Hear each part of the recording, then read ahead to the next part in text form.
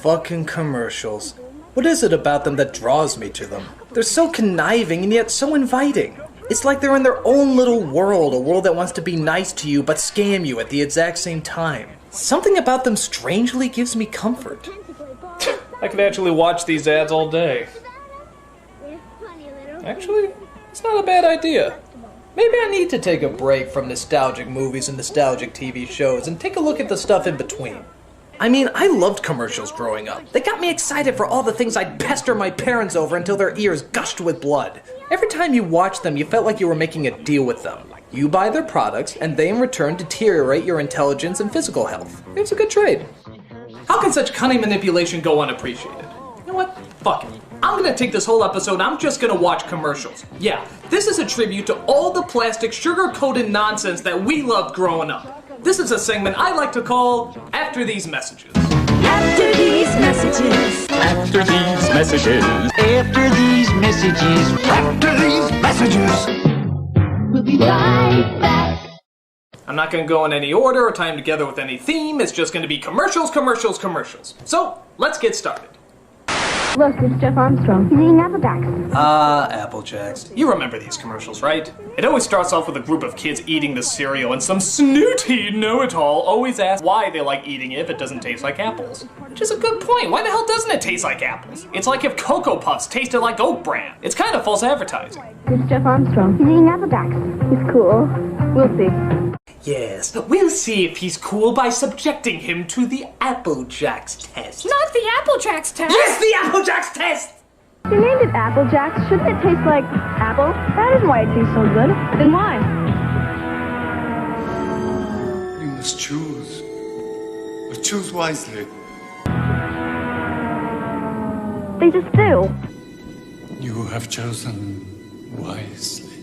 Kellogg's Apple Jack cereal is part of this complete breakfast. And then they all end with the kids taking a picture together. But my absolute favorite is the caption at the bottom. Apple Jacks 94. Somebody actually looked at this picture and called it Apple Jacks 94. As if to say, yeah, I remember that summer. That was the summer of Apple Jacks. The summer where anything was possible. The summer where boys became men and girls became women. That was Apple Jacks. I know. I wrote it on a picture. Do you think the kids from It did that? Like when they all took that picture together, they simply labeled it the summer of Apple Jacks 54? You know, instead of the summer of, oh my god, a killer clown, a fucking killer clown, don't ever forget the killer clown, a killer clown. It could happen. Kellogg's Apple Jack cereal is part of this complete breakfast. I don't know what she sees in him. Read what we like. Pop your basketball, How about Popples? That was a clever idea. It was a series of sports balls that could be turned into cuddly creatures. I've got a popple. Pop your basketball, Who got the ball? Who got the ball? I've got a popple. This raises a few questions, though. Like, why were they playing with a furry pillow-like ball to begin with? Hey, you got our basketball? Oh, wow, that's a hairy fucker. It doesn't bounce in the slightest. This'll do us well. And then, of course, when they go after the ball... I've got a popple. Well, shit, he's got a supernatural creature that hasn't been discovered by science yet, but where's that darn ball? Also, I felt bad playing with these because I always felt like I was giving the Popples a migraine. I mean, you're kicking them around, throwing them, doesn't that hurt? The Popples wouldn't come out like this, they look more like this. But oh well, you can't fault it on still being a clever product. They're new from Mattel. Okay, I don't know what the fuck this kid is on, but I want some. All kinds of cream inside. He likes Skiggles' funny faces. There's fudge and vanilla cream in each one. My god, people stoned out of their minds don't laugh this hard. New Giggles cookie. 2 kinds of cream in each funny face. Are you gonna eat that? Turn the gas off! Turn the gas off! It's sometime in the future. Oh, this ad was unbelievable. This is like one of the most fucking epic commercials ever put on television. The ultimate challenge. Crossfire. Look at it. It's set in this apocalyptic future where the fate of the world rests in the hands of 2 kids who sit at a table and throw marbles at even bigger marbles. Crossfire. Yo, get counter. Crossfire. It's like the world of Tron if it was run by Lucas. It's the most badass commercial ever. Go, Billy! The fate of Armageddon lies in your hands!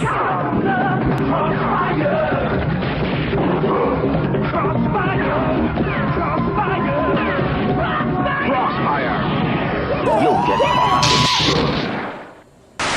Santa has a very special Christmas message he wants everyone to hear. I don't think they do these anymore, but a long, long time ago, they used to have hotlines for everything. Call 1-900-909-4300. $2 first minute, 45 cents each additional. Look at that. Just $2 for the first minute and only 45 cents every additional minute. It's pretty fucking costly for the 1980s. And Santa needs your help to spread the Christmas cheer.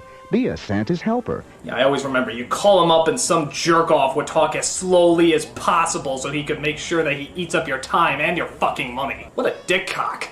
Get your parents' permission to call Santa's special phone number now. Actually, this sort of takes on a different meaning nowadays, doesn't it? When you make a call that costs money, there's usually a different idea behind it. And the idea of Santa being a part of that is pretty freaking creepy. You've reached Santa's hotline. Have you been a naughty little boy? I bet you have. What are you wearing, naughty little boy? I have a candy cane in my pants for you. Get naked. Speaking of Santa, how many of you get nostalgic whenever you see this commercial every year? It's practically a staple of Christmas now. Yabba dabba fruit, delicious do. Ho, ho, ho, I'm hungry. Santa, my pebbles! Your pebbles? 'Tis the season to be sharing, Fred. Happy holidays, pal. Oh, Fred. Hey, Fred, how can we celebrate Christmas if Jesus isn't born yet? Just eat your fucking cereal. It's for breakfast now. Get this, when Nintendo was all the rage, they actually made a Nintendo cereal. Yeah, it wasn't a Mario cereal or a Zelda cereal, it was just Nintendo in general. What a weird idea. It's kind of like making internet the cereal, isn't it? Though it would probably be the first cereal where you have to be over 18 to eat it. And it wasn't just called Nintendo cereal, it was called the Nintendo Cereal System. What the hell does that mean? Do you really have to put the word system at the end? Are we really gonna confuse this Nintendo for another Nintendo? Nintendo Cereal System is a super part of this nutritious breakfast. No, you meant Nintendo the Entertainment System. I thought you meant Nintendo the animatronic horse that only eats toothpaste and circus midgets. He's very big in Sweden. It was kind of cool because it was technically 2 cereals in one. That means there were 2 bags in each box. But I remember it was kind of a pain. Once you open the bag, you can't really close it. So if you open both of them and poured it out, you'll get double the cereal all over the place. Maybe that's why it didn't last so long, because half of it was on the floor instead of the bowl. Well, if it had Nintendo on it, you know we were gonna love it anyway. 2 cereals in one! Wow! Skeletor's trying to take over Captain Grayskull. Just like today, fast food joints handed out toys with their kids' meals. And sometimes you get a cup like these He-Man ones here at Burger King. They always told epic stories, or at least as much as they could, being on a cup. But here's my favorite part of this commercial. The kids get the cups, and what do? Use them as swords. Man, those must be some pretty ghetto kids. I mean, was a stick really too expensive to use as a sword, so you have to use these? Were these your birthday gifts right after they took you to your party at the dollar store? Hardcore, kids. Really hardcore. Aren't you hungry for Burger King now? Come on, guys, there's work to do. Let's move. I don't know what this kid's problem is, but he cracks me up. Listen to him. He's taking fun time just a little too friggin' seriously. Calm down, kid. You're building sandcastles and Lincoln logs. You're not a contracted construction worker. Why are these kids even hanging out with him? All he's doing is yelling at them all day. He's like a junior Sam Kinison. What? Come on, guys, there's work to do. Let's move. I have to support a wife and kids working with you bozos, so let's get it right! Dig it in, kid. Digger Dan trucks, power mixer, crane, and hard hats, each sold separately. Batteries not included. New from Revell. What is it? It's the Insecticon. Hell yeah, Transformers. These were the coolest toys out there. Even if they did take an hour to figure out how the fuck they worked. They were still awesome, and we loved every minute of them. The coolest one of these commercials was the Insecticons, the robots that looked like insects. Why? Because goddammit, I like to think Tom Hanks influenced something in the movie big. Yeah, we heard his idea and we thought it was awesome. And it kicked ass to suddenly see these things around. Something that used to be in every Transformer commercial was an awesome but kind of creepy moment when the kids would say the robots in disguise line. Jesus! I mean, it's cool, but it's also pretty freaky. It's like the kid got possessed by the devil or something. Your mother sucks cocks in hell. Each sold separately from Hasbro. 1, 2, 3, 4, 1, 2, 3, 4, 1, 2, 3, 4. Yeah, can't go wrong with this game. And the song, it turns out, was pretty catchy too. If you haven't played this game, then you have no childhood. This game was entertaining then, and it's still entertaining now. If you're waiting for the dentist and they have in the little toy basket. But it still counts! 1, 2, 3, 4. Kind of a lame joke they would do is that they would find as many puns they could do with the word for. For real. For everyone. For laughs. Fortissimo. For winning. Forget it. Forgive me. Yeah, those were good, but let's see how far we can really push it. For real. For everyone. For laughs. Oh, score. More candles. Forever. What else can you say but solid game with a solid ad? Connect 4 from Milton Bradley. Chia. Behold, the most boring thing in the entire friggin' world! I was fascinated by kids who had Chia Pet. You know how they say something is so boring that they'd rather watch grass grow? Well, now they made a toy out of it. They made a toy out of watching grass grow. That's how bored apparently we got. And just look at this incredible selection they have. Chia teddy bears, puppies, kittens, rams, bulls. There's even a chia tree. Tree? They actually put a tree in there? It's already a fucking tree. It does nothing except grow. That's all a tree does. Chia. Chia Pet, the pottery that grows. If you liked it, good for you, but don't be surprised if you have a sudden fascination with chia paint drying. And for the love of God, don't invite your friends over to watch it. You will be pitied. Chia. Bullshit.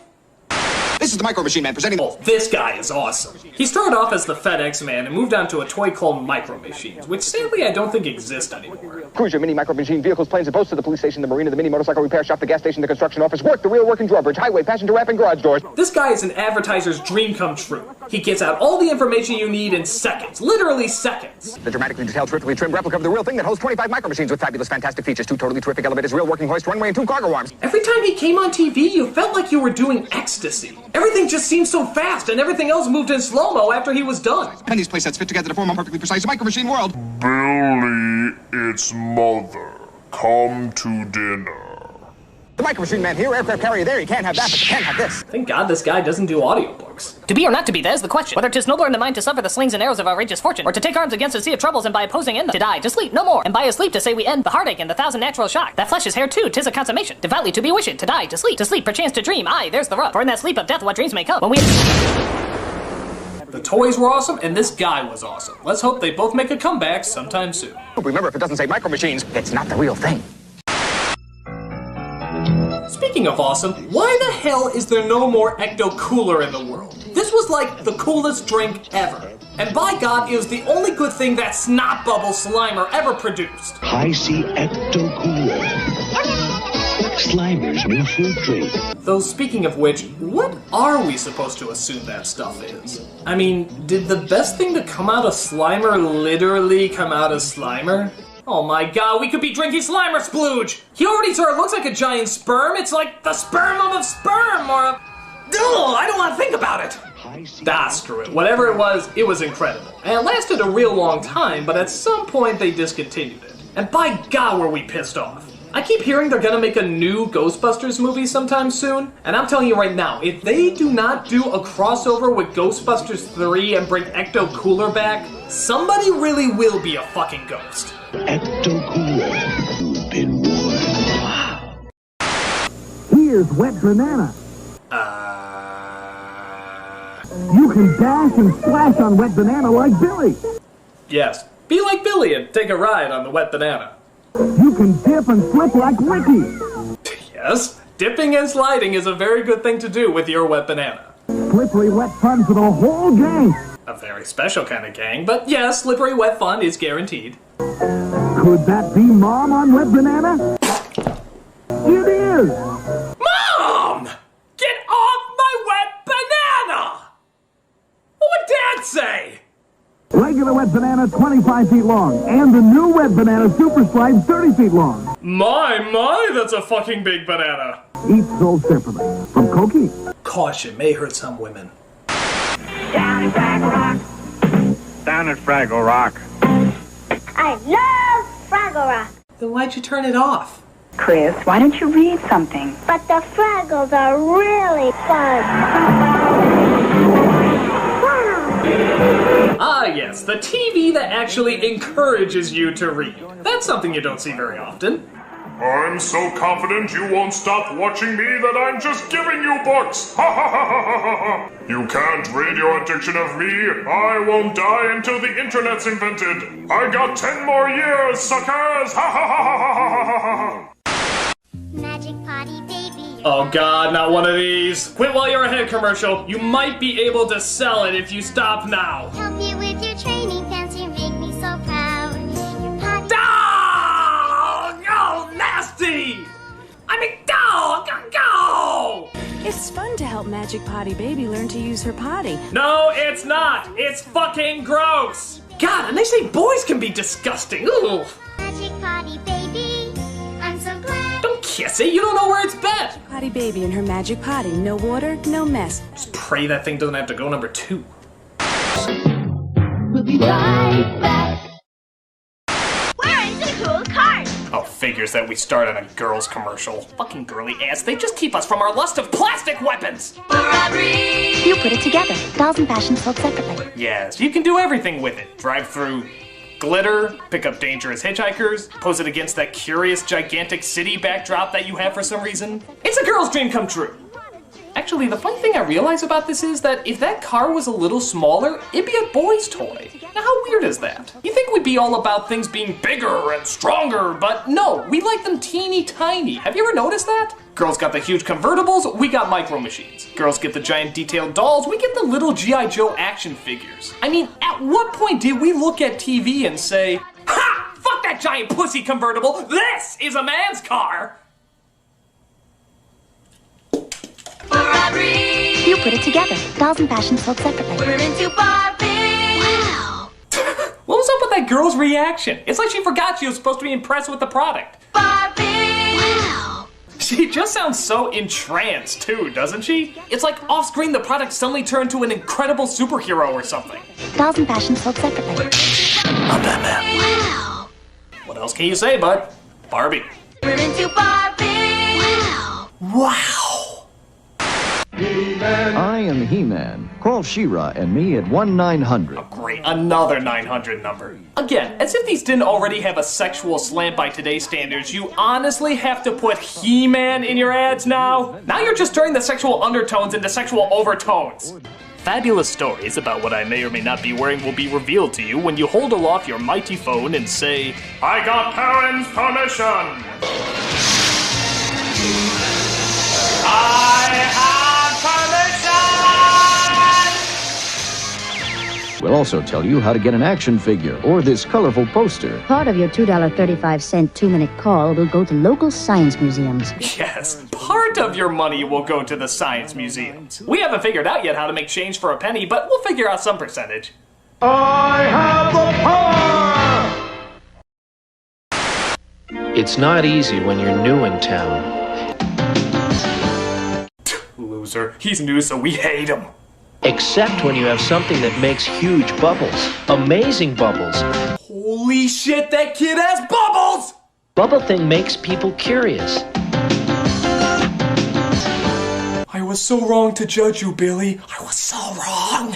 How can anything make bubbles as big, as giant, as monstrous as Bubble Thing makes them? Hey, Joey! I just got a Nintendo Entertainment System. You want to play? Fuck that shit, man! This kid has bubbles! Nobody seems to be able to resist the kind of bubbles Bubble Thing makes. It's like my cruel, abusive family doesn't exist anymore. Thank you, Billy. You changed my life forever. Fucking Bubbles. And what do they call this incredible invention that brings people together? Bubble Thing. Wow, was the marketing guy away from work that day? That's like the most unimaginative name I've ever heard for a product. It's like calling Transformers changey things, or G.I. Joe's Army and stuff, or Hot Wheels. Way to make us remember the product, guys. Bubble Thing makes colossal bubbles and it's new from Whammo. Hey, what you gonna do today, Marty? I'm gonna call 976. Oh, Jesus, how many of these call numbers were there? This one doesn't even look like it's trying. They're gonna tell me a great story every day. I'm gonna ask my parents if it's okay if I call 976-7777. No, me first. Me first. How much you want to bet this was just a local pedophile who got on public access and wanted to hear children's voices? In fact, who do you think is on the other end anyway? That's a nice muscly throwing arm you got there. You know, if you get sweaty and want to take your shirt off, that'd be just fine. Oh, you are sick, man. You are sick! Don't you mouth off to me or I'm gonna slap you right in your penis. $2 per call plus possible toll. Ask your parents' permission before calling. Sega challenges you with Afterburner. Oh, hell yeah. Afterburner was awesome. Accessories sold separately. Get ready. Afterburner gives you the real dogfight excitement of the arcade version. You know, the only weird thing about this commercial is the fantasies this kid has. I mean, they're a little confused, aren't they? Wow! I'm playing a video game that makes me think I'm in a cockpit. Playing a video game! Yeah. Like barrel rolls, nosedives, supersonic speed, and radar lock-on. Yeah, now if only you can convince Hulk Hogan that it doesn't have fucking aliens in it. Give it up, Fraggles. Give it up. It's Afterburner! Let's take it home. Afterburner, only on the Sega system. Sega, the challenge will always be there. But the system will not. Hey girls, looking for something more needlessly complicated than jump rope?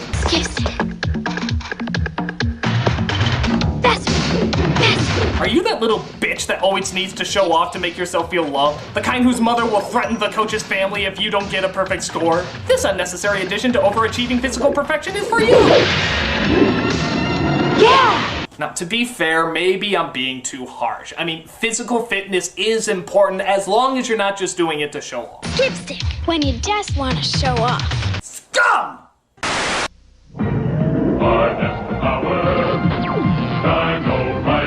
Oh god, how did this toy never catch on? Listen to this. These were spacemen who take over the minds of dinosaurs and use them as weapons in their intergalactic war.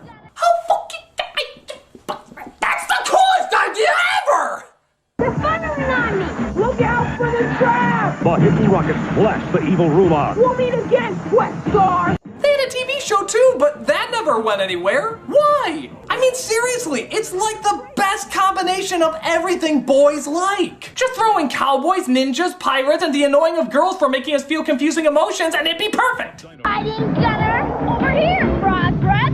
Hidden rockets shoot the brain box off. He's free! He's free! Oh well, all I gotta say is as long as Jeff Goldblum has nothing to do with them, these dinosaurs are awesome. Tyrannosaurus Rex with figures, battle gear, and motorized walking action. Dino Riders! That's famous there.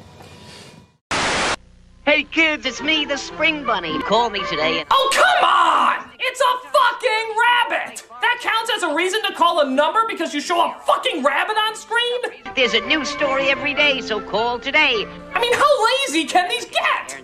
Hello, kids. I'm a table. Would you like to hear an exciting table adventure? 'Cause, you know, tables go on a lot of fucking adventures. So, if you'd like to hear about me, a table, dial this number. Table away! We can't wait to share our warm weather fun and discoveries with you. Remember, get your parents' permission before you dial. Preferably while they're asleep. Hey Fred, it's the same old shtick again. Rockstone! Barney! Okay, I'm sorry, I gotta address something with these commercials. Here you got Barney, who's going to these extreme lengths to get Fred cereal. Why doesn't he just go to the fucking store? I mean, my God.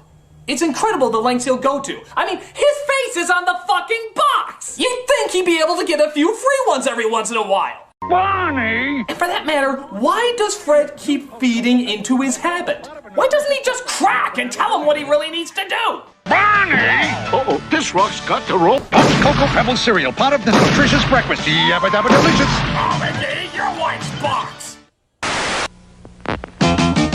You can smush 'em, you can mush 'em. Maybe it's me, but this commercial seems ungodly cruel. You can smush 'em, you can mush 'em, you can push 'em. Oh, God! Oh, that hurt! Oh, God, no, just that! Smushies with a friend. No, please, I'm claustrophobic. Oh! Smush. Oh! Sick, twisted bit! You can stop. Oh! Everybody. You girls are sadists! Ah! Mushy sold separately from Fisher Price. Mr. Turtle. Here's a classic. It has a great setup and a great punchline. It's a wonderful commercial. Ask Mr. Owl. Mr. Owl, how many licks does it take to get to the Tootsie Roll center of a Tootsie Pop? Let's find out. 1, 2, 3. But you see, I don't think that's the real question here. I think the real question is, why the hell is this boy naked? Nobody addresses this? Even the turtle, when he first comes out, is like, What the fuck? Tootsie Pop? Put on some clothes, boy. I can see your junk. Mr. Owl, how many licks does it take to get to the other scene I like is when the owl opens his eyes. I don't know, am I the only one that finds that a little creepy? Mr. Owl. Let's find out. Well, it's still a classic commercial. I always look forward to watching it whenever it's on. How many licks does it take to get to the Tootsie Roll center of a Tootsie Pop? The world may never know. It's a signal, it's a sign you got. Oh yeah, this is part of those McDonald's commercials that try to advertise to the teen demographic. I guess they were trying to make this a household symbol. Doing breakfast, doing lunch, doing dinner, you can do the artist. Yes, this not only shows that you can do 1/4 of the YMCA song, but also prove that your mother drank while she was pregnant with you. Seriously, how the hell would you react if someone just came up to you and did this? Nothing much else you can say, but do the arches. Let's do lunch. Monkey! Down with Zelda from the very start. Really? We're giving Zelda a mythical story about a faraway land, a rap song? Been through with an overhead view, cause a man's gotta do what a man's gotta do. Oh boy, this guy and Kazam should do a duet together. Don't ask then, I'm the man with the plan, cause the power's in my head and the power's in my hand. Cause I am Kazam. Ooh, man. I'm more than I seem, you all are looking at your dream. In your coffee, I'm the cream. So I stay on track, collect the facts, never cut the slack, and I always watch my back. One snap of my finger, get a scoop of Ben and Jerry. Living so rich, better watch my arterial. Down with Zelda. Let's green egg and ham it. It's not even the worst, it's just the idea of giving a fantasy game a rap seems really silly to me. I mean, you know, in Japan where the game originated, they probably treated it with a lot more respect.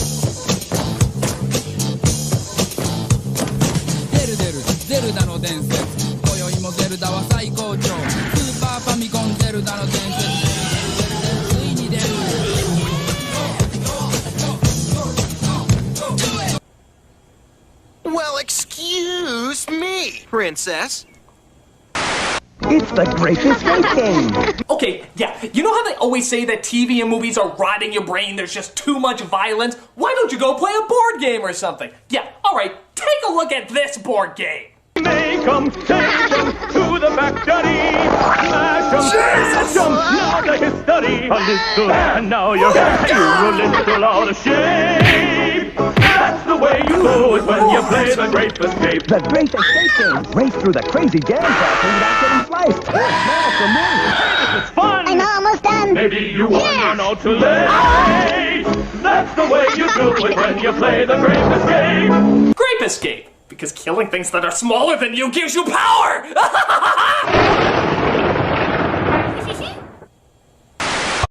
Is it me? Is it you? Who knows? It's you! Oh yeah, you all know this game and all have a great time playing it. Can you guess who? Does your person have a beard? Uh-huh. You're out of here. Can you guess who? Do you have a clue? Does your person wear glasses? Yes. I'm gone. Me too. Like most kids, though, I always want to take the game a little further. Can you guess who? It's a mystery. Is your person Jewish? No. Your history. Can you guess who? Has your person slept with mommy? Uh-huh. You're out of here. Can you guess who? Is your person serving time for multiple homicides? Yes. I'm gone. Me too. Can you guess who? Does he look like a bitch? What? Does he look like a bitch? No! Can you guess who? Is your person the subject of several disturbing documentaries? Yes. You're Charles Manson! You win. Let's play again. Can you guess who? Guess who? Game cards do not actually talk. If they do, you should probably seek help. Now at Burger King, you can collect Save the Animal cards. Really? You went from He-Man cups that you're supposed to sword fight with to environmentally aware trading cards? There's 17 cards in 4 albums, one with every kid's meal. And this is why you'll never be as popular as Happy Meals. You can save them in albums. Or trade them with friends. Actual odds of getting raped by a gorilla in a Burger King now only 1 in 5. You'll get it right away at Burger King now. We're out of corn pops. Sorry. She ate all my Kellogg's corn pops. Oh yeah, remember these commercials? Always starring the mentally tormented kid who has a fucking fetish for a children's cereal? Oh, Mom, that pops taste like sweet popcorn, and she ate the last bowl. Ah! It always starts off with some kid discovering there's no corn pops, and then we take a disturbing look into their deep, dark psyche. If you were out of corn pops. Out of my Kellogg's corn pops? How could you? Stay calm. Hey, anything you got. But oh, that pop tastes like sweet popcorn. I want them and I can't have them. Ah! These kids are friggin' nuts! I mean, if you were watching this, you'd think it was something out of a scary film or a psychological thriller or something. Pass me the corn pops. Where next, Caddy? Right, sir. Oh no, I want my Kellogg's corn pops. Pops? I gotta have my pops. Let's go, son. Coming. Go. Leave behind my corn pops. Are you serious? Stay calm. Oh, like sweet popcorn, there's never enough. And now I have to lug this bag on an empty tank and shag balls for this divot head who thinks I'm his son while they get the pops and somebody get me out of this! Yes. You are tearing me apart, corn pops! Kellogg's Corn Pops is part of this complete breakfast. I gotta have my pops. Hear anything? Negative. Sunkist searches high and low for fun fruit trees. Ah, yes, the fun fruit trees. I found them! I guess the idea behind these things was that, I don't know, you make them laugh and they drop fun fruit candies. That's why fun fruits are so much fun to eat. I don't know, I always found these things a little creepy. I mean, really creepy.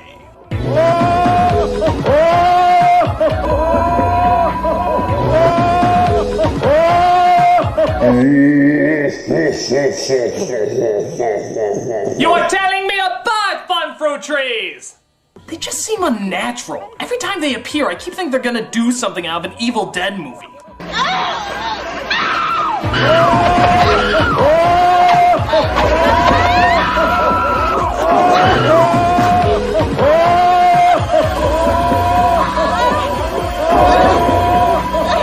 Yeah. Fucking scary.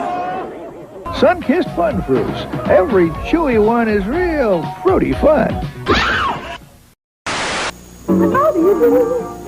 Oh boy. Better enjoy this movie while you can, folks, because you will never see it in theaters again. Because he's the one and only Brer Rabbit.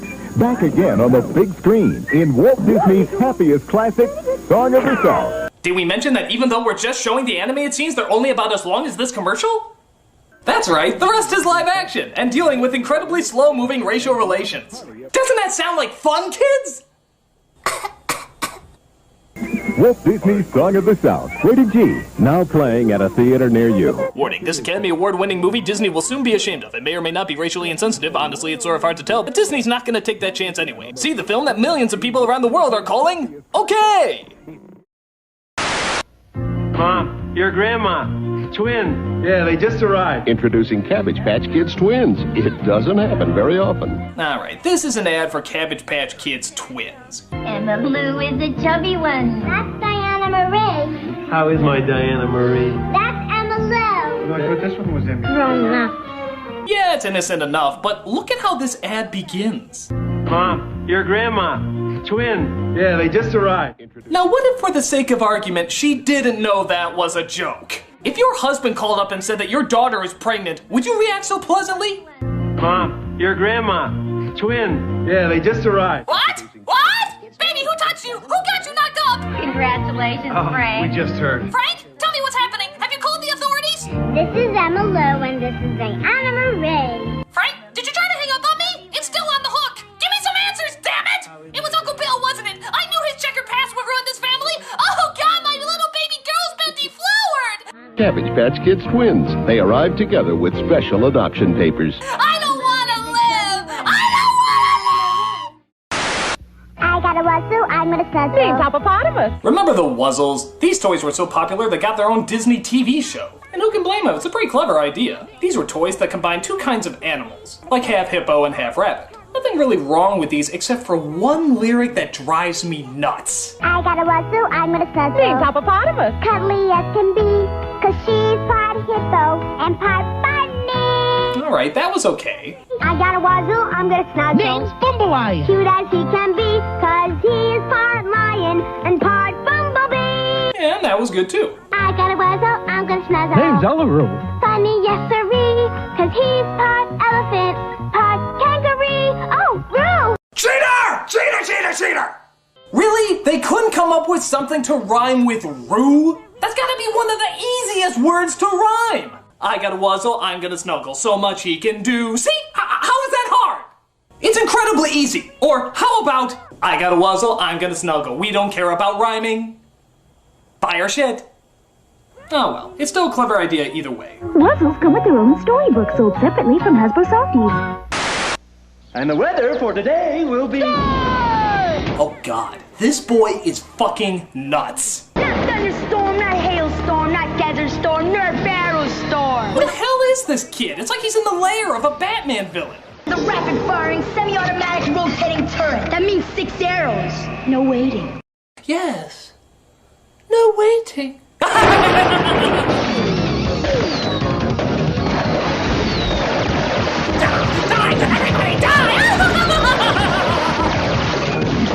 And that's what I call service. Nerf will leave none alive. Hey, if you don't have the Nerf arrow storm, you're just a target. Jesus Christ, kid! I thought this was just a game! Don't you get it? It's Nerf or nothing. And by nothing we mean die! It's Nerf or nothing. Aliens! Alright, aliens, now we're talking. It's the alien flying queen and her gruesome gorillas. Send in the ultimate space marine, ATAX. Wait. The ultimate space marine is named ATAX? It sounds like discount tampons you get at the dollar store. ATAX, disguised in his big bad bug suit. He sneaks in. Oh really? An alien disguise suit. Why didn't they think of that before? Alright, Marines, here's the plan. We are going to dress up in alien costumes, get a bunch of garbage bags and the world's biggest dildos, and we are gonna sneak into the alien's nest. They don't have any eyes, so they'll never be able to spot us. Any questions? Yes, Hudson. How do I get out of this chicken shit outfit? Shut up! Send in Hicks and the heavily armored evac fighter. Send in the Marines. Blast them. Yeah. And bottle them. Yes, and bottling. Yes, of course. Alien costumes and bottling. This is the future of our military, folks. If this is how it's gonna look, I think Hudson said it best. Game over, man. It's game over. Spy by bug, each sold separately. Aliens!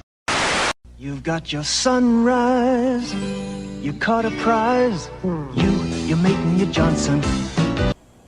What? You caught a prize. You're making your Johnson. What? Party nights, summer whites. You, your friends, and your Johnson. Johnson?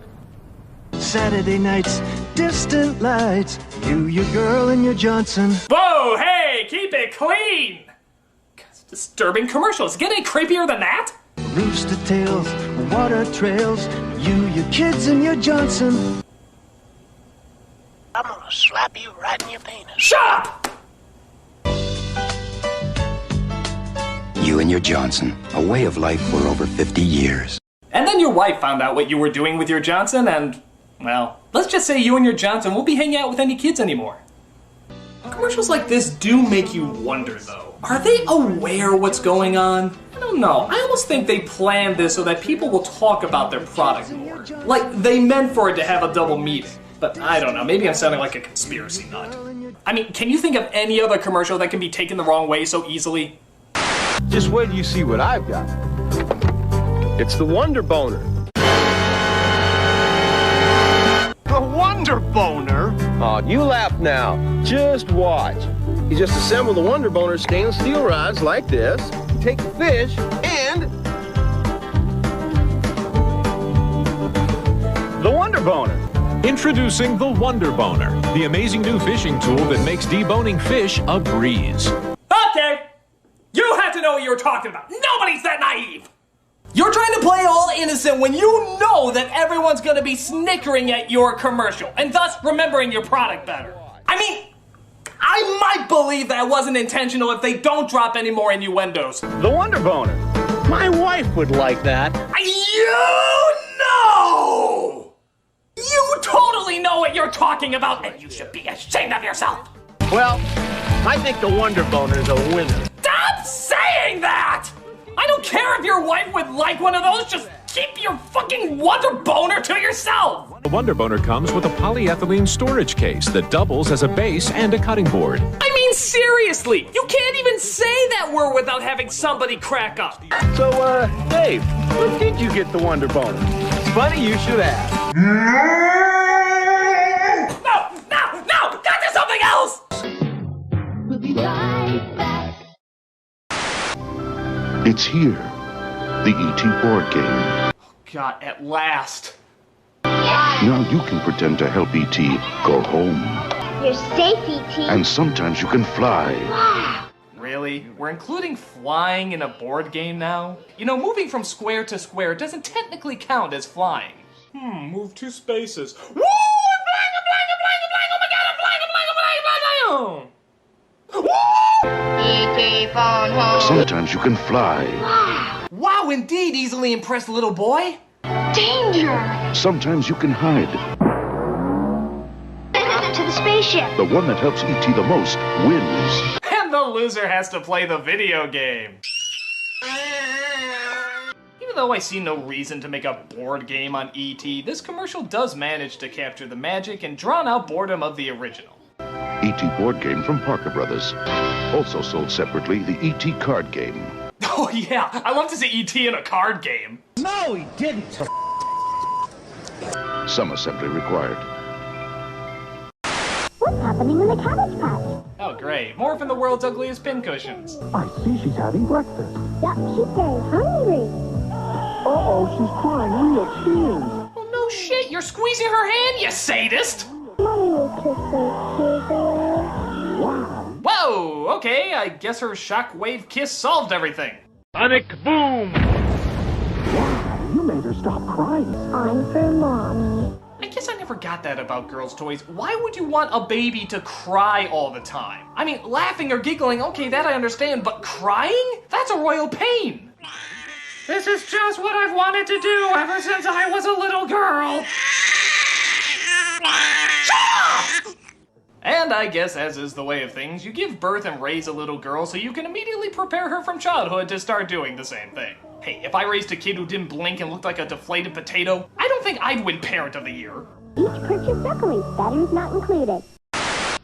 Morning is your time. I love this commercial because you literally have no idea what it's advertising until they just say it. That spark of light in everything you do. All you know is that whatever it is, it gives you a great lust for life. In everything you do. Grape nuts. Oh, grape nuts, of course! Because when I think of appreciating all the miracles that life has to offer, I think of a cereal that tastes like cardboard and feels like shitting needles. Post Grape Nut cereal. You know when you've got it good. Yes, clearly this is a woman who has it good.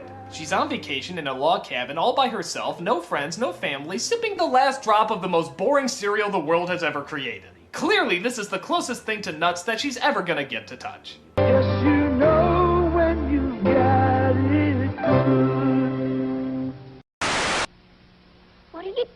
that to 12? Comparing our new Hanes waistband with Fruit of the Loom, trainee. Because this is who you trust with your underwear, right guys? A bunch of aging old lesbians who like to snap your band like it's a prostitute's bra strap. Now pull Fruit of the Loom's band. It's weaker. Of course. Seriously, I'm all for women in the work world, but there isn't one guy in there. It feels a little odd. Here, pull it. Men know our Comfort Weave waistband fits better. For one thing, it's stronger. Wow, is it? I mean, how would you like it if nothing but men were looking at women's underwear all day? Well, I guess if the Hanes fits, wear it. Hanes wins the battle of the bands. That's why we put our name on it, kid. Hanes fits better than Fruit of the Loom. We need to get laid. Yeah. It's new Kool-Aid coolers with 20% juice. Wait a minute, what? It's new Kool-Aid coolers with 20% juice. This is juice that's 20% juice. Well, what the hell's in the rest of it? I think it's super juicy with 20% juice. That's right, kids, 20% juice. It also includes 50% corn syrup, 20% yellow number 5, and 10% God, we don't know what, but the FDA was asleep. Drink it while it's still unidentifiable. Kool-Aid coolers make it cooler. Rock it, roll it. They're just so happy about it, too. Is it really worth celebrating that 1/5 of your product is actually what you say it is? It's a little disturbing. It's like advertising Pepsi, now with 20% soda and 80% rusty nails. Or Quaker Oats, now with 20% oats and 80% Donald Rumsfeld. Oh well, if Chicken McNuggets can make a big deal about having actual white meat chicken in there, I guess anything's worth celebrating. With 20% juice, Kool-Aid coolers make it cooler. I know a boy, his name is Zach. Ah yes, Zach, our favorite Lego maniac. Zach, the Lego maniac. Zach, he's a Lego maniac. Jack, he's a Lego maniac. Or was it Jack? Zach, he's a Lego maniac. Wait a minute, is it Jack or Zach? Here it's spelled Zach, but in this commercial you definitely hear a J. His name is Jack, he's new in town, and lunchtime is when he gets down. Zach. In fact, is that even the same kid? My God, it's like they just produced these children in the same factory that make child singers. He sent his cosmic fleet to Mars. He's out there cruising with the stars. His mind is lost in outer space. A Legoland basket case. So obviously there was a ton of commercials based on this legendary Lego maniac, but it does make me wonder what this iconic toy god among children went on to do. I mean, where do you think he is right now? Well, we'll still remember you in this timeless commercial, and the most likely unhealthy obsession you probably have. Zach, he's a Lego maniac. Zach. Legoland, King's Castle, Airport, Cosmic Fleet Voyager, sold separately from Lego Systems. Has anybody noticed that the Ghostbuster toys were some of the most creative toys ever made? I mean, look at these. These were friggin' awesome. See anything weird? It's Tombstone Tackle. A friendly garbage man. P.U. is terror trash. And as you'd imagine, they were advertised well too. But I have to admit, there's one part that just rubs me the wrong way. Get 'em, boys. Ghosts! Funny guy, watch him scream. Am I the only one disturbed that that's possible anal rape? I mean, it's not like we didn't see the ghosts in the movies do something like this, so I find it very unnerving. Funny guy, watch him scream. Hey, my body would do that too if Boo Berry was doing me from all sides. And now, because I don't know any better, the top 10 out-of-context Ghostbuster lines that go with this commercial. Well, there's something you don't see every day. I have seen shit that'll turn you white. You're not sleeping with it, are you, Ray? You're scaring the strays. He slimed me. I think they're more interested in my epididymis. If we get this guy laid, we won't have any trouble. Why am I drippings with goo? You don't want us exposing ourselves. And the #1 best out-of-context Ghostbuster line to be associated with this commercial is... That's a big Twinkie. Play me off, Paul!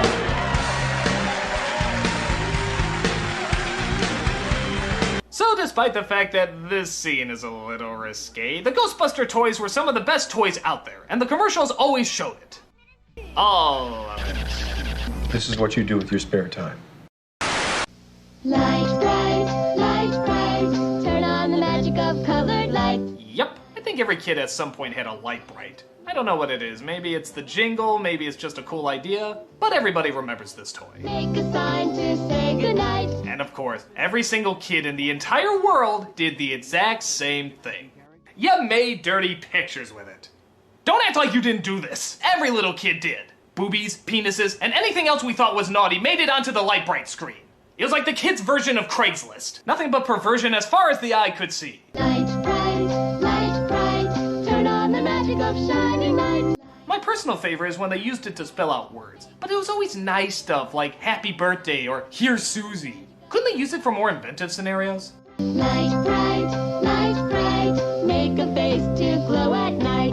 Even if we didn't always use it correctly, Light Bright was, and always will be, a pretty cool toy.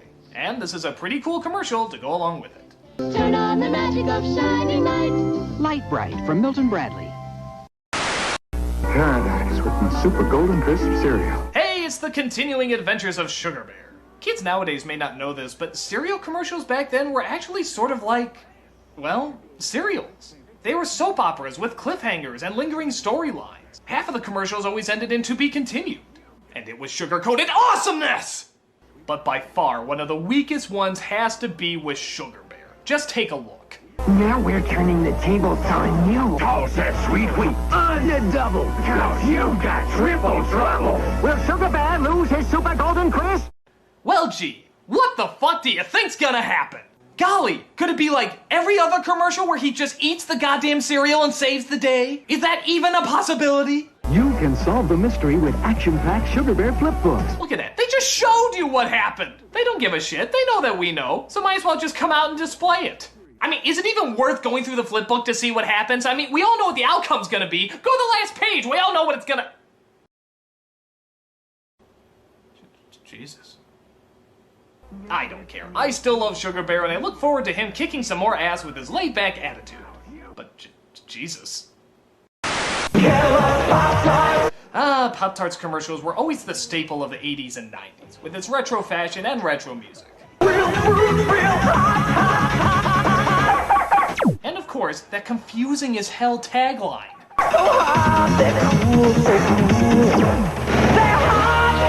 So hot, they're cool, so cool, they're hot. What does that mean? How can something be so hot it's cold, or so cold it's hot? It's like saying they're so great they suck, so it's great. I never got it. It's like one of those Zen riddles you're never supposed to really figure out. What is so hot it's cool, but it's so cool it's hot? Pop-Tarts? It's not Pop-Tarts! You can get ready for something wild when you bite into new Kellogg's Pop-Tarts.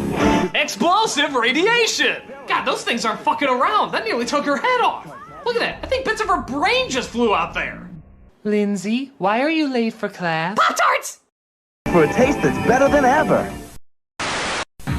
Introducing Leatherhead. Alright, now we're talking. Teenage Mutant Ninja Turtle toys. Always a favorite. Leatherhead, these are your targets, the friends of the Ninja Turtles. Yusaki Yojimbo. Wait a minute, what was his name? Yusaki Yojimbo. Yusaki Yojimbo? That sounds a little perverted. Leatherhead. Actually, even Leatherhead sounds a little dirty. It sounds like the name of a gimp from an S&M dungeon. Now you can get a pop-up display stand inside specially marked packages of turtle figures. Great for displaying turtles when they're not eating pizza. We just thought we'd remind you that the turtles ate pizza. As much as I love the turtle toys and the commercials, there was always one thing that drove me nuts. They never got the same voice for Shredder.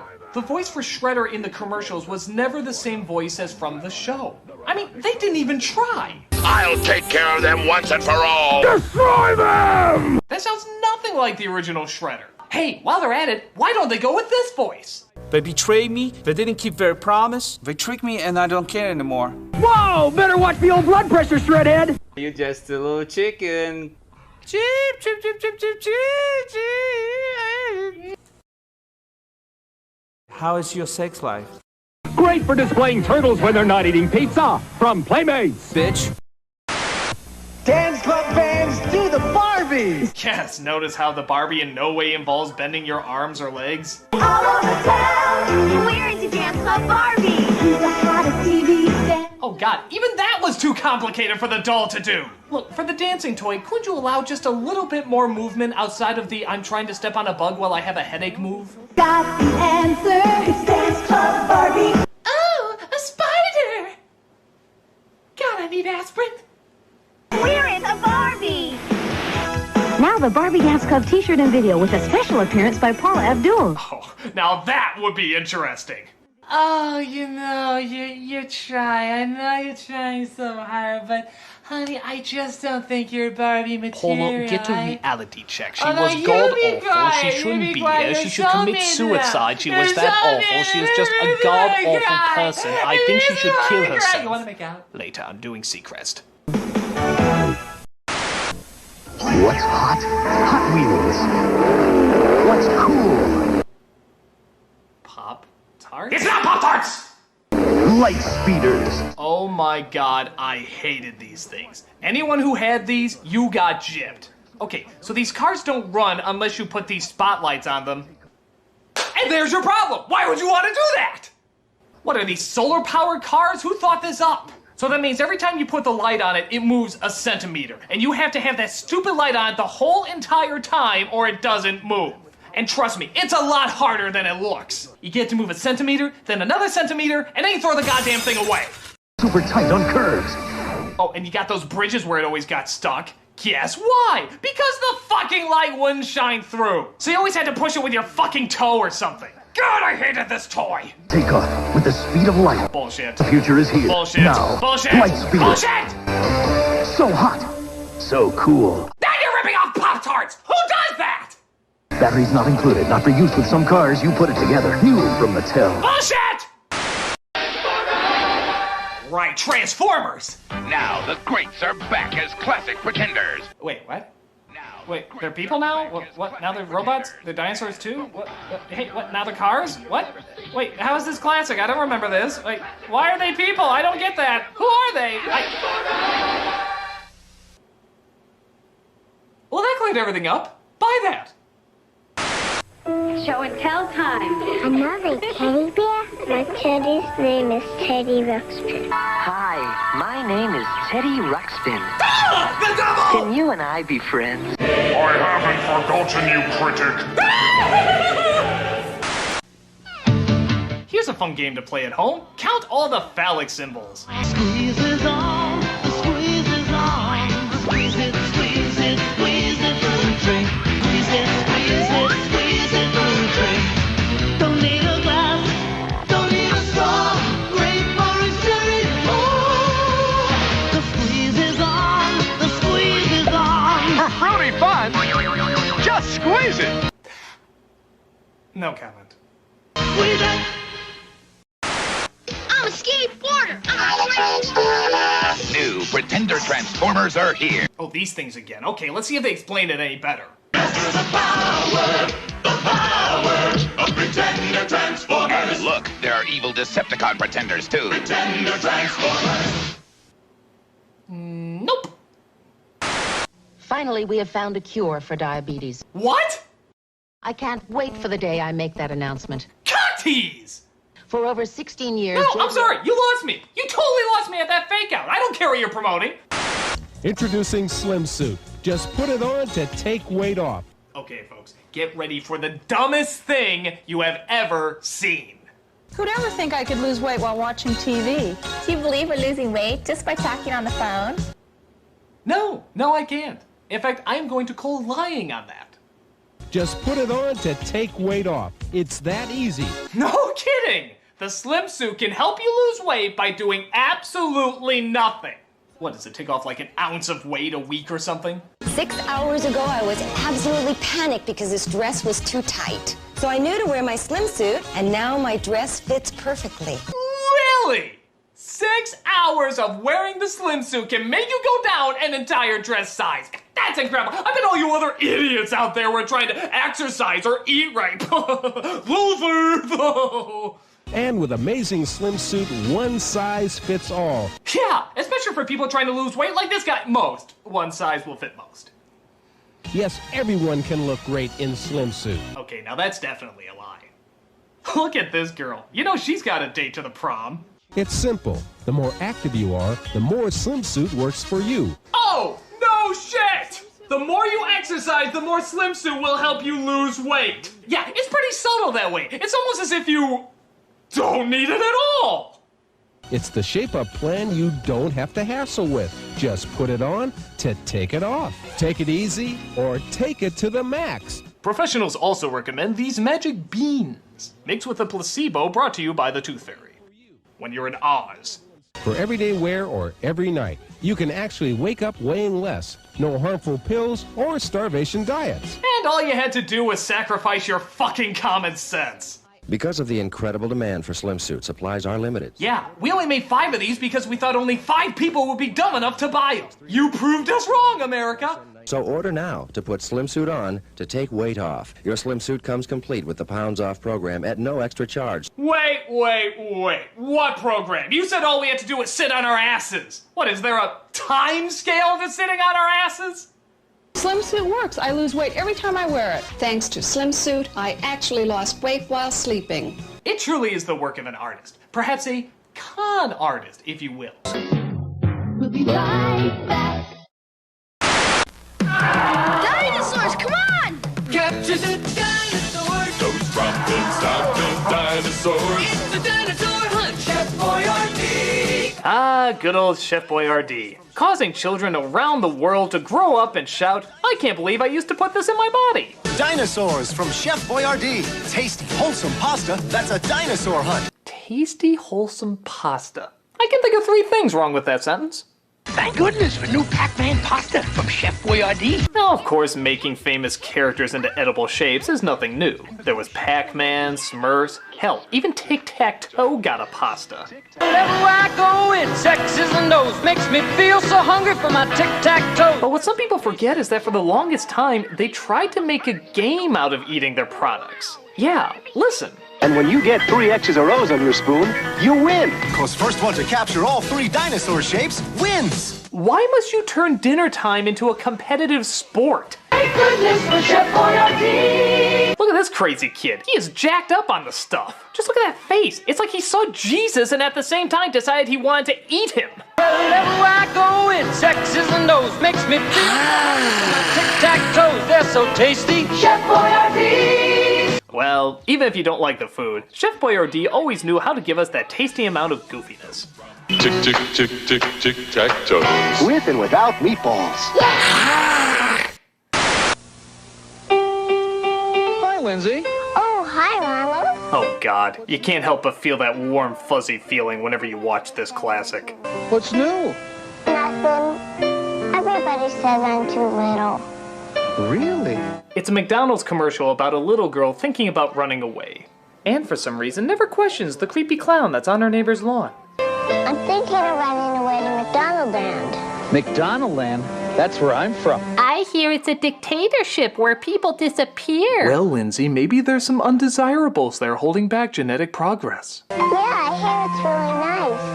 I hear where you're from is really nice, too. It's okay. Because you've got that basketball hoop over your garage. And your back porch has that great wind chime. I made that. Plus, there's that beautiful field where I chase butterflies. Yeah, but to be fair, her basketball hoop and wind chime aren't as impressive as your satanic powers to levitate solid mass and create life from nothingness. McDonaldland is still sounding a bit cooler there, Ronald. Hey, when you're in McDonaldland, who's going to make the decorations for your dad's birthday party? Who's going to be the snowflake in the school play? Ronald. Who's going to feed Mr. Goldfish? Hey, Ronald, I think I hear my mom calling me. Oh, okay. Bye, Lindsay. Yeah, it all seems sweet and cute until you realize this was a stranger danger commercial. Oh, come on, I can't be the first person to think that about Ronald McDonald. I mean, look at him in this commercial. He's good, but I think he's missing something. A friend. Yeah, if a strange man dressed like a clown lures you with magic tricks and, oh, I don't know, offers you McDonald's to go with him, chances are you should probably run for home. Or, as Sonic puts it, you get out of there. Just look at the way Ronald stares at her in this scene. But I think he's missing something. A friend. If someone went up to your kid and smiled like this, I'd pull her the fuck away from him. Oh well, as much as I make fun of them, I still love both these commercials around Christmas time. McDonald's wishes you a holiday season spent with the people who make you smile. Brought to you by a company set to sabotage your arteries for the rest of your life. Bye, Lindsay.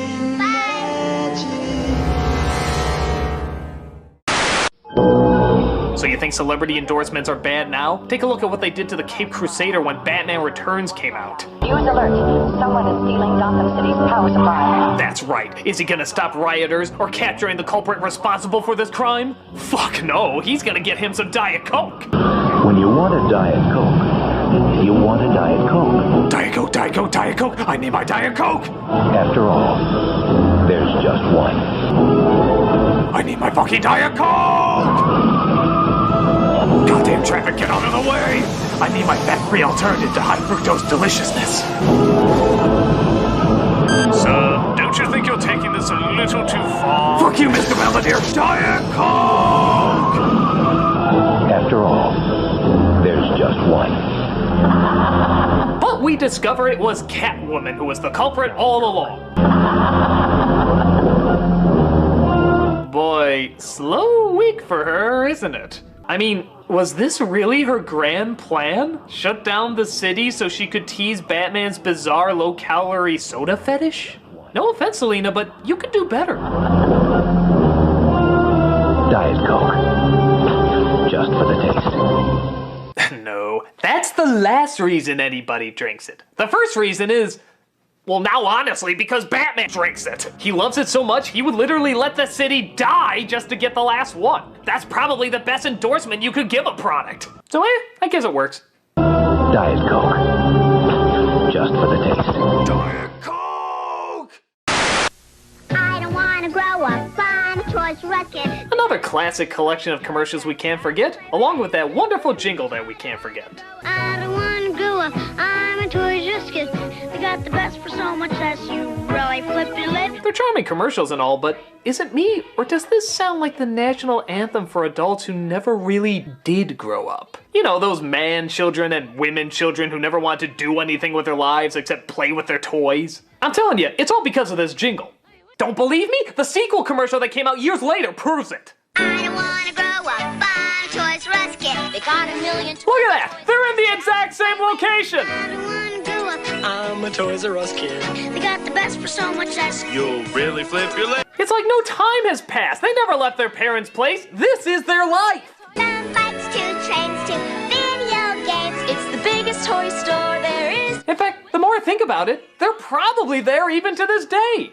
The only other problem I ever had with these commercials is that half the toys were never at Toys R Us. You ever notice that? I don't know if it was a copyright thing or what, but half of these products they were advertising were never at the store. Like, imagine you were a Ninja Turtle nut, like I was. Look at these fucking things! Holy shit! I want the life-size dancing Ninja Turtles, please!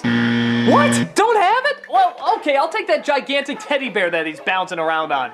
What? Well, how about that game where you bomb the battleship? Fuck you! Look through the store! There has to be a game where you can bomb a battleship! God, this place is an insult to Joffrey the giraffe! It's not real? I don't want to grow up! Yay, more toys! Oh boy! I want to be a Toys R Us kid! Fucking liars! Chocolatey cereal with chocolatey marshmallow bats. Believe it or not, there was actually a period of time when Count Chocula was a live-action character. And would you like to see what he looks like? If you crave chocolate too, chocolate can satisfy the chocolate monster in you. What the hell is that? It's like a silly putty combo of the Nesquik Rabbit and Fat Weird Al Yankovic. And okay, that chin seriously needs to be censored. I swear, I'm looking at Forrest Whitaker's testicles right now, and that should not be under the mouth of any cereal mascot. Something happens to Mickey at daylight. Chocolate! The chocolate monster in him comes out for a bite. I don't even know what the commercial's about. It's a monster that wakes up, but when he's fed Count Chocula, he turns back into a kid. Who cares? You can't take your eyes off that image of Robin Williams' face coming out of a Muppet's butt! If you crave chocolate... Yeah! Turn it away! Turn it away! Burn it with acid! Satisfies a chocolate monster? In no time flat. The monstrously good part of a complete breakfast. Count Chocula can satisfy the chocolate monster in you. You stay the fuck away from my chocolate monster. You know, you're doing a great job. Oh yeah. I don't know how many people remember this one, but for a while, everybody was quoting it. It starts off with a woman working at her job when her boss obviously starts hitting on her. But you're not using all your assets. With a body like that, you can go places. Sexual harassment makes you feel like less of a person. Ask for the Stop Sexual Harassment booklet at your public library. Be a little more sexy. Hey, we're talking about your job here. No, we're talking about sexual harassment here, and I don't have to take it. Boom! My early 90s perm just schooled your ass! I don't know what it is. There's just something about how direct she is and how almost robotic she says it. No, we're talking about sexual harassment here. And I don't have to take it. The funny thing is, sometimes I wonder if this would still work if the roles were reversed. Like, if it was the woman hitting on the man. My guess in all honesty would be no. For one, kind of obviously this happens more to women than it does to men, but two, men just aren't smart enough to recognize when they're being hit on. We're kind of dumb that way. If a woman is not interested, that's the one we go for. But if a woman is interested, we're blindly naive to it for some reason. If a female boss is hitting on a male worker, he's not gonna catch on to it anytime soon. Enjoyably awkward and quotable as hell, we're just talking about a damn funny commercial here. No, we're talking about sexual harassment here, and I don't have to take it. Sexual harassment violates you, and it violates the law. Hey, Kicks!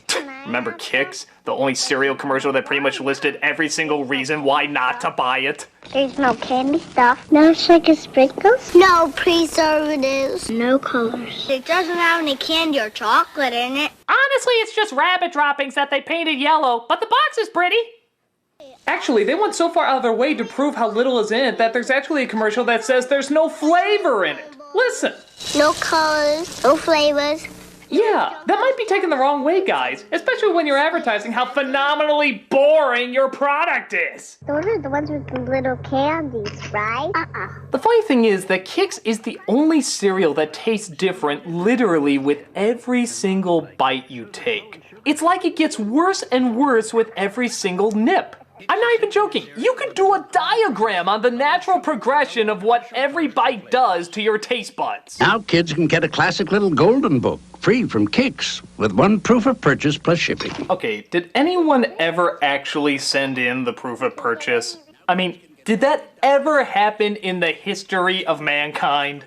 I don't know if cereals still do this, but when they were too cheap to put the toy in the box, they had you pay for a stamp and envelope as well as shipping and handling, and have the toy delivered to you a few days later. Do kids really have the attention span for that? Yay! I can get a toy! All I need is an envelope! I'm bored. Ooh, video games!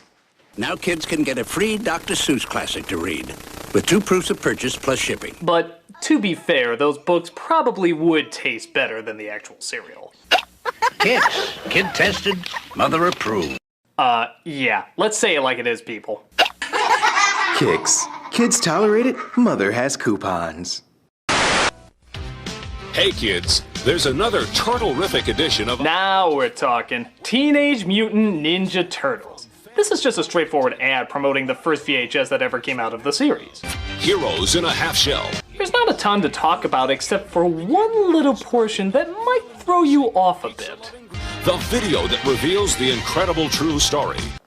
Wait a minute, what was that? The video that reveals the incredible true story. The incredible true story? I'm not a scientist or anything, but I'm just gonna take a wild guess that the insane adventures of 4 anthropomorphic life forms living in the sewer, skateboarding, eating pizza, and fighting the ninja army led by Uncle Phil probably takes place in the world of fiction. It's just so strange because there's no other way you can interpret it. It's not like he meant it to be taken this way or part of some misunderstanding. No, they straight up say it's a true story. The video that reveals the incredible true story. What the hell are we supposed to do with that except draw the conclusion that FHE are fucking liars? The video that reveals the incredible true story. That's right, they're real. And if you don't see them in front of you right now, it's probably because you haven't bought enough of our products. Would we lie? What I like too is that the announcer clearly has no problem straight up lying to kids about it, but he almost stumbles when he has to read what they're actually called.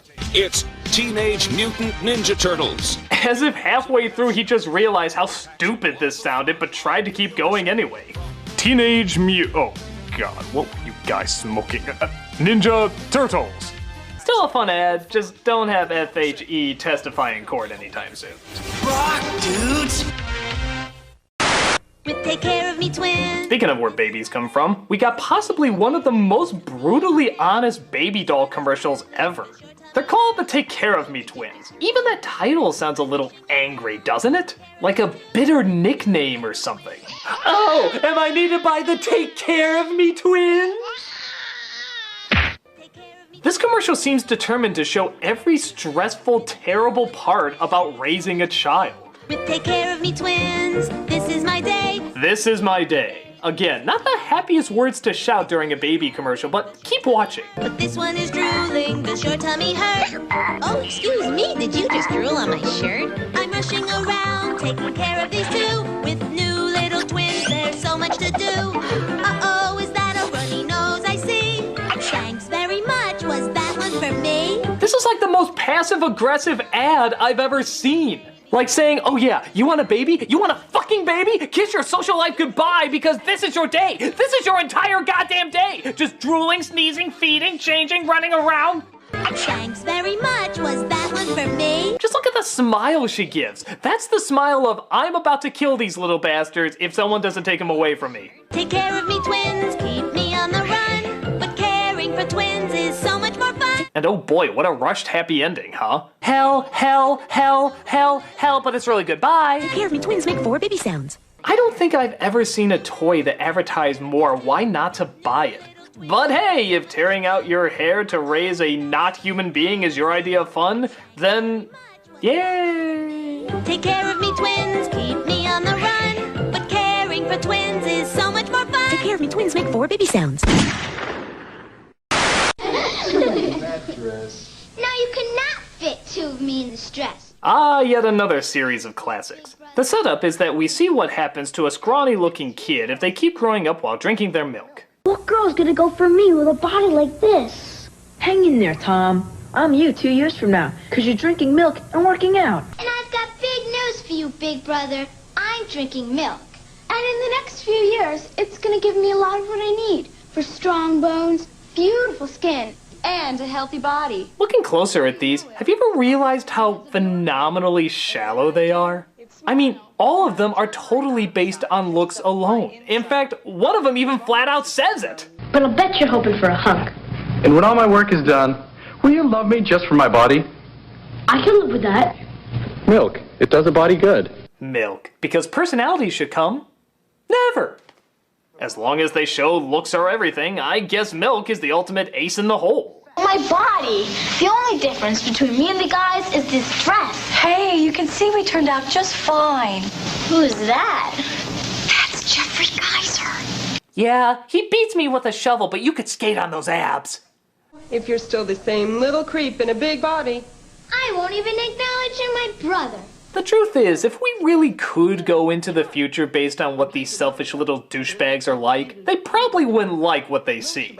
Maybe I'm reading too deep into it, or maybe they should emphasize the importance of brain power as well as body power. Oh good, a commercial from Canada, our friendly neighbors from the north. They're always so kind in everything they do. Oh look, a baby shower for an expecting mother. Oh, you got the little girl there and everything. Oh my god, this is gonna be adorable. What is that? It's a rape whistle.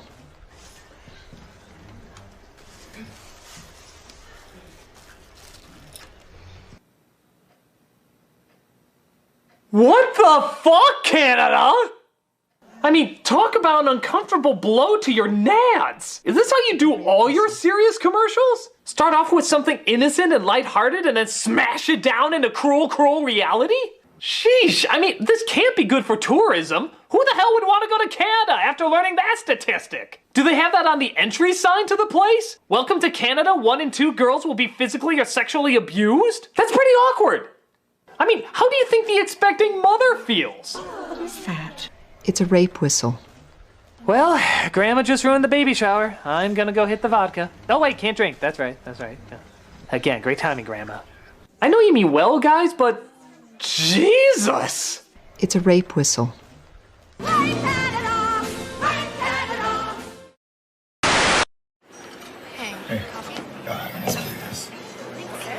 Everyone rise for the greatest commercial ever. I know it's current, but trust me when I say it is destined to become a nostalgic commercial classic. It starts off with a guy just going into a Denny's to get some pancakes. What follows is a moment of pure and absolute beauty. Red, white, and blue pancakes, huh? What do they taste like? America? Yes, good, but what specifically about America makes it so special? America? Well, yes, that goes without saying, but could you possibly go into more detail? America? How many fingers am I holding up? America? What color is my hat? America? You can't say anything else, can you? America? And this young man and I have clearly been reading too deeply into your uncontrollable mental illness. America? America? Okay, shut up! We'll be right back. Hey now kids, come get around. Yeah, you all know this one. Go ahead and sing along. Skip it, do run, do jump, do hop, hop. Skip it, skipping and a screaming and a bop, to bop. This is the classic ad for a toy that was pretty much just jump rope for a disposable income. But the very best thing of all, there's a counter on this ball. Wow, that is the best thing of all. Remember when you had to count? Remember the fucking terrible days when you actually had to count? Not only do I get to stay in just one place for hours, but I get to not think of numbers while doing it. This thing's the new iPhone 6. As much as I love this ad, have you ever known anyone that was good at it? I mean, fucking anyone? I sure didn't. Nobody I knew could ever get the hang of this damn thing. It's still a catchy song that won't be leaving anytime soon. Skip it, come on everybody, skip it! It's the incredible Crash Dummies! So there was this strange period of time when the crash test dummies, which were originally PSAs for seatbelt safety, got their own toys made. I'll smash their fun! Gotta run! It was weird. There was like an evil dummy who wanted to stop their crashing. Because that was a thing, I guess. But in theory, it was still kind of cool because it was the only toy you were expected to break. Break? Where's the brakes? There aren't any! Wow! The incredible Crash Dummies! Even though every commercial ended with the same line, Don't you be a dummy! Buckle your safety belt! isn't it a little ironic that you're learning about car safety by being encouraged to crash a car? This is actually kind of sick. Yeah, maybe that one went through the windshield, or that one's fucking bleeding to death. Innocent fun! Maybe I'm reading too deep into it. I mean, after all, it's not like there was a torture chair to live out your sadistic fantasies. With a crash and bash chair. What the Christacles? These guys really... Holy shit! Nice body slam! What does any of this have to do with car safety? Hey, dummy, give me a break! Wheel! Okay, there's playful violence, and then there's Saw. This is Saw Waters that you're in.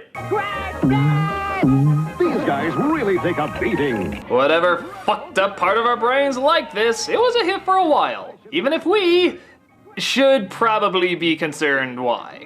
Don't you be a dummy! Buckle your safety belt! Or I'll kill you.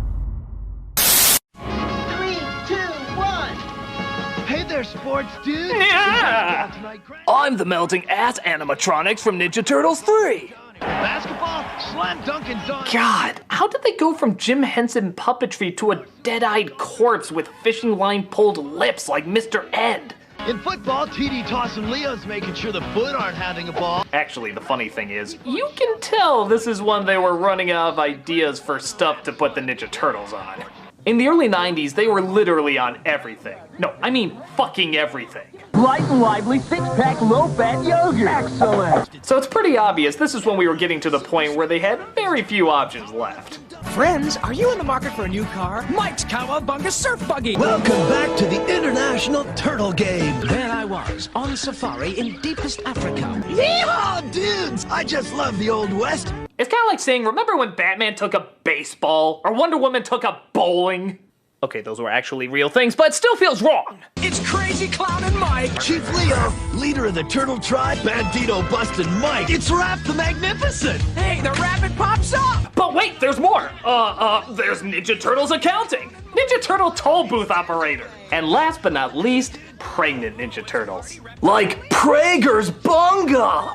Things weren't going too well, okay? We swear, it's all part of the original source material. Practically nothing has changed. It's not just an attempt to have you buy it as a gift or something. Audacious birthday turtles, just what I've always wanted. Teenage Mutant Ninja Turtles. Teenage Mutant Ninja Turtles. Enjoy our fumes. All yours for no money down, no installments, you just pay for it. Teenage Mutant Ninja Turtles. We're out of ideas. Oh my god, this may be the greatest bumper for anything ever. Okay, so you're about to watch something on HBO. What do you usually see before it starts? Fucking riveting. You wanna see what they had back in the 80s? What whimsical whimsy of wonderment is this?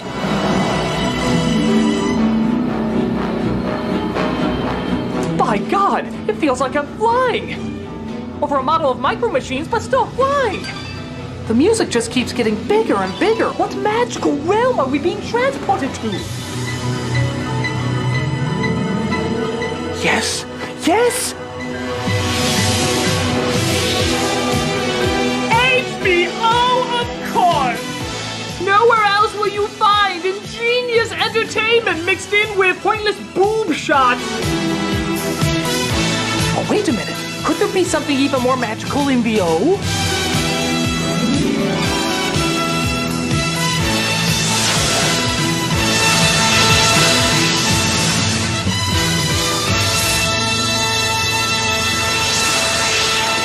Fucking amazing. I mean, fucking amazing. What would you rather watch before seeing anything? This? We're incredible, I guess. Or flying like fucking Peter Pan through a Godzilla model of wonder. HBO, you gotta bring this back. I don't care if you have to throw in Tyrion Lannister or something, just for God's sakes, bring this back. Even if the movie you're showing is goddamn Jack and Jill, it'll be a little bit better with that intro.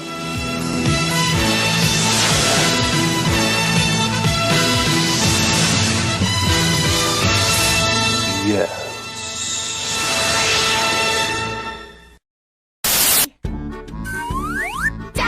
Surprise! Huh? Lala Loopsy diaper surprise. Feed your babies water. Press her tummy, now look inside. Diaper surprise! I don't think that's how that works. Look, a magic charm! Was this like the missing line that Rocky's coach used to say? You're gonna drink water and crap me yummy wummy delicious charm bracelet! Lala Loopsy diaper surprise. Stars and hearts and flowers. Look inside. Which charm did you get? Diaper surprise! Ew. Charming! Listen, girls in wigs, I just think you're kind of giving kids the wrong idea. I mean, what if a parent is like, uh-oh, somebody needs their diaper changed. No, let me! I've been waiting for this for so long! Kill me? No, just no. Press her tummy, now look inside. Diaper surprise! Just no! I'm Polly Pocket. Want to see what's new? Polly Pocket, wasn't this ingenious? It's a tiny girl who lives in a world that's also a compact. Good Jesus, that's like the ultimate combination of girl toys. It's dolls, doll houses, and makeup all rolled into one. It's the ultimate trifecta. You'll be vomiting pink for a week. Polly Pocket has fuzzy pets, it's true. Nothing really wrong with these now that I'm looking back at them growing up, but being a boy back then, I of course hated watching these commercials. I mean, they're just so girly. What do you even do? You open up this little world, walk through it, and then close it up to carry it around? Bore friggin' ing. Now boys, we of course had a lot better shit, like Mighty Max, Mighty Max. Hell yeah, this was completely different and so much better. You open up this little world, walk through it, and then close it up to carry it around. A million times more advanced than Polly Pissing Pocket. Just look at how into it this kid is getting. He's a little fucking psycho. Me want brain. Whoa! Watch out for that first step. It's not over, Mighty Max. Will Max get fried? His fate is in your hands. Now where's that butterfly whose wings I was going to pull off? Each sold separately. Mighty Max figure included from Mattel. But hell, that wasn't the end of it. We had other super masculine toys back then, like hell yeah, here we go. It's the Creepy Crawler's oven. Oh well, if it's just an oven, I don't know. The Creepy Crawler's super oven. What? Yes, before everything was extreme, everything was super. But they meant totally different things, and don't you forget it. And now you can make your own Mighty Morphin Power Rangers. Cool. To be fair, they look less like Power Rangers and more like skinless human beings who got whiteout spilled on them. But it captured their non-existent personalities pretty good. It makes supersized bugs super fast. That's why they call it the Super Oven. Yeah, now that's how you do a boy's toy. There isn't any girl's toy out there that's even remotely close. Announcing the new Easy Bake Oven and Snack Center, making even more treats for you. Well, our version was better. We couldn't eat ours and live. You know, I'm beginning to think boys' toys were just girls' toys painted a different color and given less options. I feel so used. The new Easy Bake Oven and Snack Center comes with everything you see here, light bulb not included. How could I not see this? Oh yeah, can't forget this one around the holidays. A little snowman comes in and gets warmed up to a bowl of Campbell's soup, only to reveal it was actually a little boy the whole time. Nothing melts away the cold like a delicious hot bowl of Campbell's soup. A cute concept and all, but my biggest question is, who the fuck left their kid outside so long that he would become a snowman? That's just horrible parenting. In any other world, I don't think this would fly over so smoothly. Well, it's still classic in many people's eyes, and I think it's still gonna be for quite a while longer. Just don't try at home. Let it snow, let it snow. Campbell. Me, here it goes.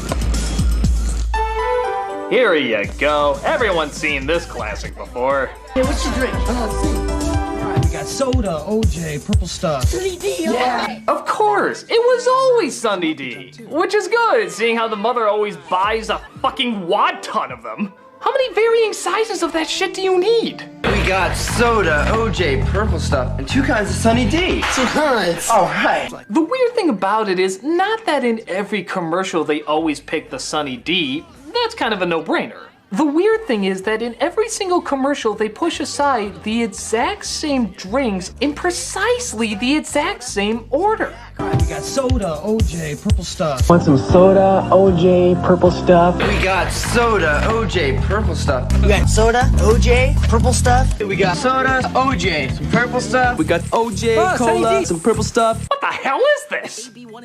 How can so many homes have the exact same thing and so many kids dismiss them in the exact same lineup? We got soda, OJ, purple stuff. Maybe it's like a code. Like, if we hear it enough times, we'll figure out it was the missing combination to, like, the Stargate or something. Soda, OJ, purple stuff, and the missing piece, the Sunny Delight. Take us to the world where the he-she from the crying game will consume us all.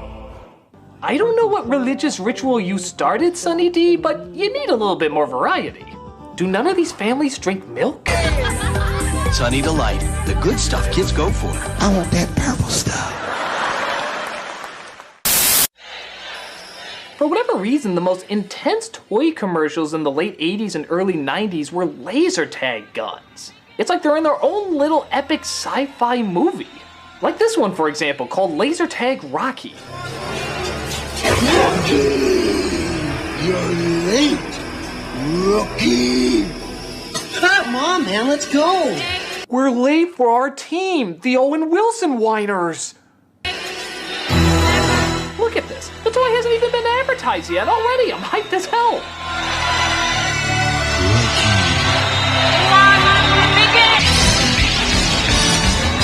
Jesus Christ! Where the hell was this laser tag being played?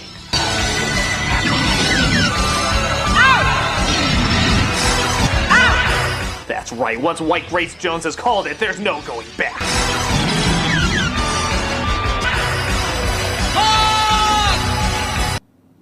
What the hell was that? I just got that joke you told me 10 minutes ago! Ha! So, ha! And rookie are the last ones left. This is far too epic. Slow-mo that bitch so we can enjoy it as long as possible. Laser tag. It's hotter than ever. By God, that was incredible! It had action, it had suspense, it had ha! And rookie! Laser Tag Rocky was literally Laser Tag Rocky! Who can compare with that? Actually, believe it or not, this one possibly could. This was an ad for Laser Pro 9000. It was a typical summer day. 3 kids in search of fun. And of course, by kids, we naturally mean 30-year-olds going through some quarter-life crisis. You looking for something? A Coke! Wait a minute, so there's 2 commercials going on here? There's actually a product placement in the product placement. You looking for something? A Coke! And the rest of the commercial isn't tied to Coke in any way. It's not like Coke presents Laser Pro 9000. It's just kind of a strange, out-of-nowhere bit of name-dropping. Which is ironic, seeing how they didn't exactly say the name very well. A Coke! A Coke! A Coke! I always talk like I'm on a trampoline! You got the muscle. Now I do!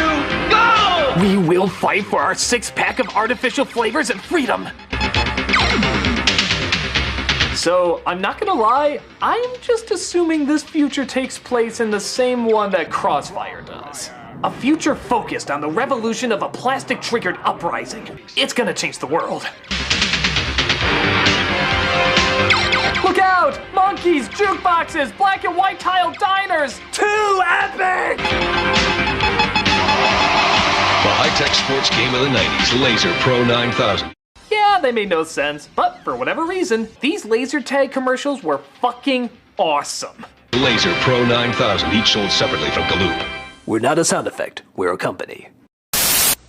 Mom? Gotta ask you something real personal. Do you douche?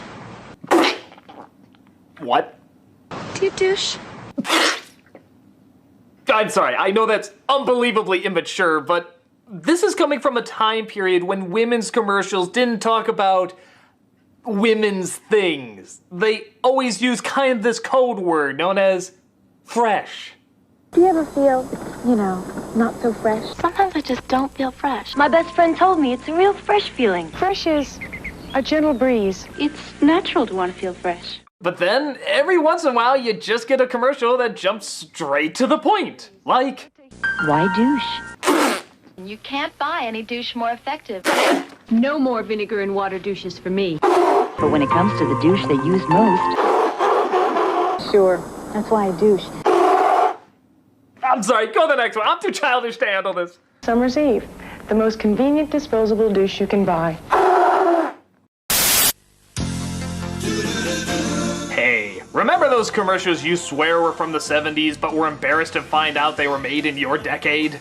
Mentos was a candy that seemed to solve every stupid problem with an even stupider answer. But because the jackass had Mentos in his hand, that apparently made everything okay. Nothing gets to you, staying fresh, staying cool, with Mentos fresh and full of life. I suppose it works, seeing how everyone remembers these ads, but I just never got how Mentos was the world peace of any situation.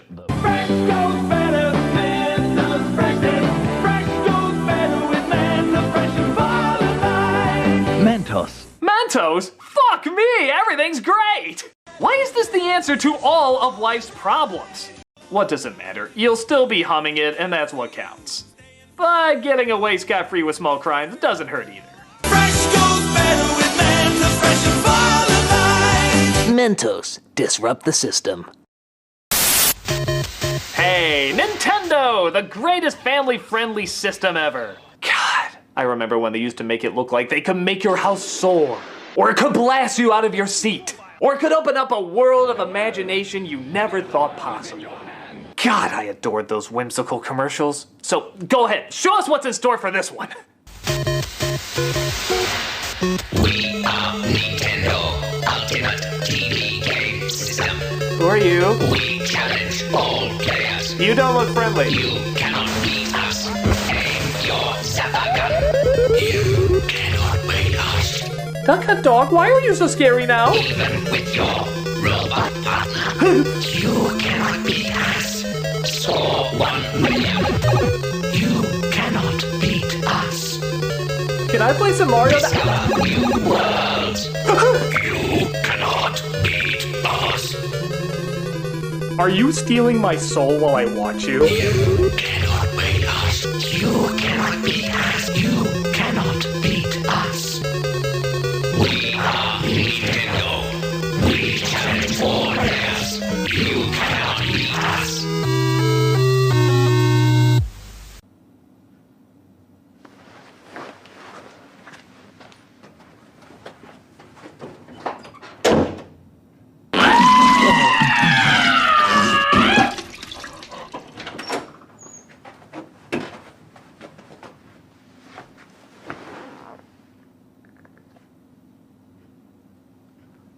We are Nintendo. We challenge all players. You cannot beat us.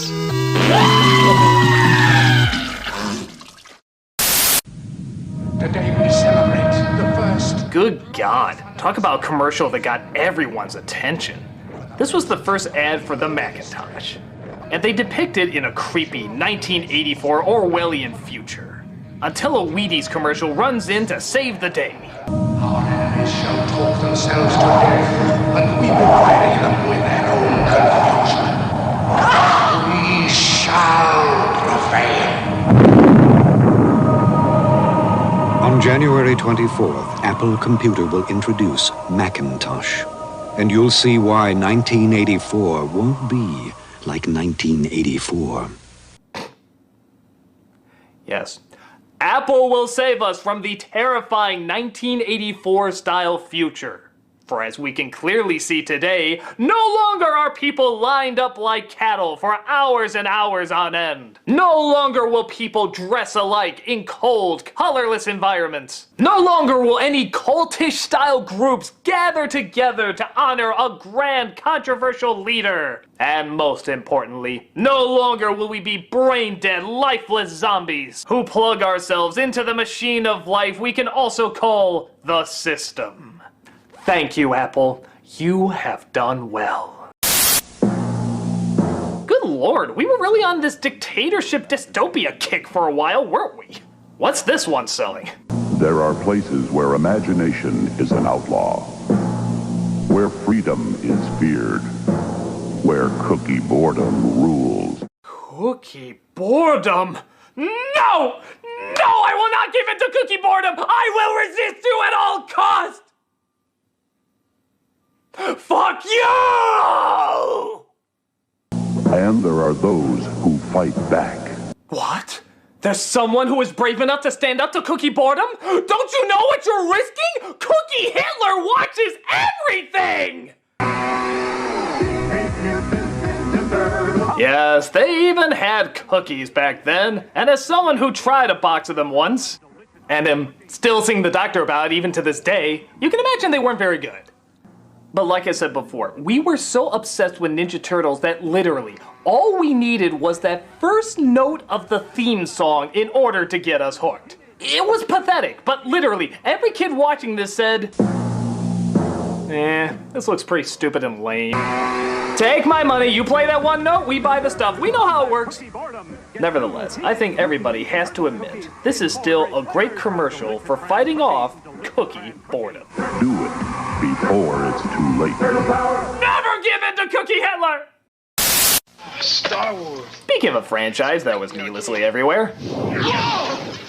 TIE fighters! Fireballs! Coming right at me! Watch the laser towers! Aim for the tops! Pick on the cannon! Oh my god, guy, calm down! Pac-Man had more threatening graphics than this! Which way? Which way? My shields are gone!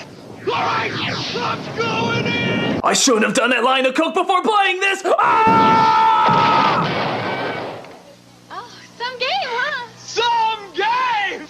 I'm just gonna look at a pop-up book for a minute! Ah! Jesus, maybe the people in Wolf of Wall Street weren't even doing drugs. Maybe they were just doing the Star Wars Atari game the whole time. I work my way from place to place. Got everything I need right here with me.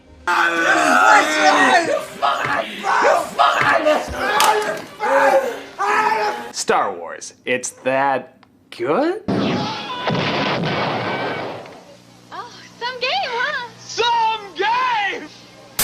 More big adventures of Honeycomb Kid. Ah, Honeycomb. The only successful cereal that clearly had no idea how to market itself. Program year 3000. Right. Planet Xenon. Check. We're gonna go search for an identity! I'm thinking Indiana Jones, Star Wars, Battletoads, and I guess a little Star Wars again. The other guy really seemed to like it. Uh-oh. Be cool, kids. Remember what I taught you.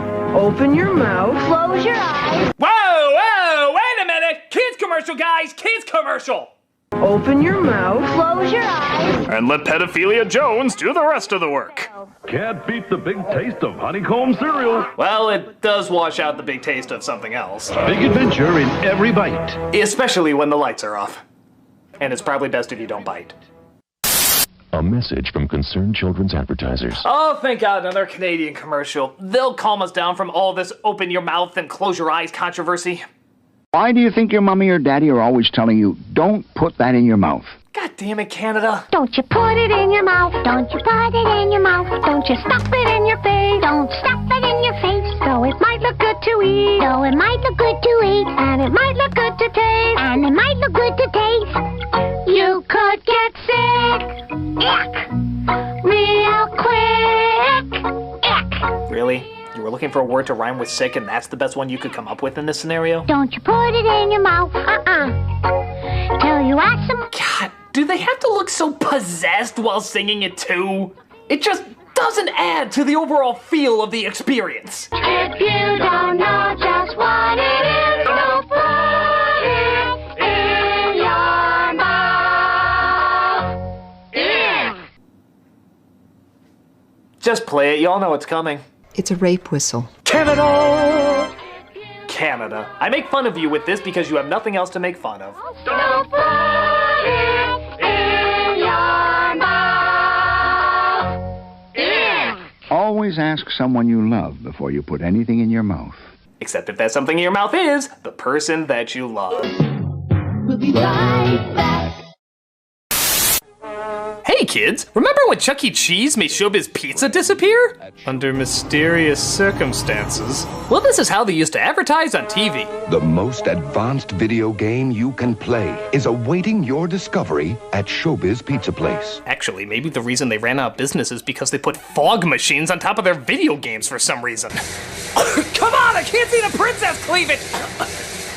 It also doesn't help that each game was given one giant dark room to itself. It's about as cost-effective as Willy Wonka shrinking down his giant chocolate bars. But who gives a shit? He's playing Dragon's Lair! The most gorgeous robbery of your money ever. We lost so many quarters to this thing because we had to keep reminding ourselves we weren't watching a movie.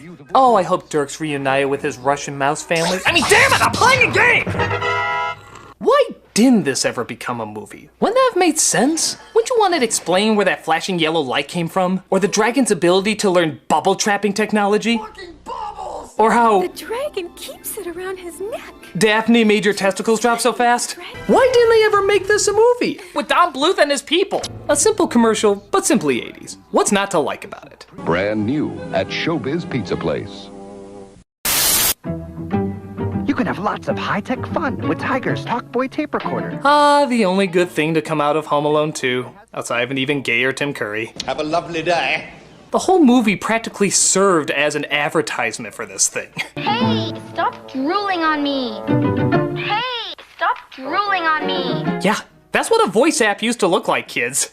In fact, that's practically what cell phones used to look like too. The commercial just shows a boy playing pranks on his sister. That's cute and all, but you gotta question a little bit of the plausibility. Like the voice speed control. Hi kids, we're home early. Hi kids, we're home early. What creepy ass parent sounds like that? Dated technology today, but kinda cool back then. With a funny, if not disturbing ad to go along with it. Tiger's Talkboy tape recorder comes with audio cassette. As recommended by Peter McAllister. The father. Zestfully clean. Jesus Christ, lady, who bathes like that? Zestfully clean. Clean my ass, you're making a bigger mess than a dog who just walked through a thunderstorm. Zestfully clean. Look at this asshole. Was he on a trampoline? I'm only 2 feet tall, don't judge me. You're not fully clean unless you're zestfully clean. Do I look clean to you? Surprise. Ah! Witchcraft! I'm not fully clean unless I'm zestfully clean. Zest turns a relatively relaxing part of your day into a seizure-inducing physical strain that'll cause you more spasms than a sponge in an electric chair. Zestfully, zestfully, zestfully clean. Look at this dude. He just wants to take a nice, quick, relaxing shower. What the hell does he get? Please hold on to the bar. Holy shit, what is happening? I knew I shouldn't have taken crystal meth in the morning. Speaking of people clearly on drugs. Zestfully clean. You're not fully clean unless you're zestfully clean. My hero's a bar of soap. I need counseling! I don't know why they have to make getting clean look like an orgasmic water park, but I guess it worked because they're still talking about it today. Pretty silly, but it's a campy kind of silly. Kind of hard not to still get a giggle at. You're not fully clean unless you're zestfully clean. Lady, what is wrong with you? Hey, tomorrow we win. Now Here he goes again. Here's an old favorite. It's a coach trying to get his team excited to win the big game. But an organ dicing of pasta gets them hyped up for SpaghettiOs instead. Because yeah, I'd get a lot more excited for that than winning a freaking sport. Look, we gotta need him. it. We gotta Coach, want it. We gotta be hungry to win. Are you hungry? For SpaghettiOs. Yeah! What the hell are they even playing? It's a unisex sport with no uniforms and a game plan that looks more like a map to bury treasure. No wonder they're distracted by melted gnocchi. They don't even know what they're playing. Tomorrow we win. Now listen. Here he goes again. Don't you hate it when he motivates us for a miscellaneous sport that we don't like but we signed up for anyway? Wow, we're gonna want this so bad. We can taste it. Can you taste it? Yeah. What are we gonna do? Eat SpaghettiOs! Huh? Yeah, you got it right, kids. Sports are dumb. SpaghettiOs are awesome. A weird ad for a gross product, but one that'll still stay fresh in our memories. It's gotta be. Uh-oh. SpaghettiOs. Now there's a new Barbie I can sleep with. Well, that was just said. Snuggle tonight, bedtime Barbie. I'll hold you tight, bedtime Barbie. Your whole body's soft. Okay, I'm just gonna let you figure things out, little girl. There's no rush, just... You might want to check out some of these cartoons. Close your eyes, sleepyhead. Night, night, snuggle tonight. Okay, you just kissed your nipple. I'm okay with being curious, but sleeping in pink potato sacks is not consent. I'll hold you tight, bedtime Barbie. Oh look, she sleeps the same way zestfully clean people bathe. Though I guess you'd want to move around too if you slept in a nightgown that even the Duggars would call too conservative. Let's get ready for bed. I'll hold you tight, bedtime Barbie. Bedtime Barbie doll has a soft body. Okay, I don't want to enforce any gender stereotypes or anything like that, but what if this was a boys commercial? Like, the exact same lines and everything, just you switched out the genders to male. Would we really look at this the exact same way? What can one say but, naivete, thy name is Bedtime Barbie. I'll hold you tight, bedtime Barbie. Bedtime Barbie doll has a soft body. Want to come to my place and learn our new song? Oh, of course. McDonald's is one of the kings of children's marketing, using the only clown who's a surprisingly slower killer than Pennywise. It's all about hot food, cool food, happy food, fun food, big folks. Small folks, purple and striped folks. These ads always had brilliant slogans and catchphrases that would change up every year or two. But sometimes they were said so fast that you'd swear they sound a little bit like something else. Like, listen to this and tell me if one of these words sounds just the tiniest bit like something else. You know the one. McDonald's for food, folks, and fun. What? We're on our way to McDonald's for food, folks, and fun. Did they just add orgies to the dollar menu? It's food, folks, and fun. Is the secret sauce lubricant now? For food, folks, and fun. Stop saying that! We're looking for food, folks, and fun. I'm very uncomfortable right now. You were that clown in Eyes Wide Shut, weren't you? For food, folks, and fun. Is nobody hearing this? We're looking for food, folks, and fun. Don't touch those kids! This might be how they did McDonald's at Caligula's home, but not on Saturday mornings. We're on our way to McDonald's for food, folks, and fun. This is way too unsettling. I gotta find something more pure and innocent. Hi, I'm Jared, the Subway guy. Not that. Cosby here. Not that. Pudding pops. Candy. Ah, here we go. Weight. I'm losing weight deliciously with the aid of AIDS. AIDS helps put me in control. AIDS may taste like a candy, but AIDS contains one of the most effective appetite suppressants you can buy. AIDS helped me lose the weight and has nothing in it that could make me nervous. I think a lot of people would disagree with you on that. Question: why take diet pills when you can enjoy AIDS? I can safely say there are some reasons. AIDS helps you curb your appetite. You eat less because you want less, so you lose weight naturally. Among a few other side effects. AIDS helps you stay the way you want to be. Why not try AIDS? Okay, dude, this came out in the mid-'80s. Were none of you reading a paper? So why don't you let AIDS help you lose weight? Let the AIDS plan teach you how to take off weight and help keep it off. Try peanut butter AIDS. Peanut butter AIDS. Excuse me, your ignorance has caused me to retreat into the uncomfortable corner.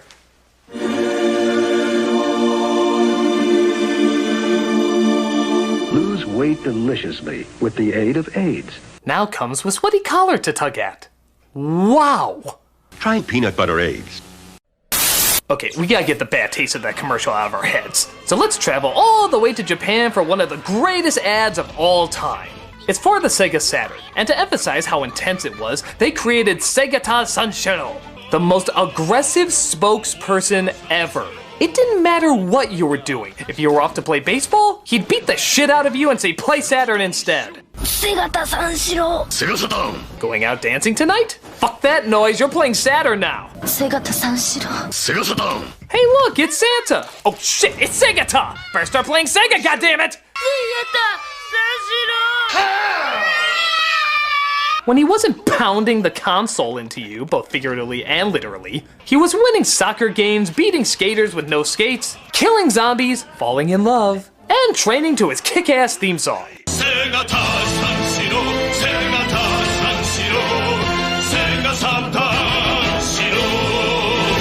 This guy is amazing. He's like Chuck Norris, fully realized. You know, like if you have Chuck Norris and took out the homophobe stuff, you'd have Segata. He's like a myth they talk about in stories. If that myth had a physical form and could punch you. He was one of the most phenomenal things to ever hit television. Sadly though, every myth has to die. Yep, they actually killed off Segata in the only way Segata could die. Stopping a nuclear warhead from destroying Sega by jumping off a building, propelling it back with his own feet, and launching it into space. It was pretty emotional.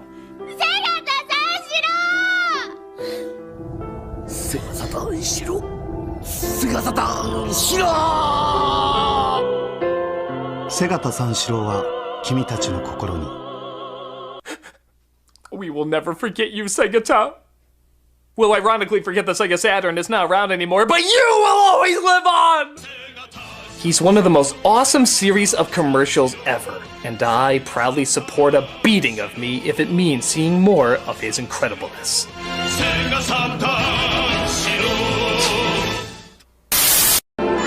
One of the year's most enchanting stories is about to bloom. Oh God. You ever look at an ad for a movie and say, shit, I'm gonna have to look at this for a few months? Now, Don Bluth, the director of An American Tail. The director who gave us some of the greatest anime movies of all time says, you know what, maybe Barney was onto something. A troll in Central Park. Now, you too can enjoy the wonder and enchantment of a friendship that grows and blossoms. God, I'm just waiting for Dirk the Daring to slice his head off, or the T-Rex from Land Before Time to devour him, or the owl from Secret of Nin to peck his little face out. Don Bluth up this Don Bluth film! And I know what you're thinking. Aren't I being a little too hard on an animation legend? Well, if he has a problem with it, he can tell me himself. Now you can get the power with your own Power Rangers gloves. Hey, it's the most tediously advertised hand garments until Frozen.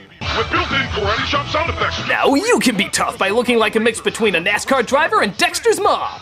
Turn on the TV projector lamp and shine it anywhere to summon other Rangers. Oh look, you even pretend you're the Power Rangers with this stock footage. Just like the real actors pretend they're the Power Rangers with stock footage. Actually, the funniest thing about this commercial isn't even the gloves. It's the alarm you're supposed to put outside your door. Get the Power Ranger Room Defender, a motion detector that scares off the bad guys. Stand back, this room is protected by the Mighty Morphin Power Rangers. Oh yeah, if you got bullies at your school, that's sure to scare them away. Look at that, he hears the sound and he immediately goes into a seizure. I think most of us know what would really happen in this situation. Hey, as long as they don't play Let It Go, I'm totally okay with these things existing. Saban's Mighty Morphin Power Rangers gloves, TV projector lamp, and room defender sold separately from Happiness Express. Give me all your money! Lex Luthor has Superman trapped. Now you'll tell me why Superman peanut butter tastes so great. Slow day for evil, Alex. Never. So fresh roasted, so creamy, so yummy. Then its secret will be mine, all mine. I needed to make my ultimate weapon, peanut butter aids. The kids save Superman and supposedly put Luthor away in jail, but I don't know. Is it me or does this look more like Rapunzel's tower? Why do they lock him up in the same place Bowser holds Princess Peach? Also, Superman was ready to die to keep the recipe of his peanut butter safe? That's some pretty jacked up priorities there. You know, Superman, it is only peanut butter. Never. If you'd only give me the recipe. Never. Have you ever seen Kryptonite kill a man? Your insides get eaten out, eyes burst through your sockets, and blood goes out your ears and nose. You're gonna go through all of that just for your damn peanut butter? Yes. You know, I'm starting to wonder which one of us is the true crazy one here. With ads like these, I'm not shocked this super butter isn't still around. Just wait, Superman. I'll find out. Superman peanut butter. Its strength is its great taste. And the fact that it apparently makes you invisible. What the hell? As an adult, I insist on a cereal that offers nutrition. Frosting! I want frosting! Yeah, remember these? These were the Frosted Mini Wheats commercials that advertised to both adults and kids, as adults and kids. I love the crunchy wheat taste of Kellogg's Mini Wheats, but the frosting side agrees with the little kid in me. The adults would always talk about the healthy aspects of the cereal, while the kids always talked about the sugar-coated part of it. The proper cereal is low in fat, salt. And taste! What about taste? The only problem is, if any adult really could communicate with himself years later, it probably wouldn't be as chipper as they were letting on. Still a cute idea, even if reality can get the best of it. I know it goes on my tray. The sweet stuff. Hey, little buddy, want a ride? I was in college when Pokemon came out, so I was not the right age for it. And if you're a little kid and grew up with it, great, I'm glad you had fun. But for all the adults who had to endure this was a pain in the ass to put up with. It was everywhere. It was like every boy band except the obnoxious music was replaced with Pika Pika Pika. We didn't know what it was about and we didn't care. We just knew it was annoying. So friggin' annoying. So pardon me if I'm not very excited to watch another commercial on it.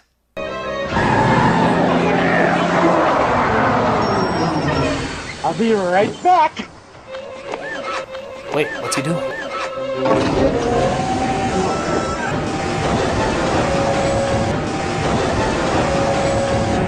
My God, is it true? Are they finally gonna die? Yes! Squash them! Kill them all! Turn them into Pokemash! Pokemash! Got you. My God, that was beautiful. I don't know who you are, fish-eyed lens fat man, but you are my new personal hero. God bless you. Where can you catch all 150 Pokemon? On your Game Boy, that's where. Ah, bullshit! Fucking cop-out! How do you get a Game Boy from a bus? You know what? Screw it. Through the power of emotional denial, I will rewrite this ending in my head the way I want it. Where can you catch all 150 Pokemon?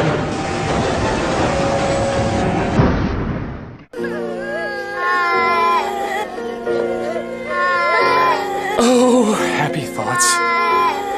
A nice dark idea, even if it does need to go too happy near the end. Pika-die!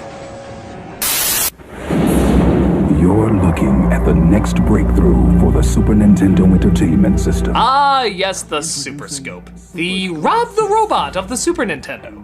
Okay, so you're a Nintendo kid, and you have a ton of fun blasting things with your blaster. What do you want that's even more advanced than that? Well, gee, how about a shotgun, or a machine gun, or a bazooka?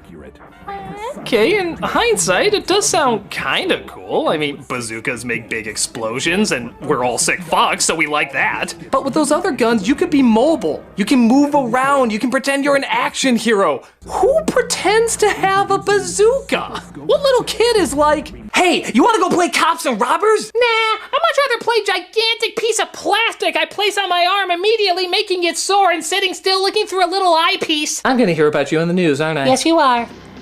It was so boring even to look at that they had to line up a bunch of them in a row, tricking you into thinking it was more cool than it really was. Yeah, you know the one thing they're not doing? Firing them at the friggin' screen, because it's goddamn boring. Oh, wait, we'll do it once. There we go. Now back to all the exciting things you will never do with it. You might want to consider some basic training exercises. I know it's like a collector's item and it has a special place in people's hearts, but there's a reason it never caught on. And it's yours for under $60. Christ, that sounds like too much even today. And that was a lot more back then. Give these ads credit for trying to make it look good, but it's another one of those accessories that just never got the momentum it needed. Super Scope 6, only for Super Nintendo. Super Scope. It's not Virtual Boy, but it's close. Here's a little PSA from Canada. Nuh-uh. Nope, I've learned my lesson. Canada is fucked up. They might look all cute and innocent, but then they're sneaking in rape whistles and putting dicks in your mouth and God knows what else. Well, I'm not falling for it this time. I'm the sous chef here. With any luck, I should be head chef by next year. Oh, well that sounds kind of nice. I've got this amazing fiance. Oh, well that sounds sweet. A nice couple finally found love. Who I won't be marrying this weekend. Oh, what, you had to change the date or something? God, that's always so hard when that happens. Because I'm about to be in a terrible accident. Huh? But really, I should have cleaned up the grease over there. And they should never put the deep fryer so close. Oh, God! Oh, God! Canada, you're sick! You're sick, Canada! What the hell's wrong with you? She was gonna be married, and then you fucked up with her face! You're sick! You're sick, Canada!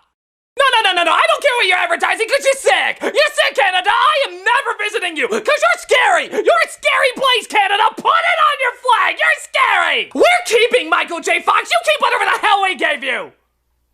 Which is probably nothing. Because you're sick! If I have to fold one more box, I'm gonna snap.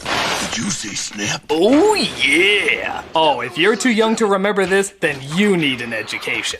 The idea of having a wrestler advertise beef jerky sounds as standard as anything. But when that wrestler is Randy Savage and he's given one hell of an extreme campaign, it turned out to be one of the coolest ads ever. Yeah, let's face it, when a room starts shaking and shit starts blowing up, this is the person you want to see causing it. Romeo, Romeo, wherefore art thou, Romeo? Art thou bored? Step into a Slim Jim.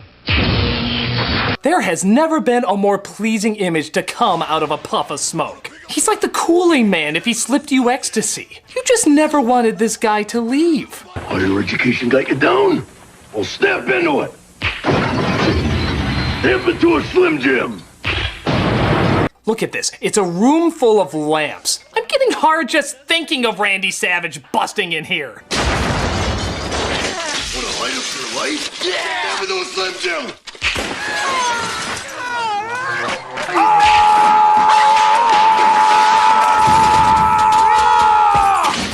Need a little excitement? Step into a Slim Jim! Oh my god, is there a way to mate with Slim Jims? Don't answer that, Internet. Turn to the spice! That's Mr. Savage. How about the funky chicken? Is that a waltz? Oh, yeah! He had so much testosterone, even saying the letter T seems super aggressive. Need a little excitement? These are some of the coolest ads ever, and so much of it came from the Macho Man himself. If you haven't come across any of these yet, then definitely go check them out. Gotta have beef, gotta have spice. Need a little excitement? Step into a Slim Jim. Oh, yeah! I'm calling Telephone Tammy. Hello. I've been waiting for your call. No! I have so much to tell you, Tammy. Let's share secrets. Hey girls, ever want to talk on the phone with a toddler? Of course you haven't, because that'd be goddamn insane. But this exists for some reason. Wait till you see my new hat. I just love to go shopping. I do too. Fucking weird, right? What are the chances of finding another girl who likes shopping? We're like soulmates, 2-year-old who seems uncomfortably well-spoken. That's great. Can I talk to Tammy? Do you like pizza? She said so much. Does she? Because it sounds like mostly useless shit to me. It's like they're trying to combine traditional girl stuff to a point where it makes no sense. Like, hey, you like horses and dresses? Here's a dress made out of horses. You like babies and cooking? Here's how to cook babies. You like dancing and tea parties? Read Pride and Prejudice. It's an engaging read of challenging social class. Why did these things come together? I don't know. It doesn't seem to still be around, so I guess it didn't work. Some combinations are clever. This one is just odd. I love you. Batteries not included. Call me soon, okay? We'll be right back. Uh-oh, what's the Green Goblin up to now? Oh no, he's forcing Spider-Man to play his own Atari game! Actually, that is kind of evil. Watch yourself fall, Silk Slinger! This is an enjoyably goofy commercial, but what really sells it is the guy playing the Goblin. Try to get up there in time, Spider-Man! I think his dentist put meth in his laughing gas. If I don't get you, webhead, my diagnoses will! Holy Hannah! I love this guy. He can't even leave the frame without going nuts. Stop presenting! Show some dignity when you're in that costume. Holy Hannah! And you're running out of fluid! What's he even saying here? He's so excited I can't make it out. You're running out of fluid! What? You're running out of fluid! Okay, I've watched this over 100 times. I've studied it. I've analyzed every possibility. I still don't know what the hell he's saying. You're running out of fluid! Here are my closest guesses. You're running out of fluid! You're running out of fluid! You're running out of fluid! You're running out of fluid! We laugh at this, but honestly, it's not too far off from what some of the movies have. Can I say, but web-slinging fun never looked so pixelated. Is this more action than even Spider-Man can handle? Spider-Man, a video game from Parker Brothers, the ones to beat. Here comes Federal Express. Whoa, stand back. The world's most exciting toys are here. Ready on the ground. This is the Federal Express Air Cargo playset. Yeah, I remember how jealous I was of the kids that had Federal Express playsets. Here I was watching the side of my painted house dry. I had no idea there's something even more boring. The door is opened, and a real conveyor system inside the plane moves the containers into the cargo bay. Hey, slow down. There's only so much excitement we can take. Now Federal Express takes off again with cargo for Phoenix. I have enough intensity with my pet rock, thank you very much. They're put in containers, loaded on trailers, and taken to the plane. Wow. Did that really deserve a wow? I could barely muster an eh. The van delivers packages to the airport. Wow. I'm prepared for a lifetime of disappointment. New York, Miami. Yeah, this commercial's pretty much as boring as it sounds. Come on, guys, you have the Micro Machine Man working for you. Couldn't you utilize him somehow? This is so boring, my skin is actually turning into cardboard. The Federal Express Air Cargo playset comes with everything you see here from Play School. FedEx, putting return to sender on your kid's imagination. Think think we'll beat that time? Sure we will, after this complete breakfast, including my Frosted Flakes. Ah, Tony the Tiger, you represent everything youthful and strong with the voice of an 80-year-old. Let's see if you're any good. Frosted Flakes, good. They're great. Though Tony's of course still around, there was a very distinct formula that was used in the 80s and 90s ads. You see, it always starts with Tony befriending some random kid in some random sport who's always being made fun of by bullies. You two want to take a horsey ride? You two up for a little game? Hey, you two, the kitty hill's over there. You two coming in? They'll just wipe out. Time to tie our sweaters around our chests and throw Cadillacs at puppies. I hope your serve is good. You guys can have the new kid. We don't want him. You're stuck with him. What's wrong with these dipshits? You're making fun of a kid that has a killer predator on his side. This is not gonna end well. We'll see how good you are. What are you gonna do? Sick your giant animated tiger on me? But of course, it's the great taste of Frosted Flakes that brings out their inner tiger and transforms them into a sports star. Be bad if you're any good. Good? They're great. Show 'em you're a tiger. Show 'em what they can do.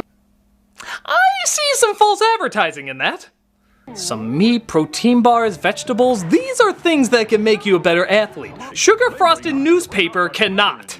Nobody says, you know what make people who eat Wheaties even stronger? Candy flavoring. There's even chocolate-covered versions with marshmallows. How is any of this supposed to make you a sports star? Well, it's still fun, and Tony's such a great mascot, it's hard not to get sucked into all this sports-tastic propaganda. Brings out the tiger in you. And you. Whoa, what are all these kids gathered around for? It's Johnny.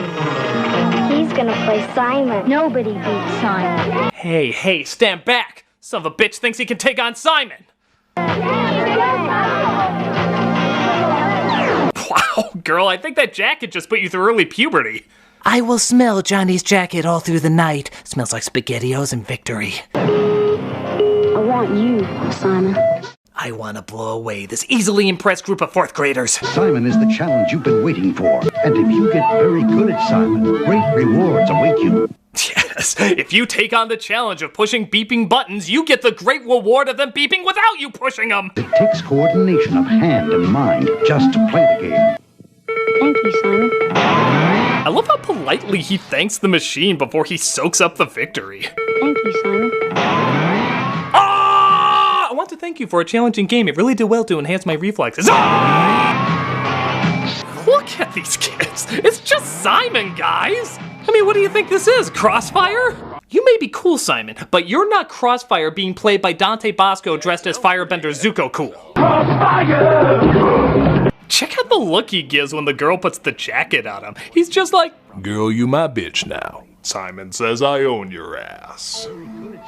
It ain't Crossfire, but as game commercials go, it's a close second. Simon is waiting for you from Milton Bradley. You my bitch now. 1 kid's meal. Please? Right away. So we all know McDonald's has Ronald McDonald, but for a while, Burger King had the Burger King Kids Club. It lasted for a good chunk of time until they realized the 90s wanted to die, and this was the last remaining thread of it. I mean, look at them. They're drenched in the 90s. It even has all the 90s token characters. The token geeky kid, the token Hispanic kid, the token black kid, the token wheelchair kid, and ooh, 2 token girls? The 90s aren't ready! Truth be told, it was kinda neat to have such a wide variety, but they never really had any characteristics like the McDonald's commercials. Ronald was confidently goofy, Grimace was a doofus, Hamburglar was a troublemaker. What are these kids' story? They kidnap kids through black magic? And don't forget to clean your room. It's not that bad. This'll take you away from your ethical obligations. All right. They take pictures of boys bathing? Okay, you and this girl need a talking to. Turn away people they don't like. Who belongs to the Burger King Kids Club? He does. She does. I don't think so. You're turning away dinosaurs? What's wrong with you? Your coolness would have gone up 1,000,000% if you had a T-Rex as a member. Definitely yes. Definitely not. For a crew that's trying to be so open and accepting, you sure are saying no to a lot of people. Definitely not. Screw bagpipe players! They can go to hell! No wonder your characters never sold that great. Hey guys, wanna go to the toy store? Nah. Burger King made toys boring. I don't know if they'll ever get a reaction from us again. Ah! Spoke too soon! A valiant attempt, but they don't even mention their names in the commercials. All we're gonna see them as is the black kid, the Hispanic kid, and Cyclops. What do they call you? Wheels? Actually, yes. Awkward. The Burger King Kids Club. It's just for fun and just for you. This is the stupidest thing I've ever heard. Bright ideas and an Oreo cookie. Always a classic jingle for a classic product. But while we all remember how to dunk and eat an Oreo cookie, what is up with these kids' reaction to them? I swear you could freeze any of these and it looks like the Oreos are opening up the dark dimension from Doctor Strange.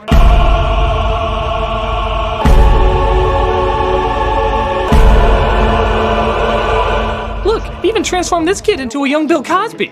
Which is probably going to be very bad in the future. You got the wiggles and the jiggles all over the place. That takes on a whole new meaning. Don't look directly into this boy's eyes. It'll send you directly to hell. They said it wasn't humanly possible. Well, here it is, folks. The first ever Game Boy commercial. And I'm not going to lie, they may have overhyped it. Now you can have all the power and excitement of Nintendo right in the palm of your hand. Really? All the power and excitement of Nintendo, huh? Is that why in this 30-second commercial there is only 1 second of gameplay in it? I'm not even kidding. This is the only clip of game footage they show. But look! Giant robots on Doctor Who sets like it! And even that's a little awkward. I'm sorry, but seeing a giant machine come out and hold a calculator like a texting Gort doesn't look especially intimidating. The loser has to watch the Keanu Reeves version. And its games are interchangeable. Plus, Game Boy comes with the outrageous new game, Tetris. Outrageous Tetris, huh? There's many words to describe Tetris, but outrageous isn't usually one of them. So outrageous that only 1 second of it can be shown. To show the rest of it would blow your mind too much. Okay, if you want to do an ad truthfully, you do it like this. Now you can have all the power and excitement of Nintendo right in the palm of your hands. And by all, we mean literally one color, roughly 4 bits, and a variety of maybe 5 sound effects. Really crappy robots from the 60s loved. You could go to Game Gear, which in hindsight was a million times better, but because ours was a tiny bit smaller, it bombed! Enjoy what your mom will be playing on her phone in 20 years. Wait, does my existence rely on this? I totally didn't know that! Game Boy, only from Nintendo. A fun ad, even if it is overhyped. Now you're playing with power, portable power.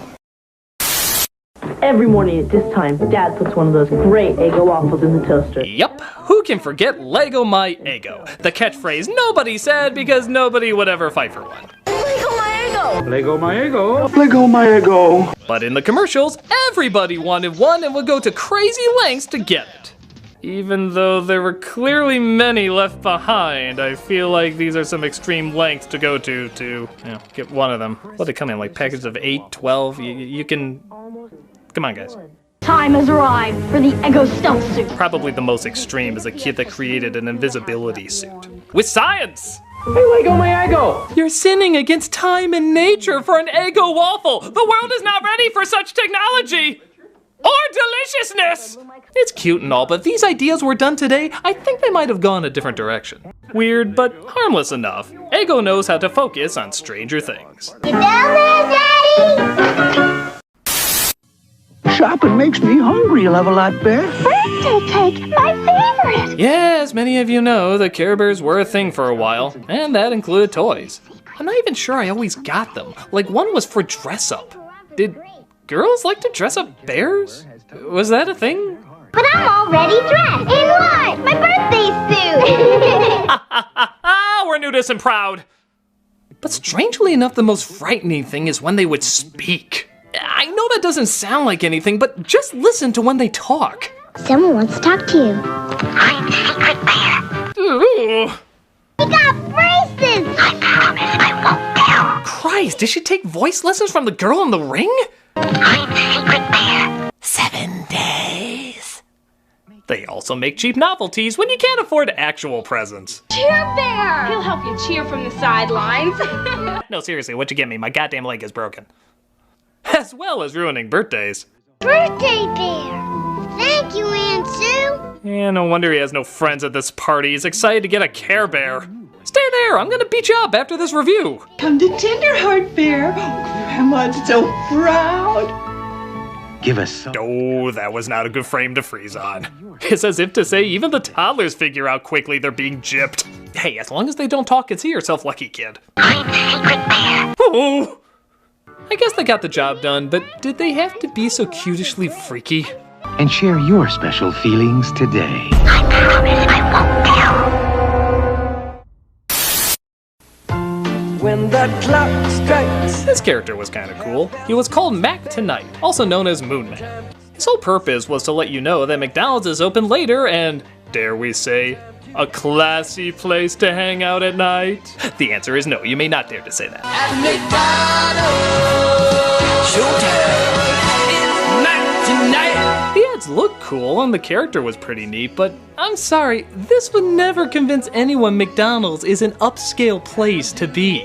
It just ain't gonna happen. I guess it doesn't help that this Moon guy is also a little creepy. Just watch what happens when you switch out the music from this actual ad that used to play.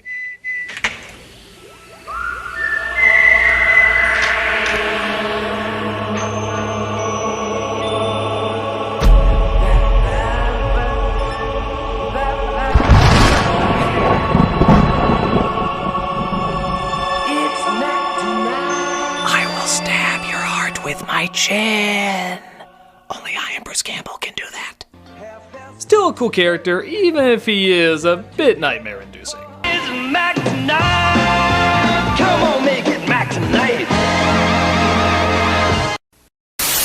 Meet the absolutely remarkable My Interactive Pooh. Where's Eeyore? Here? Hooray, you found He's an Eeyore. extraordinary new Pooh. Why are we talking about extraordinary new Pooh? Are we having lunch with Grandpa again? Pooh interacts with your child and computer for hours. That sounds very unsanitary. Download and take Pooh's fun anywhere. Take Pooh fun anywhere. I'd imagine you get arrested for something like that. Hello, Jenna. Pooh knows my name. Okay, I'm way too childish to talk about a children's commercial, but let's just say this isn't my #1 commercial, but it's definitely my #2. The incredible new My Interactive Pooh. Okay. Wow, this goes back. A PSA from when the Adam West Batman show was still on. Let's see what 60s Batman had to throw at us. Quick, Batgirl, untie us before it's too late. It's already too late. I've worked for you a long time and I'm paid less than Robin. What? Holy discontent! Same job, same employer means equal pay for men and women. No time for jokes, Batgirl. It's no joke. It's the federal equal pay law. Holy act of Congress! Can we talk about this later? Will Batgirl save the dynamic duo? Will she get equal pay? Contact the Wage and Hour Division, Department of Labor. Okay?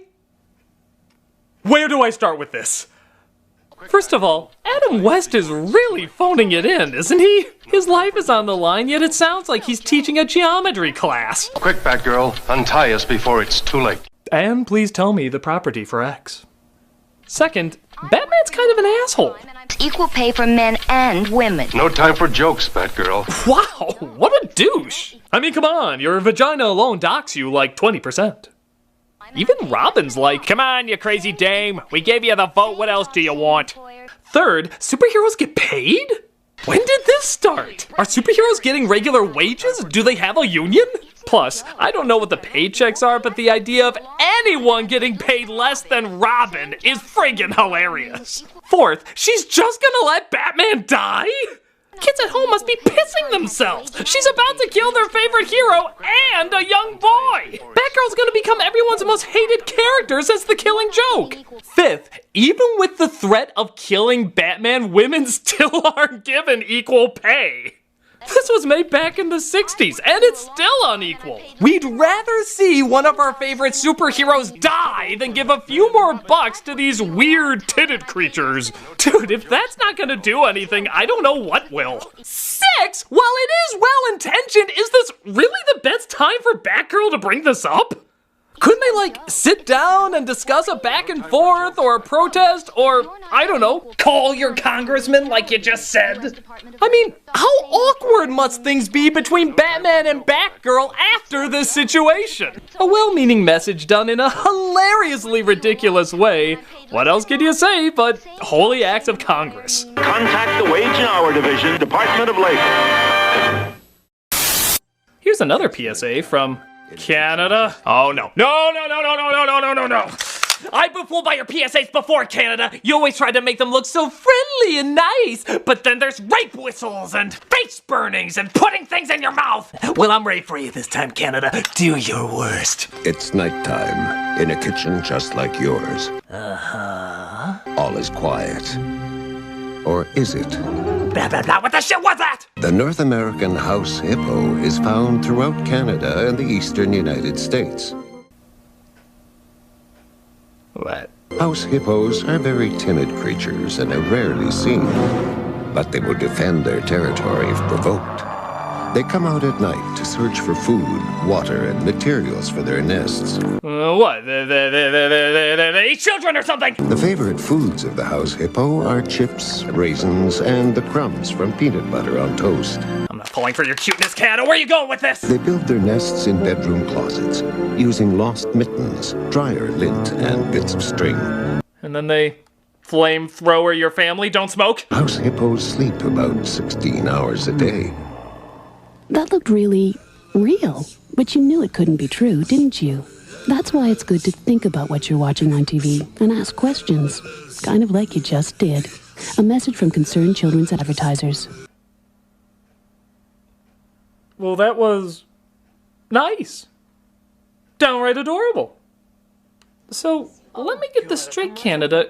You start off your dark, disturbing PSAs as cute and innocent, and start off your cute and innocent PSAs as dark and disturbing. What are you, Canada? You're like a riddle inside an enigma inside a please and thank you. Okay, cool. The house hippo. Don't believe everything you see. Fair enough. A cute, harmless, even educational PSA. Good for you, Canada. I will not have nightmares tonight. Okay. We good, Canada. We good. Thank you for that enlightening, very pleasant PSA. Well, on to the next one. Okay, so here's one from Britain called Electricity Football. Oh, cool. I always wonder what their version of electric football was like. Look, over there, there's a football. Oh, it's that kind of football. That's fine. I'm still curious to see how kids play that. Hang on, mate.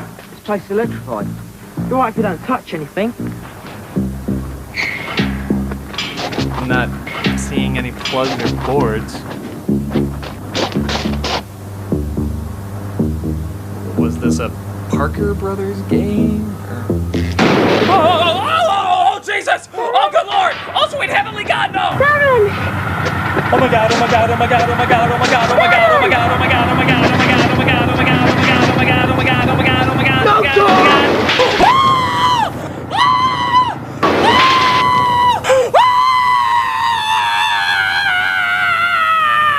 Stay safe. Stay out. Don't take a chance with electricity. I'm afraid of Britain now! Your new Canada! Your new Canada! Stay out. Oh, trust me, I will! You electrocute kids like bug zappers! You're sick! You're sick, Britain! You can keep your Terry Gilliam because you're sick! You're sick!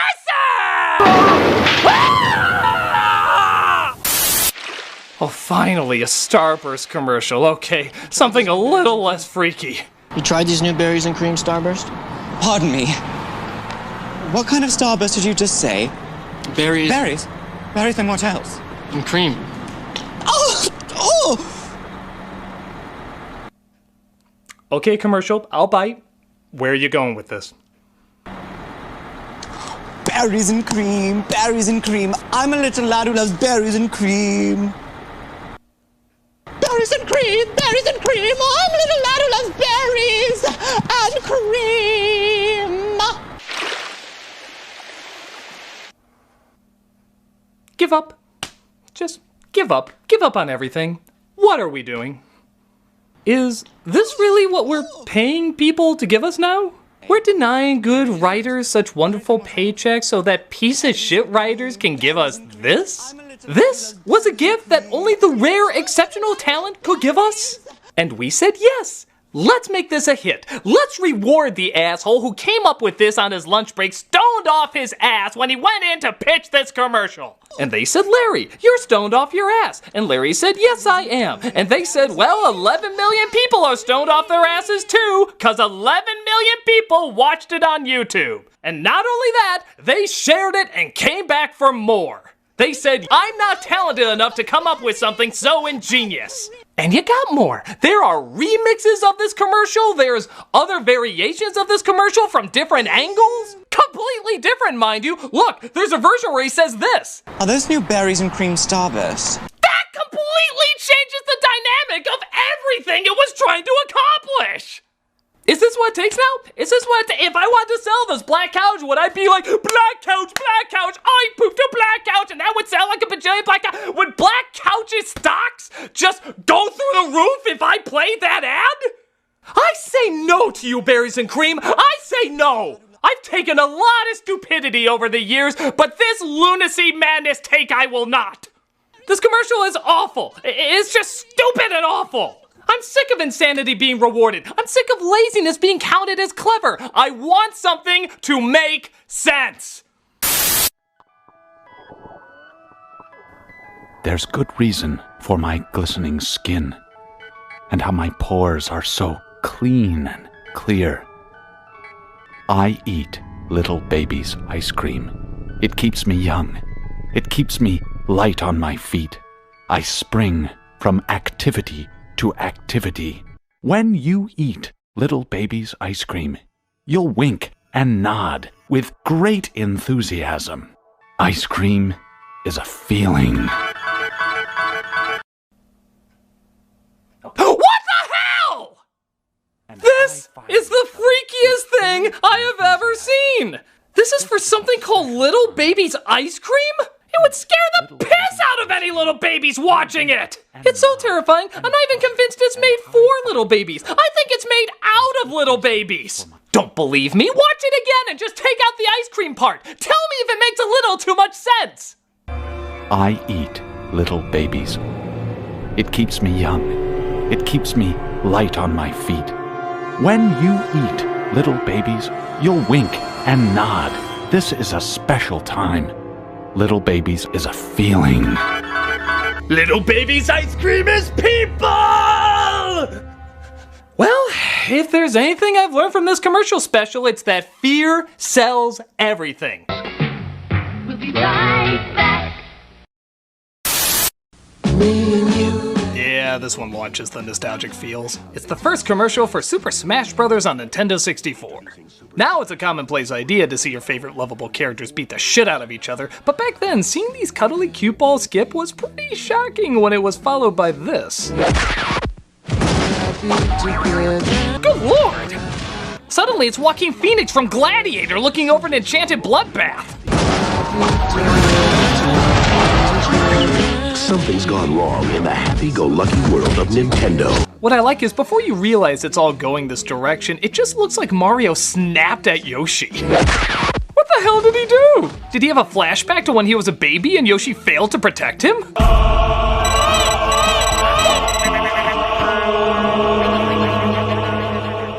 Never forgive, asshole! You're a dickhead, Mario! You're the dickhead! I'll beat the shit out of you! Yeah, you want some of this? You want my dog? Take my dog! 10 points to whoever threw Pikachu twice, by the way. I'll beat the shit out of you! Yeah, you want some? Why were they even skipping if they were just gonna fight? Is it like a Clockwork Orange where Mario knew he was gonna jack them up? I was calm on the outside, but thinking all at the time. So now it was Yoshi, the general, saying what to do and what not to do. Well, I vivid what to do. Couldn't you just get revenge by dropping him off another cliff? We know the Yoshi species are like socks to you. Ultra violent as hell, but pretty funny too. This commercial hits hard in the laughs. Only on Nintendo 64. I was cured, all right. Here's the ring. Here's the ring. Ring pop. Hey kids, wanna eat your bling? Seek help and then seek a ring pop. Will you wear my ring? Ring pop! It's a lollipop without a stick. A ring of flavor you can lick. It's a catchy jingle on a typical setup, but it is one of those few commercials that have me constantly asking the question, what happened after? I know, these are just playful scenarios to set up jokes, but what if they didn't cut away? How would the rest of these scenes play out? Nevertheless, it's a cute commercial for a cute product. So now you can get off the stick and get a ring. Oh! Can I get some milk, please? She got the last one. Believe it or not, there was a time when the funniest commercials you could watch were milk commercials. Yeah, in the early 90s, milk sales were down, so the California Milk Processor Board hired renowned advertising agency Goodby Silverstein and Partners to make milk, well, kinda cool. But how do you do that? It's milk. I mean, this was their advertising campaign before. Milk does the body good. Clearly didn't have that big an effect. But with the catchphrase of only 2 words, got milk, suddenly milk was hilarious. Got milk? If Santa didn't get some with his cookies, he'd steal your friggin' tree. Think you've died and gone to heaven? Not when you have giant cookies and no cartons of milk to wash it down with. Wait a minute. Where am I? Got milk? The best ones often tricked you, so you didn't even know you were watching a milk commercial until the very end. One of them you think is an Oreo commercial trying to find a name for the product. Wafericious, Twisto cookie, Chocolama. But when an advertiser wants to drink down his mouthful... What about you, Hurley? Oreo. But in that case, wasn't it good that he didn't have milk? Still better than this. Milk does the body good. Another is particularly cruel, making you think it's a Trix commercial. Tricks are for kids. Today, they're for rabbits.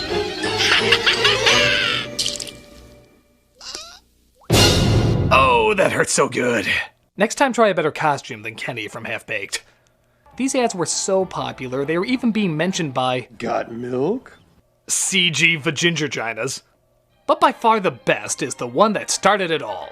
An obsessed fan of Alexander Hamilton. Still obsessed. Makes a peanut butter sandwich when a radio call-in contest asks for $10,000 who shot it. Who shot Alexander Hamilton in that famous duel? All right, let's go to the phones and see who's out there. Hello, for $10,000. Who shot... Excuse me?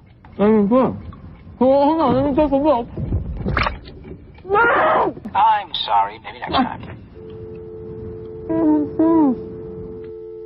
Got milk? My God, is that brilliant. By far the greatest Got Milk commercial and probably one of the greatest commercials of all time. I mean, it's absolutely genius. Who the hell directed that? No. Well, even though times change, great commercials always last. Got milk? Attention, attention, family thinks high toy prices are joke. Oh no! This was an ad for a department store called Zellers, and while it's cool to get Batman and Robin in there, the way they're represented is kind of odd. Attention, attention, family thinks high toy prices are joke. Okay, I don't know why the Batcave has an announcer, but he does not sound very excited to be that announcer. I would be ecstatic if Batman picked me for that job, you unenthusiastic dick. Drop your punchline, Joker. Whoa, I know the Joker's supposed to be excitable, but hummingbirds made out of jello don't move like that. Drop your punchline, Joker. Too late, Batman! I'm all cartilage! Listen, folks, only at Zellers are you protected by... And what's up with Batman's voice? It sounds more like his grandpa on 1920s radio. Drop your punchline, Joker. He's pulling a 22 skidoo! Only at Zellers are you protected by... The law of Toyland. Nobody beats Zellers' prices on toys. Nobody. Yeah, that's great. Is this crime really Batman or Joker worthy? I feel like this was at the lower end of anarchy and chaos. Hot Wheels are just $1.77 each. Next, I'll tell them that Walmart's prices are suitable at best. Suitable! Their weird-ass Ren and Stimpy animation close out what was already a surreal Bat experience. You're protected at Zellers because the lowest price is the law. Oh, my imaginary spine I don't have! Odd to say the least, but still contains a lot of energy for a few yucks. Holy one-liner, Batman! What? It's Zellers. Robin ain't bringing his A material to this. Meet the Pretenders. Here's a cute idea. I think. Honestly, it's kind of weird. They're the pretenders, cats that can't get adopted, so they disguise themselves as other animals. You know, because a toucan and a duck have a better chance of getting bought over a cat. Hey, we have to work with this dumbass pun. This is the best we can do with it. Brilliant, isn't it? Just your basic-ass doll you can get anywhere, but throw a 2-cent mask on him, and suddenly there's a gripping story. You're the best bunny ever. Purr? You're not a bunny. You're a cat. I was blacklisted during the McCarthy era. They'll only buy scripts from me if they think I'm a bunny. You're such a cute mouse. Hey, you're a cat. How dumb are you? A mouse? It's a cat! They eat mice! This was such a weak-ass idea, they had to downplay their toy appearance in Burger King meals. What do you think it could be? It might be linguine. Linguine. Yeah, pretenders would be impressive if you thought you were getting linguine. Bucky Rainbow. Yeah. Were you dropped? Firefly. It's the Pretenders. 4 furry cats who pretend to be a dog, a duck, a mouse, and a bunny. Honestly, I prefer the linguine. Bucky Rainbow. What are you on? A little too complicated for my taste, but I guess it's adorable enough. Don't tell, okay? Don't worry, it'll be our secret. The Pretenders from Fisher-Price, each sold separately. Bucket of rainbows, what the hell? I am the Eliminator. You know, sweaty muscles in front of dry ice can sell idiots anything. Check out this ad for an unimpressive toy called the Eliminator. I bring you 7 awesome solving weapons all in one. The Power Dagger. A plastic knife that doesn't cut. Hyped. The Power Sword. That is literally the same thing. The Laser Sword. I think your sister in college would get better use out of that than you. The Army Machine Gun. Yeah, I have one of those too. It's called a flashlight. It's a flashlight. The Bayonet Machine Gun. Again, a flashlight. The Cyber Gun. I think I'm putting together who this toy was intended for. Alone they're incredible. Together they're unstoppable. You didn't even name 7. 7 was complimenting yourself. Together they're unstoppable. Alone they're cheap Taiwan plastic. What other weak-ass weapons are on that thing? The whisk, the ice cream scoop, the electric toothbrush, and the thing the father tried to sell in Gremlins. Cool! A little funny for its cheesiness, but still a lame-ass toy. The Eliminator TS7. 7 awesome weapons with light and sound. Batteries not included. If you can't find it, it's because it's also your mom's dildo! Mr. Warburton, there's a Mr. the Frog here to see you. Mr. Warburton? Okay, I know the Muppets have had their ups and downs in the past, but what the hell are they doing here? Is it true you're bringing out a giant crumpet? Yes, but... Well, sir, you have given me a fantastic idea for a Muppet extravaganza. A giant crumpet. That's giving you the idea for a Muppet extravaganza. And he ain't kidding. Look at the size of this production. They're thick and super fluffy. Ooh, I know what that feels like. It's time to get them toasted. Most sensational. Don't get me wrong, it's impressive, funny, and the Muppets are great, but it's friggin' crumpets! So it rhymes with Muppet. Great. It's still just a goddamn British pastry. It really doesn't deserve this much attention. Imagine there was a product called Humpet Condoms. Would they be like, our show bombed and so now we're doing this, yay! Some of it even seems out of character, like there's a friggin' Muppet death on screen. Watch! They're bigger than my grandma. They taste so heavenly. I don't know why they're called. Oh my god! It's not like a safe falls on him real quick. No, you see that thing struggle while being devoured. It's kind of gruesome. They taste so heavenly. Oh god, no! I'm the last of my kind! Oh sweet Jesus, that's where Skeeter went! It's time to hit the Arndale. It even ends on, well, kind of a raunchy note. Oh no, where's Mr. Warburton? So, is it true you're the world's biggest supplier of crumpets? Okay, I do not want to think of Miss Piggy's sexual assaults. Just because you're a woman and a pig doesn't make it any less Harvey Weinsteinish. Do pigs in space, not pigs in jail. Again, the commercial's fine, I guess, but why throw this much money into a lavish production for British crumpets? Have things really gotten that bad for the Muppets? Okay, here's something more chipper. A delightful little doggy. Oh, aren't you the cutest little thing? Oh my god, you're the most adorable little guy. Oh, yes, you are. You're so adorable, they're just kind of keeping the camera on you, aren't they? Yeah, just, Not really saying anything, not hearing any announcers. Guess they're just banking on your cuteness. Okay, I can go with that. You're the cutest little guy. You're the most adorable little thing in the world. Oh, yes, you are. Oh, yes, you are. Oh, Christ! Oh, shit! Holy... Whoa! What the hell? What the hell? What? Please give us a pound, or we'll have to pull the trigger. What in fluffy shit was that? Is this a terrorist hostage video for PetSmart? What was this even for? RSPCA? What? Let me look that up. An animal welfare charity in Britain. Oh, of course! When you're doing crumpets, you're all Muppets and dancing, but when you're doing PSAs, you're killing dogs! New Canada! Just listen to the wording they use in this. Please give us a pound, or we'll have to pull the trigger. Are they trying to get across the message that if you give them the money, they'll be able to stop cruelty to animals? Was that what they were trying to get across? Well, you failed miserably. Yeah, it doesn't come across that way at all. They literally say, give us a pound or we'll pull the trigger.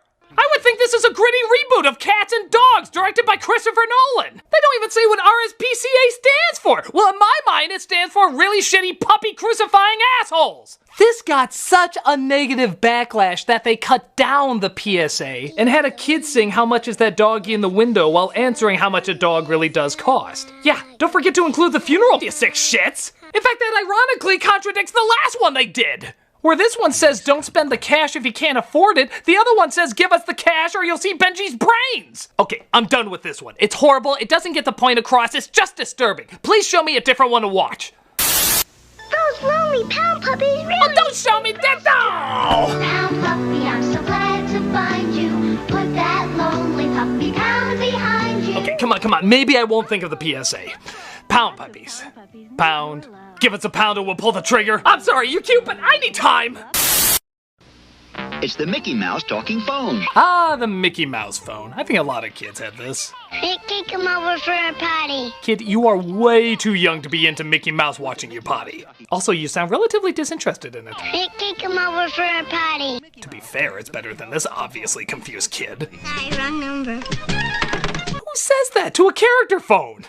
That's like playing Mario Brothers and saying, this has nothing to do with plumbing. I can have a talk with Mickey Mouse from anywhere inside my house. That was Mickey Mouse, huh? Sounds more like a drunken old lady shouting obscenities. Don't laugh at her, it only makes her drink more. Okay, I sound nothing like Snow White, but I'm a woman. That should fool you at this age. I love you, Snow White. When I tell my favorite friend, Donald Duck's on the other end. That was one of the Martians from Mars Attacks. 3 out of 3 wrong, that's pretty impressive. Let's be honest, this project would be a lot more fun if they brought in even more interesting Disney characters. I think there's a good variety you can choose from. Still a neat idea for a toy, just not advertised very well. Talk to 6 different Disney pals on the Mickey Mouse talking phone. Batteries not included from Hasbro Preschool. Tiger puts arcade action in the palm of your hand. I think that's a lie. Games like Mega Man 2. Fight your way through 8 stages of play as you attempt to defeat the villainous Dr. Wily. Wow, what is this? One whole bit? Games like Double Dragon 2. Billy Lee returns as you use your incredible ninja acrobatics. Yeah, what acrobats are those? Extending one arm and one leg while your dick magically disappears? Action! Look at this. It's so lame they have to focus on the kids moving around because there's no excitement in the game itself. If you saw any kid moving like this while playing a Tiger game, you'd think he was having an epileptic episode. Defeat the ultimate villain, the Black Shadow Boss. The kid's so jacked up he gets excited about golf. Yeah, there's friggin' golf! But not just any golf, Lee Trevino's fighting golf. So you know they mean the real shit!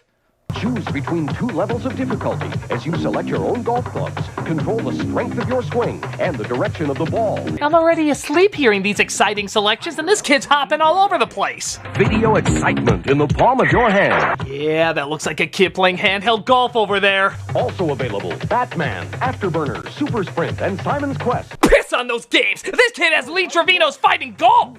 And yes, Your jealousy arouses me. As you complete 18 holes of championship golf. Dumb ad for a dumb product. Nothing much to it. Tiger LCD video games. Video excitement in the palm of your hand. Turn up the fun with ball sack. No, boy. Put the ball sack balloon in the sack. Blow it up now. Give it a whack. What? Turn up the fun with ball sack. Hit it. Hey, look. Ball sack sucked off a fire hydrant. That's too crazy for even me to make a joke about it. I don't think this could get more abstractly perverted. Up, spoke too soon. Here's my little buddy, the ball sack rat. Ice Cube ball sacks are where it's at. Did he say Ice Cube ball sacks are where it's at? Ice Cube ball sacks are where it's at. Bye, Felicia. Okay, you know what? These commercials are innocent enough. I shouldn't read too many innuendos into them. It's immature and it's been done to death. I should really just grow the hell up. So, let's move on to the next one. The name of the game is Ball Buster. It's a family game, fun for children. And for adults, it's exciting. Oh, come on. You make strategic offensive and defensive moves, then try to bust your opponent's balls. Oh, come on! It's as easy as checkers. Except Kevin Spacey likes to play this one more. It's acting like pool. You're a ball buster. You know what you're doing. I know what that wink means. You know what you're doing. Ball buster. You know, it'd be easier to get through if the narrator didn't salivate every time he talked about it. Ball buster. And for adults, it's exciting. Try to bust your opponent's balls. Oh, I think I can hear his tongue on that one. A great new game from Mego. You know what, though? I think I did okay. Yeah, every year there's always a commercial like this with heavy sexual innuendos, and you know what? I think I stayed pretty mature. I'm patting myself on the back this year. I'm patting myself on the back. I'm a bigger person than I thought. What do you call the new water and ooze blasting oozinator? Nope. Nope. Nope, nope, nope, nope, no, no, no, no, no, no, no. Oh, yeah! Bleh! Oh my god! Gross! Ew! Disgusting! And of course, awesome! The new oozinator blaster from Super Soaker. Nope. No. I am not saying a thing. I am not saying a thing. You hear me? Not a goddamn word. But you think way too highly of me if you think I'm not gonna re-edit this in a humorous way. Not saying a thing. Not saying a thing. Totally shut. Not saying a thing. You, your kids, and your Johnson.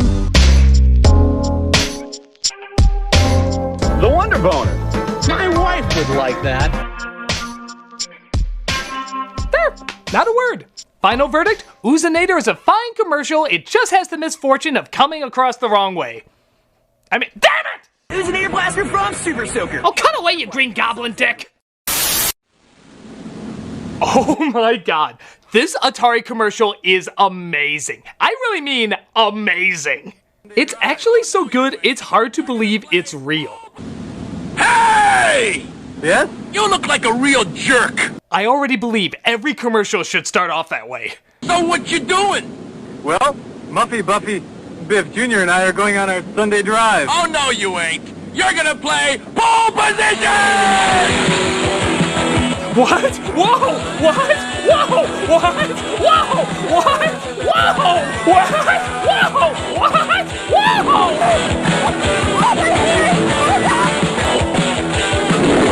Yes! I will totally buy this game even though I haven't seen any footage of it yet. Yes! What even is it? Pole position? Sure. It's bought. Actually, it looks really crappy. I don't care. It's bought. I have no idea why an explosion changed the logo on that sign, and I don't care. Pole position!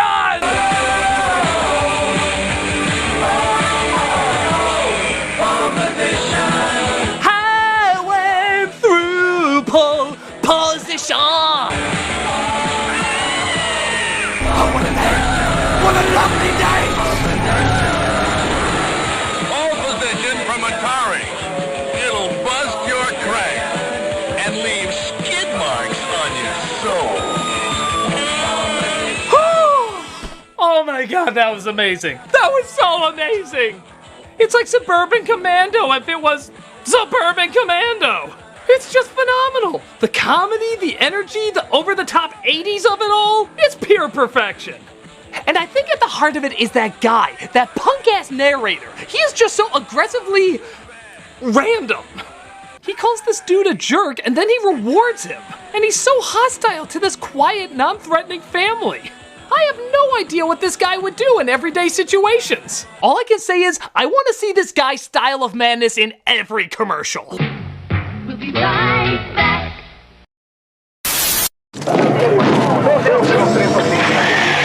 Shaquille O'Neal, a.k.a. Shaq! Well, anything with Shaq's name on it has to be of quality. The Carnival 30-minute tour. Go big at JCPenney. For the age of beer, I got my mojo going strong. Boom! It's the award-winning Medea vodka with the world's only personal programmable LED display on the bottle. Nah, I guess you need some vodka after watching his movies, as well as some choice words written in lights. What will your Medea bottle say? Okay, so what do we have this time? This is your target! Introducing Shaq Fu. Ah yes, the palate cleanser after watching Kazam. Lethal weapons! Like what? Enforcer of justice! Register! What's even up with this guy? It's like he's so ashamed to be advertising this product, his body is rejecting the idea. Justice! Register! This is Shaq Fu! It's really good! I really recommend it! Oh god, I'm going to hell! No wonder the villains in this game lost. They couldn't even understand who they're going up against. Shaq! Lethal weapons! Size 22! Alright, be on the lookout for a guy size 22! Introducing Shaq Fu, Kung Fu Shaq style. What exactly is Kung Fu Shaq style? Is it throwing all the leftover copies of Steel nobody bought while building a fort behind Pepsi cans in Allsport? Let me check the instruction book. Wow, lucky guess. This ad is every level of 90s, with its need to feel extreme! Wide-angle close-ups, Black Wonder Woman, I think that was a thing. It's funny for the time period it came out. Size 22! It's corny, but it's a lot of fun! Kung Fu Shaq style. For Sega Genesis and Super NES. New Mr. T breakfast cereal. Speaking of celebrities that were disturbingly on everything. Teaming up with Mr. T cereal. That's getting on the team that knows how. Look, they're making a tea. That means they're the cereal now. I don't know, just buy it. Mr. T is on it. Teaming up with Mr. T, golden sweet crispy teas. One bite. Look at this girl's face. That's a face that says, I'm being held hostage until you buy this damn thing. Better Morse code your way out of this one. This is also one of the few cereal commercials that included a PSA. Mr. T here, and today I'm talking school. Oh, hey, I was just kidding. They really did PSAs in these? Mr. T breakfast cereal presents Mr. T talk number 1. Don't ask where talk number 2 is. Apparently the cereal wasn't popular enough for another commercial. Which is good, because I had him teaming up with Pee Wee Herman talking about crack. It was weird. So study hard, listen to the teachers, and learn something new every day. But hell with that ad. We want the one where Mr. T keeps his lines to a 2-word minimum. Teaming up with Mr. T. It's cool. Yeah, it is cool. But after all the songs and stunts and action going on saying how amazing it is, do you have anything else to say about it? Teaming up with Mr. T. It's cool. That's literally the same recording! You used the same recording twice! You really couldn't record him just saying it's cool in a slightly different way? What do you think the story behind this is? Yeah, it's silly, but it's Mr. T silly. And that's the coolest kind of silly there is. For me, I'll always have a soft spot for Mr. T cereal and his commercial too. Teaming up with Mr. T. It's cool. Teaming up with Mr. T. I pity the poor fool. Don't eat my cereal. I'm gonna beam down to the dunes. I'll race you. Here's a bike ad from the 80s, but it's supposed to be set in the future! It's an amazing time where people can unpause footage. Mannequins of Matt Frewer wearing Luke's blast shield helmet are all the rage, and bikes are so fast they beat people beaming down to a planet. What took you so long? Yeah, pity we have nowhere to go ever since the apocalypse hit. You wanna make sandcastles again? That's all we ever do! Yeah, for a product called Street Machine, there's not really any streets to use it on, is there? But it's great down neon hallways and giant dreidels covered in saran wrap. The future! Like a lot of 80s sci-fi, if it was weird, made no sense, but was shiny. It was the most high-tech thing ever made. What took you so long? Slowest beam ever, by the way. What took that damn thing so long? Snotty beamed me twice last night. It was wonderful.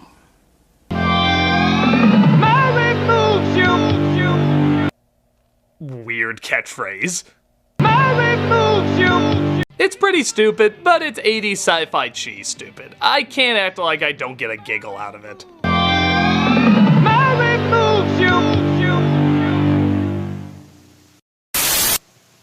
Now Skeletor charges into battle with awesome artillery. Oh, come on. That's just how Matthew McConaughey says artillery. Artillery. Stop it! Nothing except Beam Blaster. It actually fires a light beam to stop artillery. Light beam. That's a fancy way of saying we just put an awkward flashlight on He-Man's chest. And blocks Skeletor. Yeah, that's not the first time he blocked Skeletor. Remember when they both hit on Lion-O at that bar called the Extending Sword? New Artillery Beam Blaster set. The first light-action weapons ever. Surprisingly, that's not a very big deal. They're not gonna redo the opening like... And the masters of the dim reflecting hand lamps. I have the batteries! But only with a bullseye to the evil eye. You know, outsmarting those must not be that difficult. Ha ha! I got you now, He-Man! Damn your palms! Give up, He-Man! Figures sold separately. You supply the batteries. I have the power. A pretty standard commercial for a pretty standard product. I expect more from the Masters of the Universe. The first light-action weapons ever from the Masters of the Universe.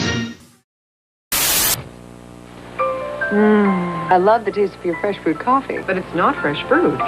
It's new Traca. Still going. Yep, most of us know the Energizer Bunny, but do you know where he started? It was actually a parody of a Duracell commercial, which had a bunch of pink bunnies with batteries going out, but showed Duracell lasted the longest. Well, Energizer shit on that noise, saying they weren't even invited to this test, and not only does their battery make the pink bunny go longer, but their pink bunny has shades.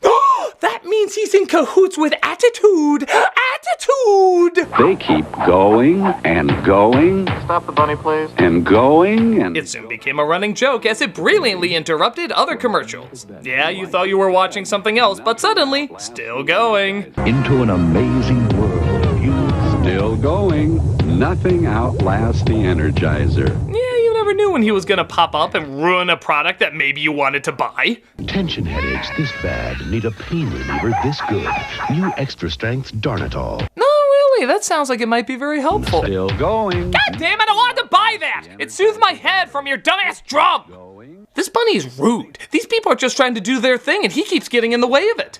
Eventually they start hiring assassins to take him out. Shit, this battery business is hardcore. Oh, Mr. Energizer Bunny, your hippity-hoppity days are over. They're pretty funny for a while, but suddenly Darth Vader couldn't even take him out. What the shit is this? There is a great disturbance in the Force. Get his battery. All too easy. Why does the Empire even need his battery? Is it like the Force because there's a positive and a negative side? This is stupid. Get his battery. That seems kind of trivial. While you're at it, close down B. Arthur's Cantina and give Han Solo a name. We are the Empire!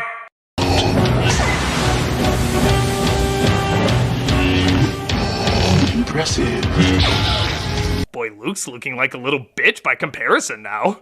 He got his ass kicked by a guy who can't even take out a toy bunny? Vader probably looks at the monkey with symbols like, Obi-Wan has taught you well. But the bunny beats him because the Empire can't afford better batteries for his lightsaber.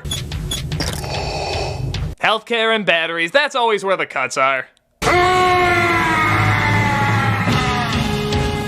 That's still more dignified than when he screamed no. They were funny at first, but got old kind of fast. Nevertheless, this bunny stayed an icon. No matter how annoyingly long, it kept going. It keeps going and going. Hi, who's this? I guess getting your nuts off didn't always have the same meaning. In this Payday commercial, a sex hotline gets probably the strangest caller ever. And that's saying a lot given this line of work. Who's this? Mel. Well, your credit card information says Frank, so I'll just call you Frank. What are you thinking about now? Something sweet. Like what? Caramel. Okay, I'll go with that. Caramel's so different. What would you like to do with it? I'd cover it with roasted peanuts. Did you say roasted penis? No, roasted peanuts. Oh. Am I getting punked by George Washington Carver? Who's that? He was a guy who did a lot of things with peanuts. Tell me more. Who are you? Roasted peanuts and creamy caramel? Wow. You're making me so... Confused, concerned, confused. hungry. What you want is a payday. I guess we'll accept this as going well. What a weird-ass ad. It's very clear why this guy needs to call a sex hotline, but why the hell is he wasting his time talking about paydays? Christ, imagine if he came up with another type of candy. A dumb ad with a dumb setup and a dumb punchline leaves only one conclusion. This is pretty dumb. You're making me so hungry. What you want is a payday. There's your lacing full of trouble. Here comes trouble. Hey kids, ever wanted to cuddle up with a toy that looks like the butthole monster from The Wall? Your mouth says no, but your nightmares say yes. Need a little giggle? Chubbles giggle at just about any change of life. That's giggling, huh?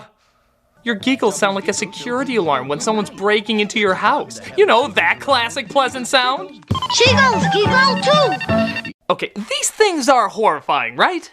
I feel like only David Lynch's kids would find these adorable. To the rest of us, they're uncomfortably disturbing. It's like what Nell sees when she's trying to sleep in The Haunting of Hill House. It's fun to have a Chiggles around, because Chiggles giggle at most any sound. If not, these things will scare you into sleep paralysis. Chubbles and Chiggles, perfect friends for you. Cause when Chubbles giggles and Chiggle, Chiggles giggle too. Chubbles and Chiggles are also 2 STDs you can get if you're not careful. I don't like these things at all, and the ad doesn't make them any less menacing. Just get away from this shit as quickly as possible. Chiggles giggle too. Each sold separately from Animal Fair.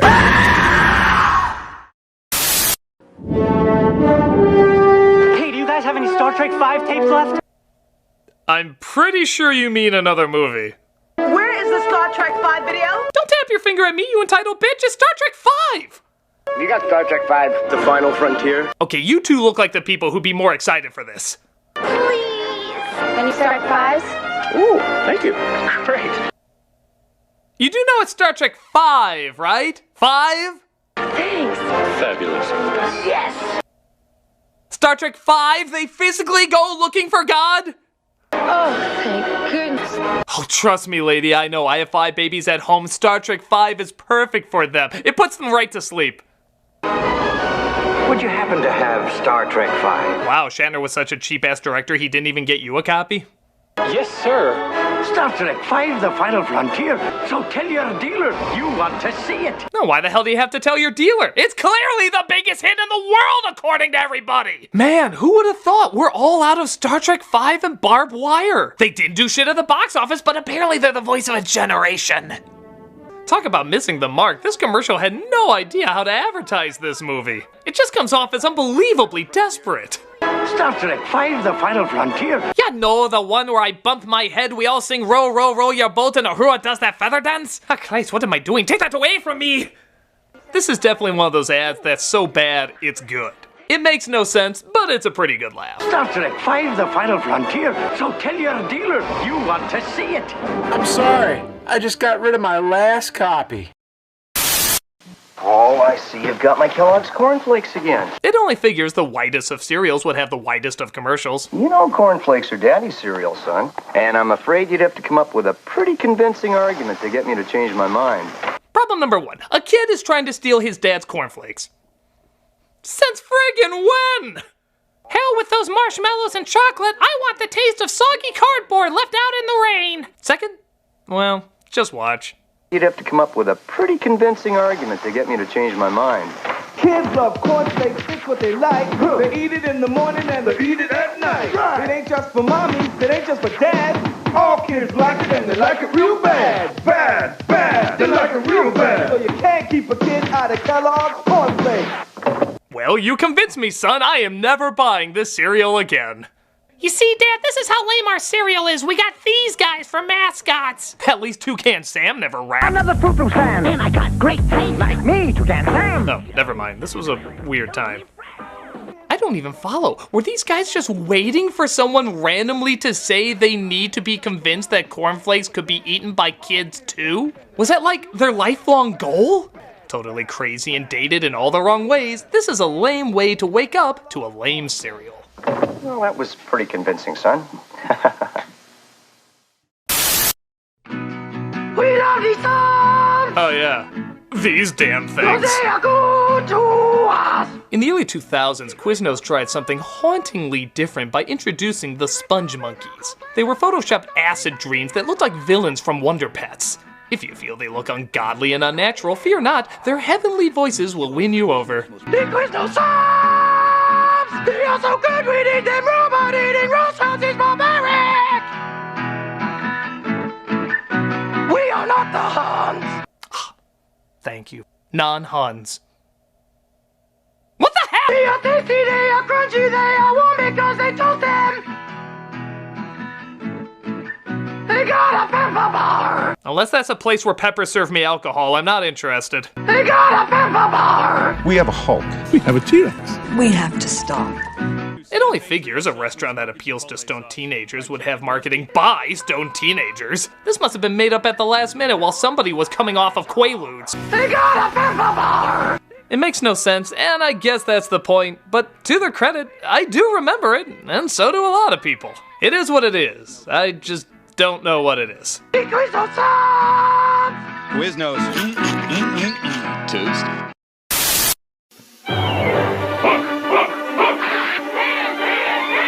Like any hit movie, Hook had action figures to sell, and they had commercials to go along with them.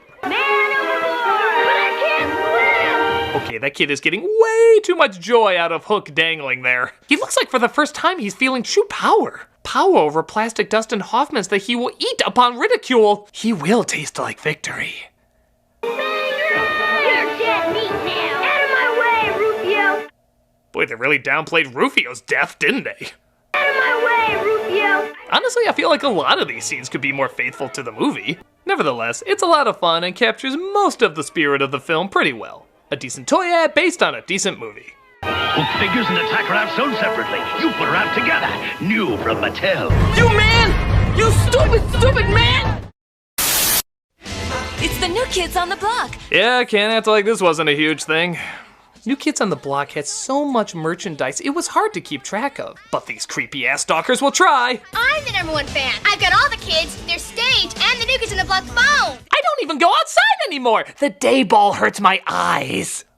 Gotta love it when the New Kids actually made it into an ad themselves. 24 hours a day on our brand new hotline. Just pick up your phone and call us on 1-900-9095-KIDS. These guys must have graduated from the Nottingham School of Acting because their acting is just being Nottinghams. Look at me, I'm nodding. I'm nodding on the phone, girl. Woo! That's right, I'm nodding. We're both nodding. Isn't that something? I'm nodding like a dog. All right, I'm serious again, I'm deep. But the best of these ads are the ones that pin the fangirls against each other to see who's the scariest. Who's their #1 fan? I'm the #1 fan. I've got all 5 concert kits with all 5 personal interview cassettes. I've got all 5 concert kits with their cassettes and the New Kids stage. I'm the #1 fan because I'm gonna pay for all their unemployment bills when they're not popular anymore. That's not just dedication, that's practical. Seriously, how far can these obsessions go? Who's their #1 fan? I am! New Kids on the Block concert kits come with cassettes. A little obsessive, but I guess that was the intent. This ad did a good job making sure everyone tried to be their #1 fan. Stage, hang and loose kits, and accessories sold separately. Terminator's back. Yeah, remember when Hard R films had kids' toys? How did Batman Returns get in trouble for having Happy Meals and yet a movie with countless impalings had these at every Toys R Us? What can we say? We thought the sequel would be more for kids after seeing the first one. A family product. Fight evil with this mobile assault vehicle. Yeah, remember that from the movie?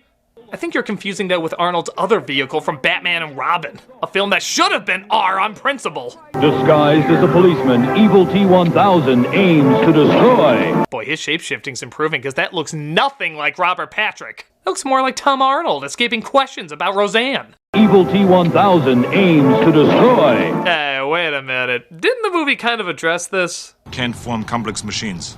Guns and explosives have chemicals, moving parts. It doesn't work that way. Bullshit! Kenner disagrees. He can totally do that now. I think it'd have to be, seeing how his stabbing weapons look like a melting Washington Monument. Terminated this time. Here's another one that's kind of cool. Actually pumping Arnold up with human flesh over the endoskeleton. Battle damage. Add flesh compound. Terminator created. There is one drawback, though. Terminator. I'm back. I don't think you're ready to fight yet. Arnold still got clothes before kicking some ass. Granted, you might be looking for a lot of these looks, but you know, with that package, I don't think you're gonna get much. I'm as anatomically impaired as a kendo. No, well, despite not being a ton like the movie, the commercials are still pretty creative and capture the tone of an R-rated gore fest. Seriously, this is so weird. The party's over, T-1000. Adios, amigo. Or wait, was it? He said something in Spanish. I don't know. Nobody will remember it. When you're a toy company, you have to ask the question, what are girls most likely to play with? Dolls, fashion, a wizard in a bubble that can predict the future? The usual! What was that last one? Ask Xandar. Wave your hand and he speaks. Ask Xandar is a dating game. No need to rewind the video, I'll repeat it. It's a dating game about which boy likes you. Ask him, ask him. Ask Xandar. This game clearly understands every girl's need to talk relationships with a warlock. Xandar, am I going to the prom with a geek? Please say no. Excellent chance. You're going to the prom with a geek? Lord knows there's no geeks in this room. Ask the wizard another question. Do I have a secret admirer? Absolutely. He knows everything. Wave your hand and he speaks. Guess what he predicts, and the winner gets the special fortune read. You will get a phone call about this. Look at this girl's face. She isn't amazed the phone rang. She's amazed she stayed in this room so long with two nutballs listening to Plastic Gandalf. It cuts before she bolts out the room, slamming the door. Excellent chance. It's ridiculous ad for a ridiculous toy, and my prediction is this will be found at a lot of garage sales. Ask Xandar, the talking wizard game. Definitely.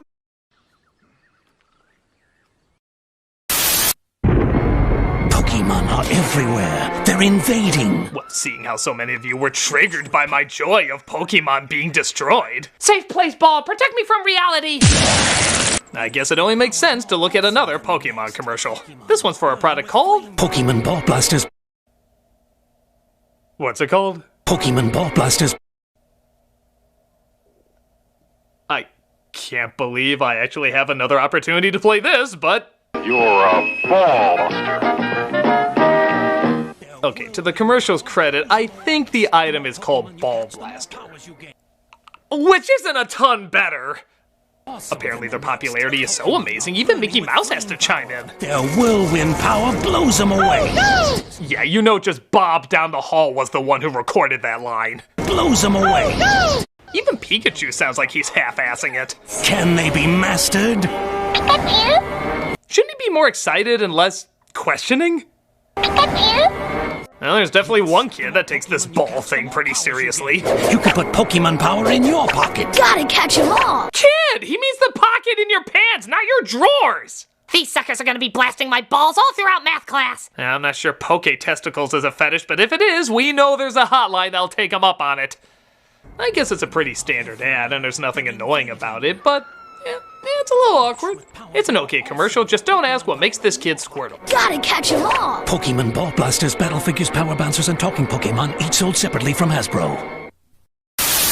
Here's an old school one, all the way from the 70s. Ah, the 70s. They knew what was sexy back then. Charlie's Angels, Wonder Woman, long hair, tight pants. For all its faults, this is a time period that knew how to be hot. So, what sizzling angle are they taking up here? There's one person nobody can resist, and that's a baby. Unusual start.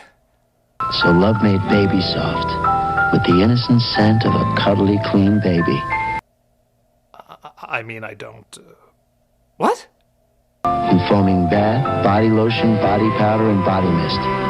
So innocent it may well be the sexiest fragrance around. Okay, alright, I'm not Jacob from Twilight. I don't look at a baby and imagine them at a bangable age. I just look at them and see a baby. That grew up very sexy. Loves Baby Soft. Love's scaring me right now. Because Because innocence is sexier than you think. I never thought of innocence as sexy because I never wanted to.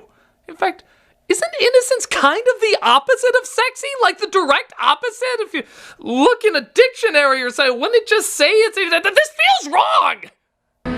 For your baby at Christmas. Wait, so now my lover's a baby, or it's actually 4 babies? Both are insanely unsettling. I just want to know what kind of creep I'm dealing with.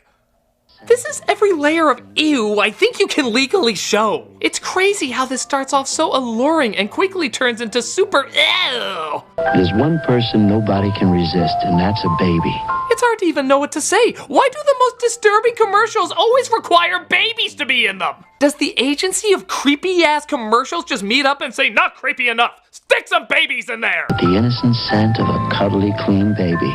This is ewy. This is so ewy. I don't like watching it. I don't like thinking about it. It's just ew. Ew, ew, ew, ew. Shame on all of you and the ew you have let loose on the world. Ew. Because innocence is sexier than you think. For your baby at Christmas. Look, if there's anything I want to leave you with before I take off here, it's that commercials can be creepy, commercials can be scary, commercials can be made by very disturbed people. We'll be right back. This is a petster. Hey parents, want to put all the hair your Roomba sucks up on top of it and say it's a pet? Enjoy. And this is the kid who got it to come. Oh, it's that kind of toy. Okay. I guess when I heard he got a robotic pussy, I should have put this together. His sister made it go right or left just by clapping her hands. Just like a real cat! Hey, Chaplain!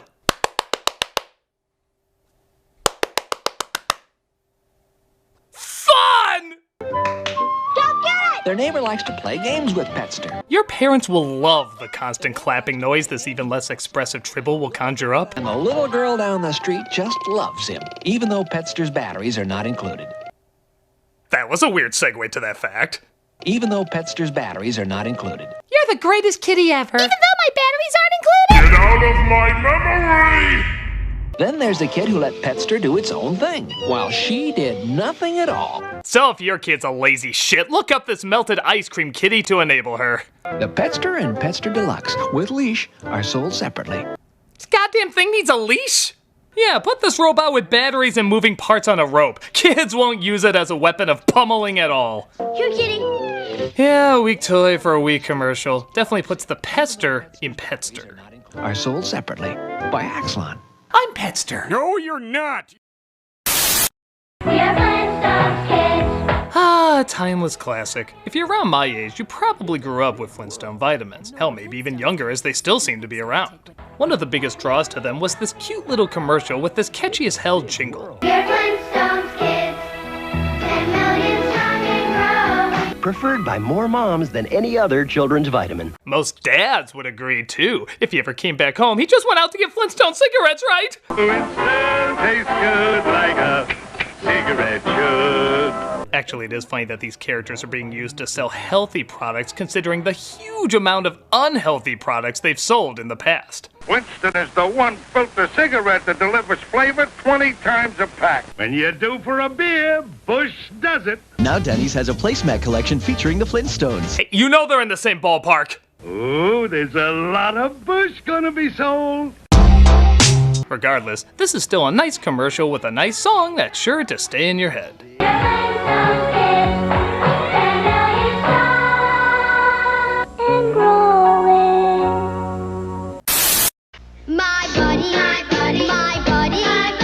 Hey kids, don't have any real friends but the internet isn't a thing yet? My buddy!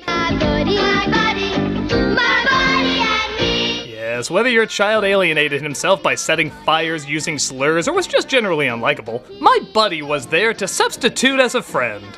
Oh, and don't forget Kid's sister. Kid's sister. Kid's sister. Kid's sister. Kid's sister. Yes, even girls need someone to drag kids around while she uncomfortably ignores them, yet forces them to watch as she plays alone. Katie, what are we doing here? Shut up or she'll hit us again. Look, Fish, that's hilarious. Ha ha ha ha! My buddy, kid's sister. Kid's sister. My buddy and me. You know, I always wondered if anybody grew up with my buddy. Like, continually grew up with him. Did anyone actually still keep him as a friend? Honestly, College My Buddy might even be more useful than Kid My Buddy. It's still a catchy song with an innocent feel, just for a weird, even kinda creepy product. My Buddy and Kid Sister, each sold separately. Give me the power I beg of you! From Play School.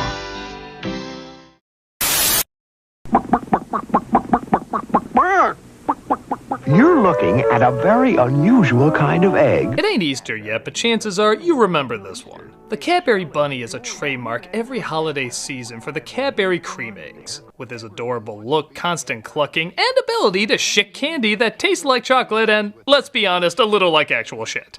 Yeah, I know a lot of people like this product, but I never understood it, especially after watching the commercials. Because let's face it, the candy never looked as good as it did here. I mean, look at that. It's like if a chocolate could have an orgasm. It looks like the tastiest thing you could imagine. The actual product? Well, I'll give it this. It does look like an abandoned pregnancy. Even when you try to do it delicately to get that slow, gooey look. It looks like Plastic Man's semen. It's like the most unappealing thing ever. Even the bunny's final cluck sounds like a warning not to buy them. Like, you'll be sorry. There was actually a controversy long ago because they made the size smaller over the years. Good! The less of this Oompa Loompa turd you can put in your body, the better. Why, they're the best thing to come along since the Easter Bunny, and when he's gone, they're gone. What's interesting is these are the American commercials for the Cadbury Bunny, but Cadbury is a British company. I'm kind of wondering what the bunny looks like in the UK. Take it easy, Mr. Mo. Whoa. Britain's bunny is a little, boobier. Haven't you heard of Cadbury's Caramel? See as the thick Cadbury's milk chocolate melts with that dreamy caramel. Take it easy with Cadbury's Caramel. Their Cadbury Bunny makes me think wrong things. Things I shouldn't do to bunnies. See how the thick Cadbury's milk chocolate melts into smooth golden caramel. For years, all Americans had was Space Jam to quench the growing bunny sex thirst. There was this treasure trove for a select audience the whole time? Hey, Mr. Beaver, why are you beavering around? That was not a mistake. None of this is by accident. I'm late for a very important date. Hey, Mr. Rabbit, why are you so twitchy? Oh, you make me want to grow genitalia to explore. You just have to take everything really easy. That mole is going to replay that 1 second in his mind every day until he dies. At ease. Here. See how the thick Cadbury's milk chocolate. This is so sexualized, yet she's talking so soothingly. She must have a sex hotline as a side job. Whether it's a cute bunny who likes to cluck or a cute bunny who likes to... Happy Snowman! These are interesting commercials, to say the least. Take it easy with Cadbury's Caramel.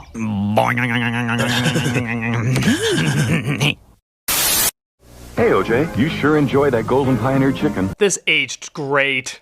Oh, yeah, I love it. If people knew this is what Pioneer Chicken meant by stop on in and get a free OJ, I don't think as many people would have dropped by. Great for relaxing with friends and enjoying Pioneer's Summer Fun Special. Yep, there was a time when O.J. Simpson was the official spokesperson for this chain. And let's just say, the jokes write themselves. Hey, OJ, why are you so happy? Well, verdict of innocent is a pleasant start.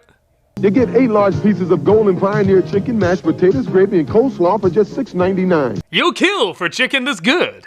And Pioneer's even got free coupons for a Universal Studios tour. Take a stab at these deals. Golden Pioneer chicken has a crispy, crunchy taste. I did it. I have more than one biscuit. Wait a minute, there's 2 of him? That completely changes everything. Open the case back up. There's new evidence, man. New evidence. It's a great way to make new friends, right, fellas? Don't steal shit from me, man. I got ways of getting you back. Well, at least you both agree on Pioneer's new buttermilk biscuits. And if the glove don't fit, it must have quit. I know these commercials were harmless the time they were made, so maybe I should look at it from the point of view of what was popular then. Like, what were some hit comedies at the time? The Naked Gun, oh Christ. Why, they're almost as good as my mama. Your mama. Yeah, they were fine for what they were, but a little uncomfortable now for what they are. Mama never told me about you. Oh, great. As if OJ isn't busy enough tracking down the real killers. Quizno Sponge Monkey's too normal for you? Maybe you should try the Good Humor Popsicle commercials. These ran from the late 90s to the early 2000s. To enjoy them is simple. Press play on your controller. Do any assortment of these drugs. And enjoy your new reality. Bird brain! It's like these were designed to be the trippiest ads ever, usually having one kid lick the product, some freaky shit happens, and then the dog always like, "You're so friggin' high." What the shit? My sock. What the shit? Fetch, Duke. Nice throw, doofus. I can't. Anything. The colors, Duke! The colors! I'm colorblind, kid. Now in 3 flavors: LSD, tripping balls, and watch the scene from Pulp Fiction to bring her back! Shannon! Shannon, can you hear me? And what brilliant catchphrase do they have to end every one of these on? Popsicle! Ho-ho! Yeah, every single one of them ends that way. Popsicle! Ho-ho! Popsicle! Ho-ho! Popsicle! Ho-ho! It's like ending your commercial with, How the hell did that meeting go? I can't act like they're not imaginative or memorable. They're just friggin' bizarre. What can one say but popsicles? Popsicle! Ho-ho! From Good Humor. Phase. So I don't usually do commercials from Egypt, but trust me when I say this one deserves the attention. It's for a product called Panda Cheese. Sounds harmless enough, but their ads are uniquely intimidating. It usually starts with 2 or more people, one of them asking if the other can get some Panda Cheese. When the person declines, this happens. Just you know why.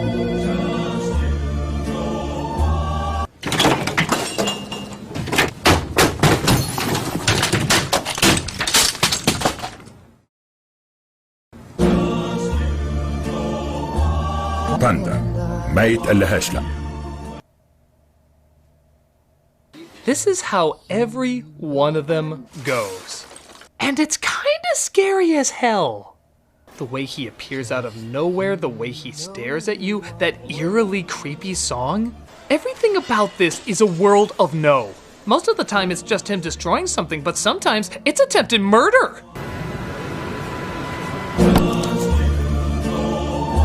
Jesus Christ, Bear! Even the music they play. I'm sure originally when this was written it was a nice, soothing song, but here it's terrifying. Listen to it. Against this imagery, tell me this isn't the most horrifying song you'll ever hear. Just you know why.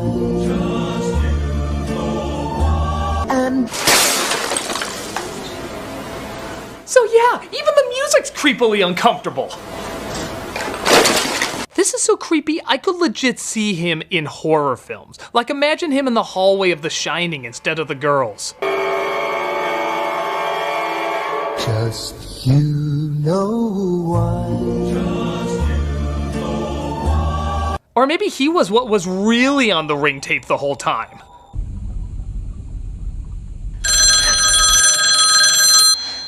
Just you know why. It's terrifying. This thing deserves his own creepy franchise. I stacked up on a shitload of Panda Cheese products just so I never run the risk of ever seeing this thing. So, I guess it's effective. Just too effective if you ever want to sleep again. It's a good ad, but maybe a little too good. Just you. باندا ما يتقلهاش لا. Switch on Chargertron. Ladies and gentlemen, the coolest song you will ever hear for a toy commercial. It's called Chargertron, and I have no idea what it's supposed to be. A Transformer Hot Wheelosaur? But it doesn't matter, because the song is amazing! Switch on Chargertron, robots like you've never seen. Switch on Chargertron, supersonic machines. It's like we're in a parallel universe where Devo wrote commercial jingles for confusing toys. Switch on Chargertron, always changing, rearranging. He's surprising. He's disguising. Everything about it is a paradox. It's so lazy, yet so epic. The singer's clearly disinterested, yet that sucks me in even more. The song literally sings about what this thing does, and I'm still not sure exactly what it does. Rev the meter till it's red. Launch out the tracker. Switch on Chargertron, now it's an attacker. Switch on Chargertron, always changing, rearranging. He's surprising. He's disguising. Chargertron. You must charge it. Charge it good. Want more proof this was a weak Transformers knockoff? Listen to their names. There's Protagatron and Antagatron. Yes, right next to the Autonauts and Deceptonauts. But it doesn't matter. That song is phenomenal. It could be played for anything and it would sound amazing. You could do everyday activities and it would sound epic as shit. A cheap toy, an okay ad, but one hell of a cool-ass song. Each sold separately from Buddy L. This is the Noid. Sometimes younger people ask me why certain things caught on. Once in a while I have to say, I have no goddamn clue. The Noid commercials for Domino's Pizza is one of those times. Animated by the late great animator Will Vinton, it always was impressive on a technical level, but I just didn't get it. What was the Noid? Why did he want to ruin pizzas? Why is he dressed like he's ready to lure children into his van? And obviously the biggest question out of all the pizzas to ruin, why Domino's? Isn't that already pretty ruined pizza? A Noid hates hot quality pizza. He loves to make your hot pizza ice cold. So he doesn't need to stop by this place often. I mean, if your pizza's glowing, there's clearly something wrong with it.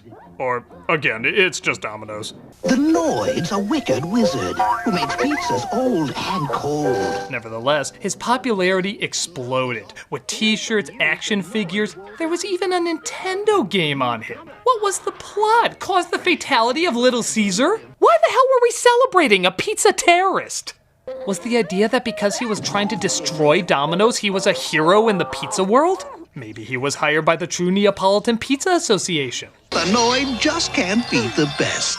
Domino's Pizza. Domino's, named after hard objects you're not supposed to eat, but accidentally did at some point. Hopefully when you were younger. I don't know why this was a thing, but it was animated nice and I guess harmlessly silly. Again, if you keep your kids far, far away. Either. Avoid the Noid. Domino's Pizza delivers. Call now. Perhaps it was the Noid who should have avoided me. It's the new Star Wars lightsaber. You can pretend you have powers when you... Okay, those are condoms. Ready to feel the force? Close your eyes and go! None of those words should be said in this situation. I know there's been variations on lightsaber toys over the years, some better than others, but you could literally find your dad's Trojans and slip them on a flashlight to get the exact same effect. This is very uncomfortable. You passed the test! Jimmy, Mom says I'm not allowed to be in the same room with you when the lights are off again. Especially with these toys. Switch on your Star Wars lightsabers. Zap! The force is with you! This looks like the last thing I ever see before a cult kills me. When you switch on Kenner's Star Wars lightsaber. You sure this wasn't Spaceballs merchandise? Shit! I hate it when I get my Schwartz twisted. Inflation required, batteries not included. That kid is like, yeah, this'll be the size I'll need one day. The Star Wars lightsaber, new from Kenner. Yeah, the commercial standard, but these things are uncomfortably weird. Kinda like how Star Wars would become the more I think about it. Star Wars lightsaber, balloons not included. The Force is limp with this one. Talk to your aunts. This is an ad for a game version of Cliffhanger, the old Sylvester Stallone movie. You wouldn't think you could do anything that crazy with it, but it gets pretty out there pretty fast. So, I hear your grades stink. You don't look healthy. Eat a roll. Eat a roll. Eat a roll. As anyone who's seen Cliffhanger knows, all conflict is 100% role-based. I will not settle for discount clearance Kaisers! It ends with him out of nowhere swinging on a chandelier and shouting one of my favorite out-of-context lines. Eat this, you greedy sucking dog! There is no argument for not loving this. It's super short, but it goes batshit so fast, it's hard not to get a laugh. Eat this, you greedy sucking dog! I think I like to see Stallone say this line not just in Cliffhanger, but any movie where he finishes a guy off. Eat this, you greedy sucking dog! Eat this, you greedy sucking dog! You killed innocent people. The means to an end. You started a massacre. I caused the revolution. Eat this, you greedy sucking dog! But they would all have to end with an old lady being force-fed a roll. It just feels naked without it. Pretty silly, but pretty funny too. This is always a good combination with anything Stallone-related. Cliffhanger from Sony Image Show. Sure, it's just a game. It's an alien. No kidding. Where? If anyone is wondering who came up with a sitcom around a dick-nosed moldy Muppet, it was this guy. The colors, Duke! The colors! The thing is, Alf was a weird creation, and he's made even weirder by these kids' reactions to him as a toy. All of them just look uncomfortable. He's debonair, and yet fuzzy. Okay. I mean, this whole cat thing's been blown all out of proportion. What he did to the cat, how many kittens are his, it doesn't matter. My parents just don't understand our relationship. What are these kids doing with this doll? Again, with a nose shaped like that, I don't think it's wise to leave it to the imagination. As we see in this other commercial, kids that play with Alf are many flavors of odd. And when he looked up, he saw the man with the eyes. Weird! That's as creepy as the man whose hands had fingers. What story was that? And now it's his turn. It all started back when I was a kid on Melmac. The Elf doll at least talks in this one, so we can better understand why these commercials are just so darn uncomfortable. Let's be honest, it would explain why everybody was so off in these commercials. They're weird and awkward, but I guess I wouldn't expect anything else from Alf. Storytelling Alf. Extra cassettes sold separately. Batteries not included. New from Coleco. Kill me!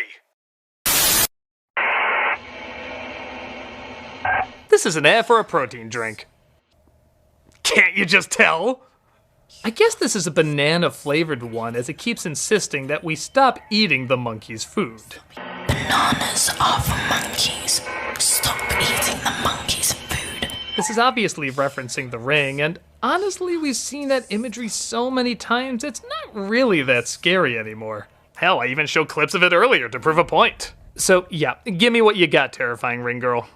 Humans, you must stop. Yeah. You must stop. Now. Yeah, long hair, backward movement, seen it all. Stop eating the banana after working out. Stop eating the monkey's food. I know Max has twice the carbs and 20 times more protein. Stop eating my food. If you disturb easily, warning, these are from Britain. Yeah, Britain's PSAs in the last few episodes I've done have gained quite a reputation of being unpleasant, to say the least. So let's see how this latest batch goes over. If you hit me at 40 miles an hour, there's around an 80% chance I'll die. Charming.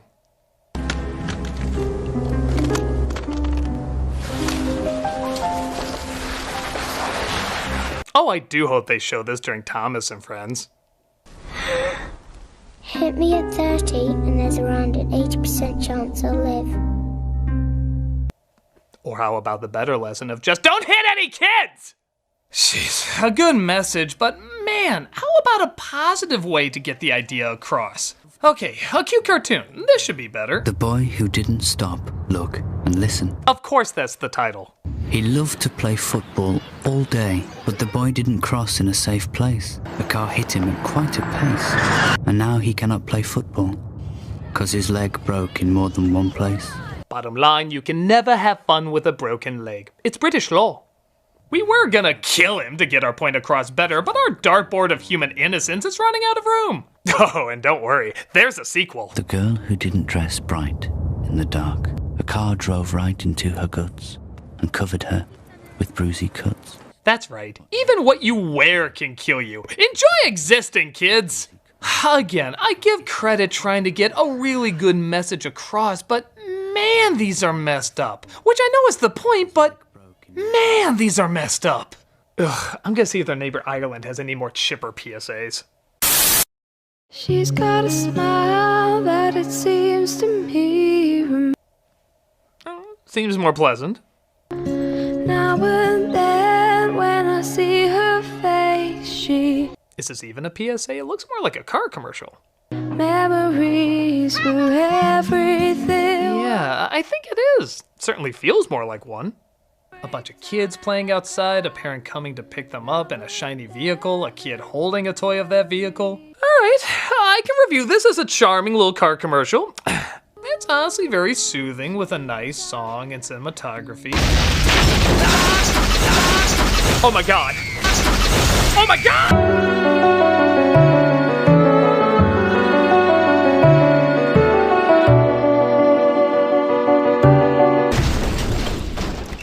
Since 2000, speeding has killed a classroom of our children.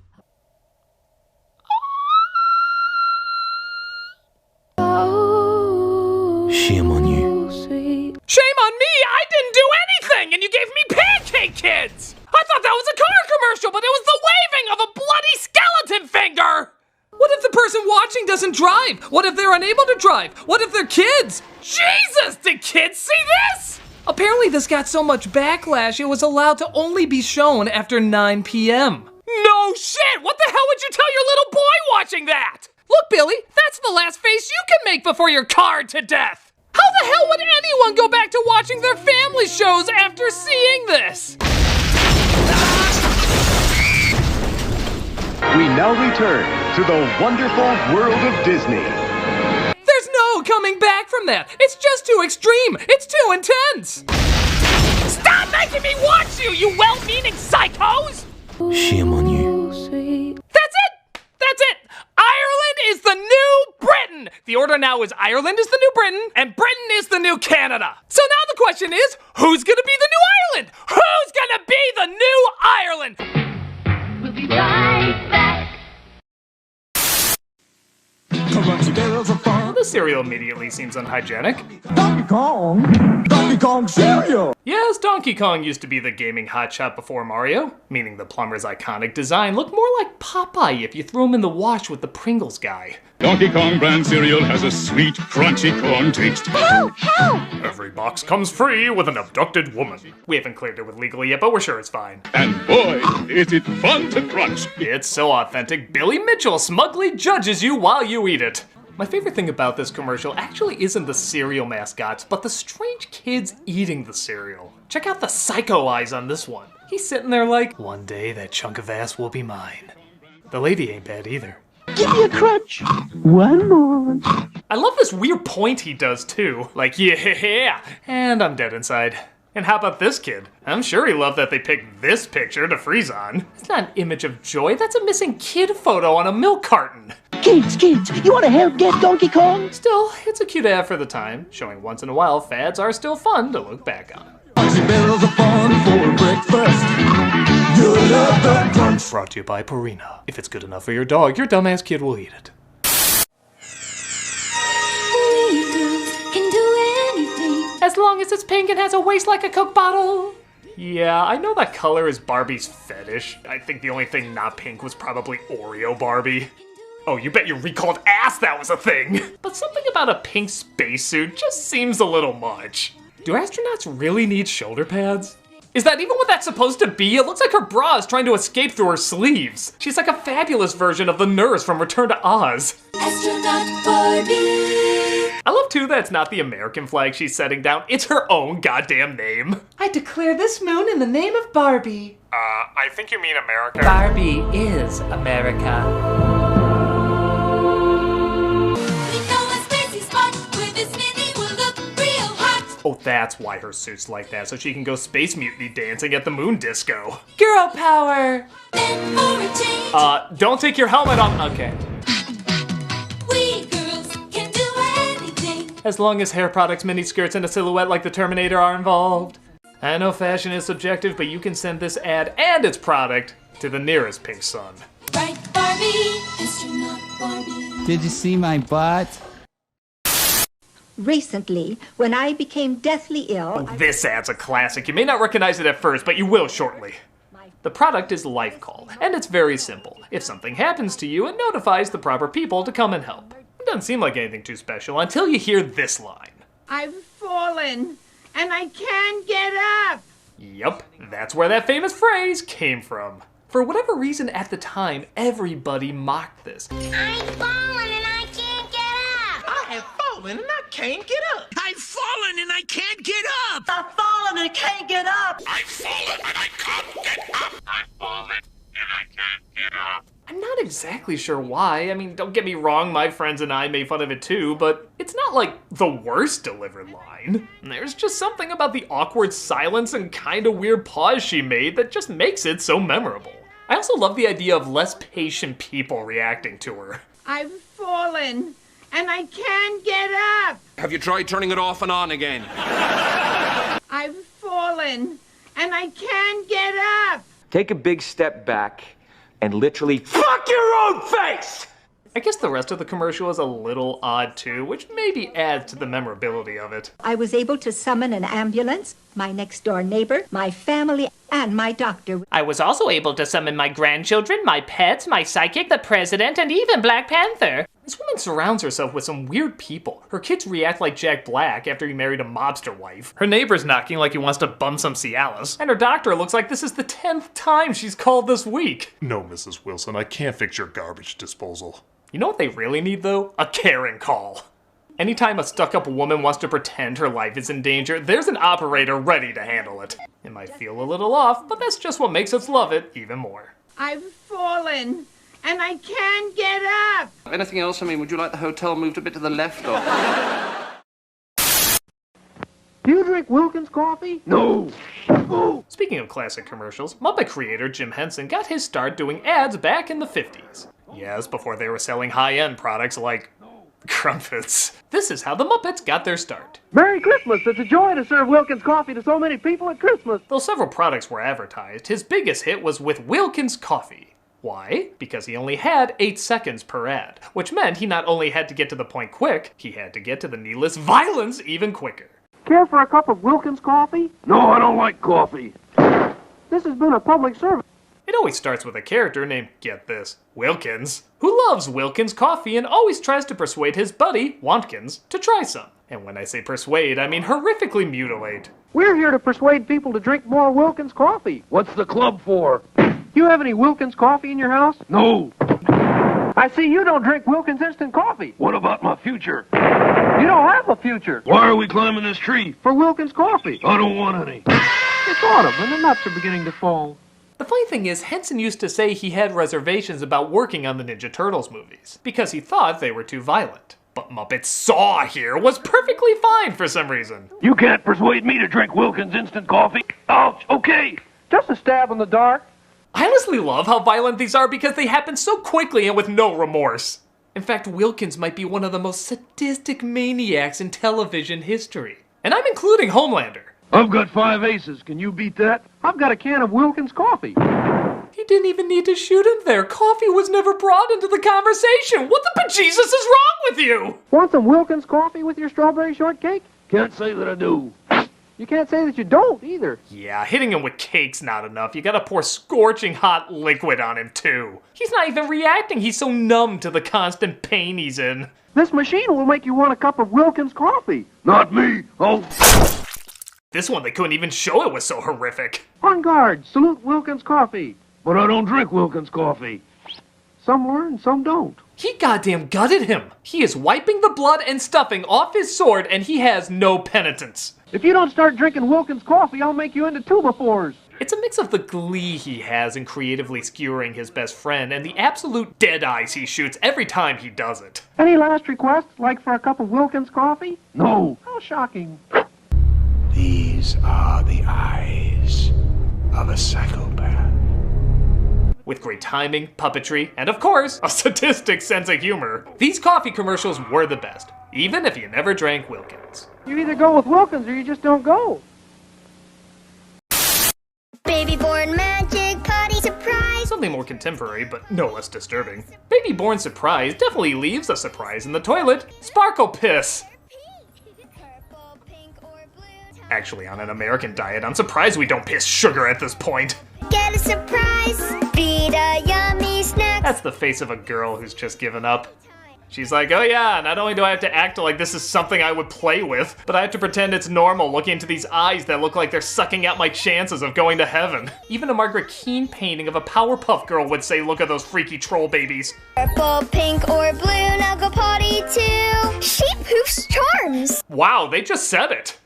We've talked about toys before that show don't tell, but they straight up say they poop charms. No wonder their eyes are so big. If I found out I could ship baby's first Tiffany's, my eyes would be bulging out too. Potty surprise, peas glitter, and poops charms. That's a conversation starter. Where'd you get that bracelet? Up my doll's ass. I'm going to this side of the room now. Baby born magic potty surprise, poops magic. Yeah, nobody should poop magic unless you're a unicorn, leprechaun, or prince. This ad's disgusting. I'm moving on. Peas glitter and poops charms with 30 surprises. Dolls each sold separately.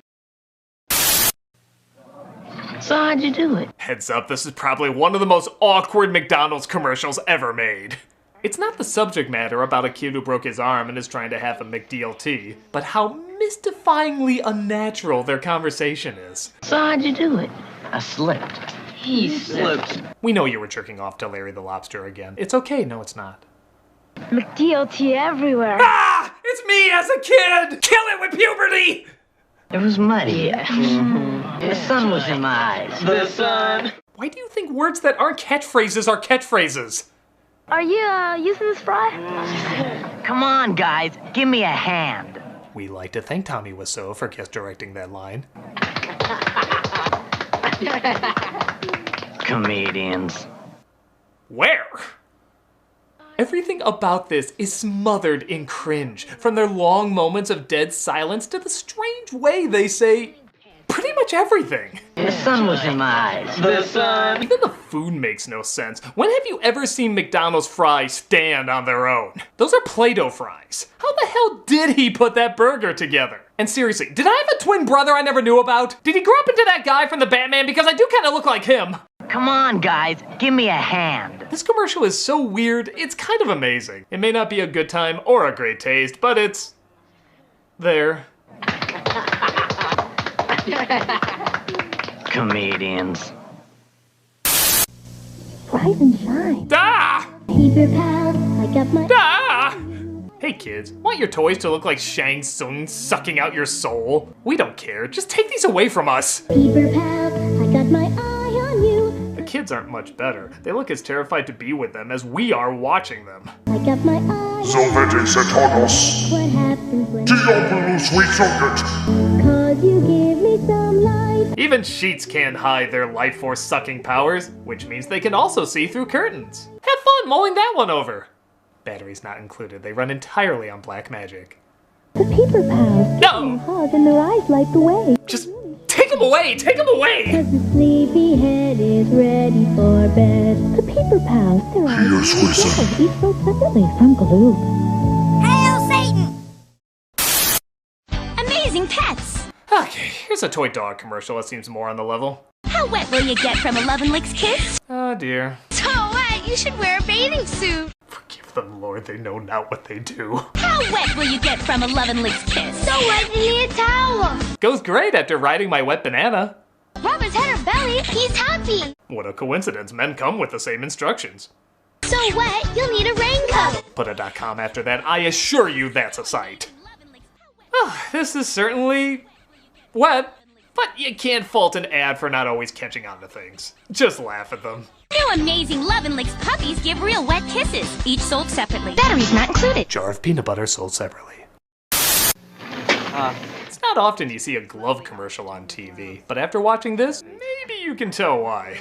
I was gonna say it starts off innocently enough, but as you quickly discover, nothing about this is innocent. I need some gifts for my girlfriends. Girlfriends? How many? I have 8. Wow, you're a liar.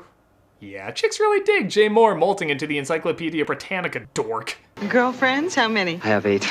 I find that a little hard to believe. Well, one of them's my mother. Step away from the creeper.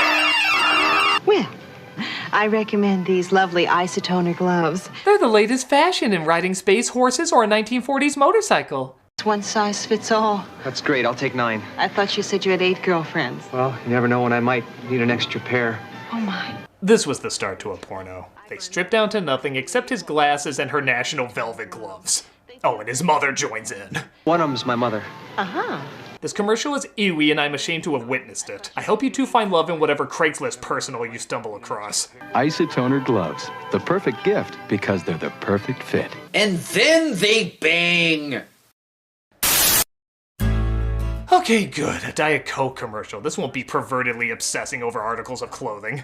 When we first started going out, she'd wear really sexy underwear. Coke, whatever you're trying to do, you're doing it wrong. Like you see in underwear ads.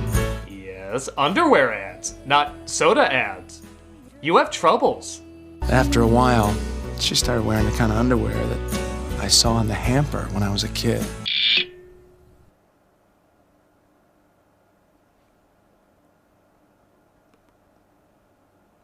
No, there's no way for that to not sound creepy. The kind of underwear that I saw in the hamper when I was a kid. Like the kind my hot mother and or sister wore. By the way, drink Coke. But only Diet Coke. Real Coke is for pervs. There's something oddly reassuring about thin, washed-out cotton underwear with little yellow flowers. Maybe for you, Ted Bundy, but your hopefully girlfriend and not twin is looking at you like, why is he smelling my panties saying mommy more artificial sweetener? What the hell kind of creepy ad is this? Was the pitch meeting as friggin' awkward?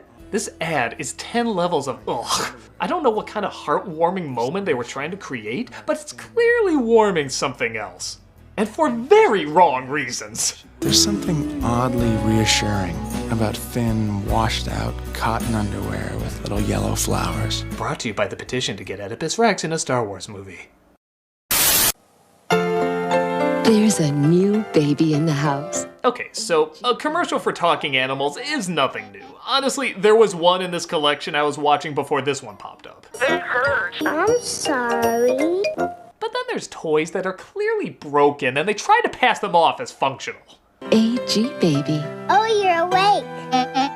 And this baby can talk in Baby Bear Talk. Yeah, that's it. Baby Bear Talk. It's not like the manufacturer slammed this thing against a wall saying work Dan, you work, resulting in inaudible beeps that sound like Willy Wonka's computer. It's just bear talk! She has her own diaper, and she starts to talk when you rock her. What friggin' bear beeps? I missed that part in The Revenant where Leo fought off a roaring alarm clock. AG says your baby needs her diaper changed. Girl, the only way you can see that as talking is if they're drunken drive-thru attendants. Oh, you're awake. Your baby needs her diaper changed. How do you know what she's saying? I'm her mother. I'm also blitzed! It was a good try. Actually, no, it wasn't, but it was a try at a pathetic product. AG Bear and AG Baby, each sold separately. Listen to Remco's Baby Laugh-A-Lot. This ad's been getting some attention over the years. In the 70s, someone thought giving Rosemary's Baby a voice was a good idea. But it backfired when not only did this thing look like it ate your little brother and wish you had a bigger family, but they gave it the most haunting laugh.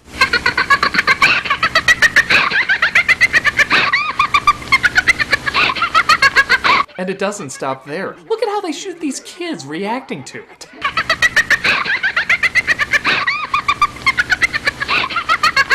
Okay, Susie, I want you to turn your head like you're hearing an adorable laugh, but you're also the village of the damned.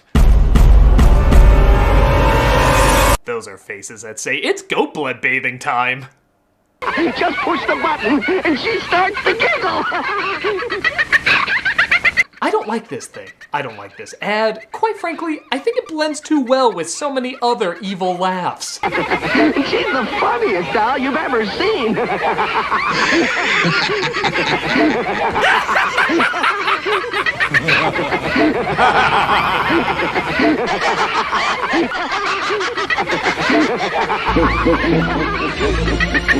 Baby laugh a lot. Hi, Remco.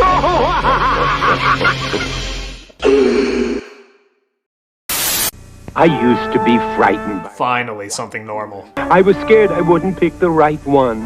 Luckily, I did. Bet you didn't know Vincent Price was a furry! Yeah, maybe you did. Now just imagine him doing Thriller in a recording booth looking like one of the Coca-Cola bears, and nobody dares ask him why. Sun Country is a blend of premium white wine and real fruit juice. And in case you're wondering, no. There is absolutely no reason for him to be wearing this. It's for Sun Country wine coolers. You literally can't get any more opposite of that than this. Even the organ music and Halloween theme, it connects to nothing. This is the most random shit you could ever compile. And it's not like Vincent Price just did the voice. No, he gladly reveals he's in that costume. Like, this is just Wednesday for him. My guess is he insisted on being in that thing just because he's Vincent Price. It's odd and raises a lot of questions, but hey, I'd be more concerned if something with Vincent Price didn't do that. You'd better sleep with your lights on.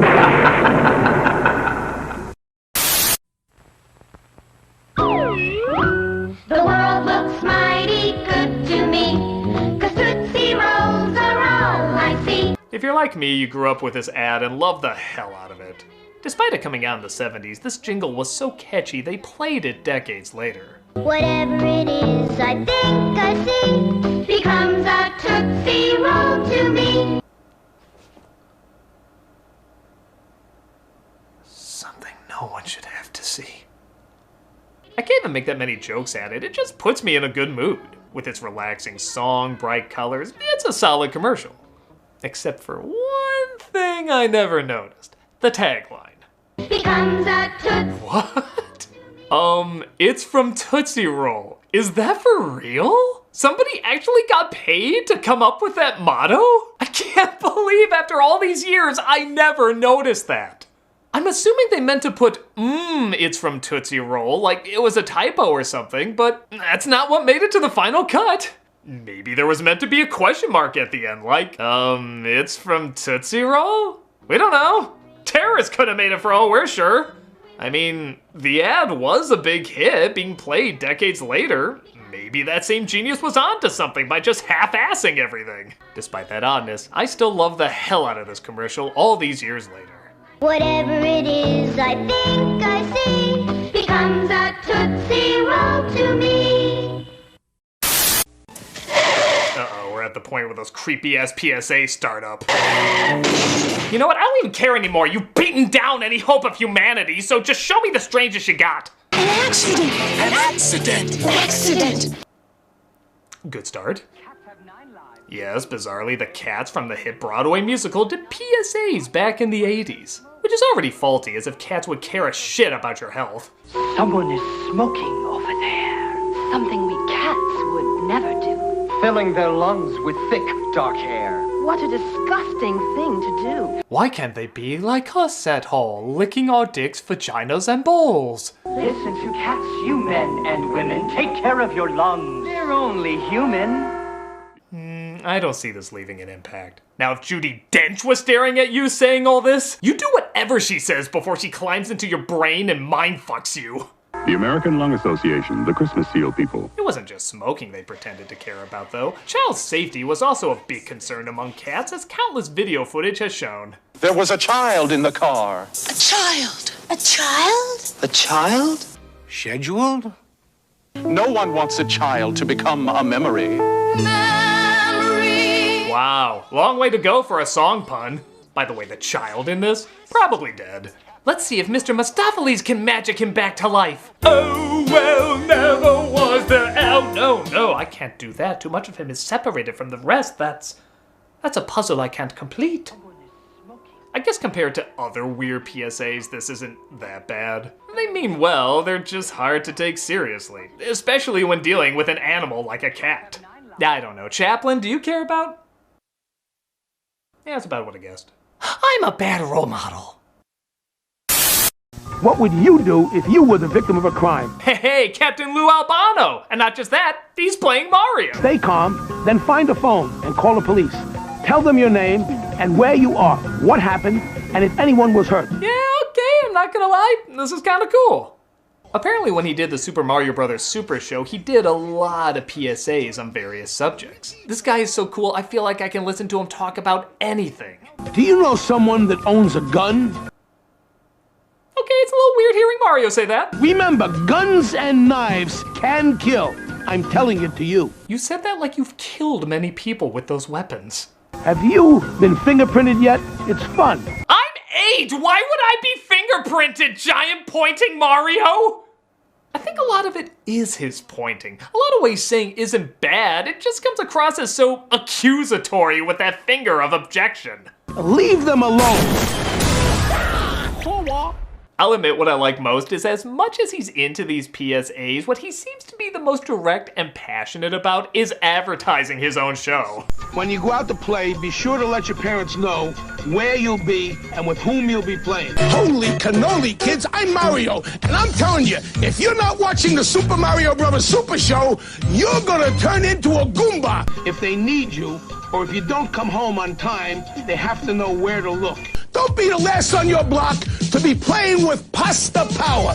I know different amounts of energy I require for both. It's just funny to compare them. We're gonna kick some Koopa. Woo! The Super Mario Brothers. I also love that they forget to edit before he breaks character. Woo! He's like, okay, get me a smoke. But by far, the one everyone remembers the most, big shock, is the drug PSA. I'm Captain Lou Albano talking about drugs. Kids, don't be afraid to say no. Remember, don't be afraid to turn to your priest, your rabbi, your minister. I thought they were just used for starting dirty jokes. Because drugs can kill. And if you do drugs, you go to hell before you die. Did I say the gun thing was weird to hear Mario say? That was 2 minutes ago when I was naive and innocent. What the hell, Nintendo mascot?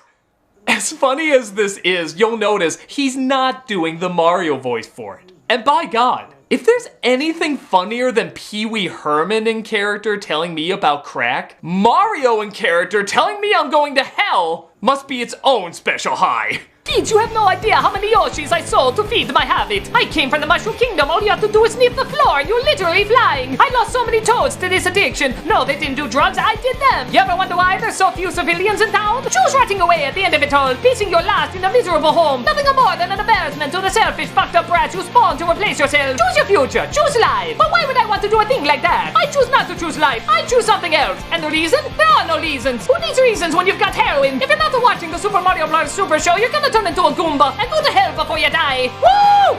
Captain Lou, I love you. And I love these PSAs. They are mad uncomfortable, but that's why I love them. God bless you, sir. You are the best Mario to ever tell me I'm going to hell. Remember, guns and knives can kill. I'm telling it to you. I am the spirit of dark and lonely water. Okay, I guess this is the big scary one that a lot of people were sending me. It's called Lonely Water, and it's narrated by Donald Pleasance, who plays an evil Grim Reaper character who traps and kills kids in unsafe areas. It's certainly eerie. And this is the kind of place you'd expect to find me. The boy is showing off. The bank is slippery.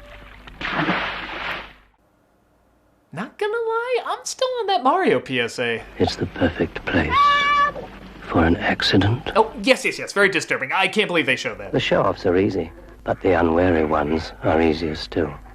And if you do drugs, you go to hell before you die. Sorry, continue. This branch is weak, rotten. It'll never take his weight. Yeah, the twerp had it coming. At least he didn't do drugs. He'd be in hell before he died. Under the water there are traps. Old cars, bedsteads, weeds, hidden depths. I know this has all the check marks to creep me out, but I'm still thinking about Mario telling me I'm going to hell. That's surprisingly staying with me more. Even though it was freaking weird, it still felt genuine somehow. Maybe it doesn't always have to be big scares, it's just the little things. Ready to trap the unwary, the show-off, the fool. Yeah, sorry. This is well made and disturbing and all, but I think the country that had the most disturbing PSA this year is the Mushroom Kingdom. I just don't think we're gonna top that. I'll be back. Yeah, you'll haunt my nightmares. Don't worry, Captain Lou, I will never do drugs. We'll be right back.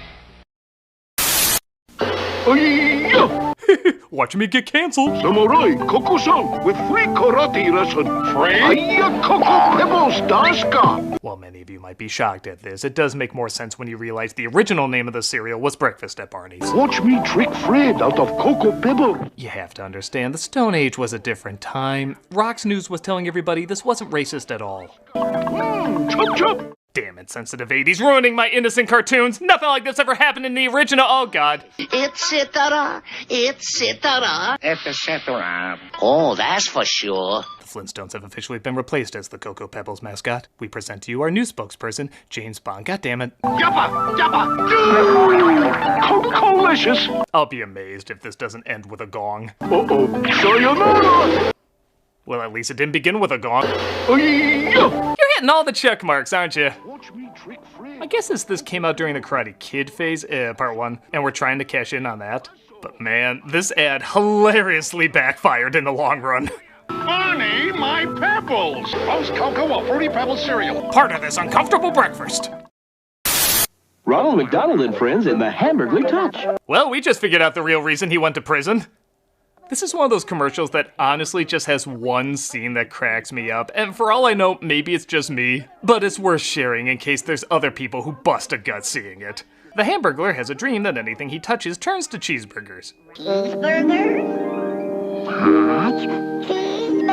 Cheeseburger. Cute, whatever, but then it leads to... Grab a big cheeseburger. Don't touch Grimace. Oh my god, that is my everything. The image of an escaped convict going up to Barney the dinosaur's clitoris and a scary clown covering his junk saying, "Don't touch Grimace," is top 5 funniest things I've ever seen. Don't touch Grimace. Top 3. It also doesn't help that Hamburglar's voice sounds like a perverted Buster Bunny.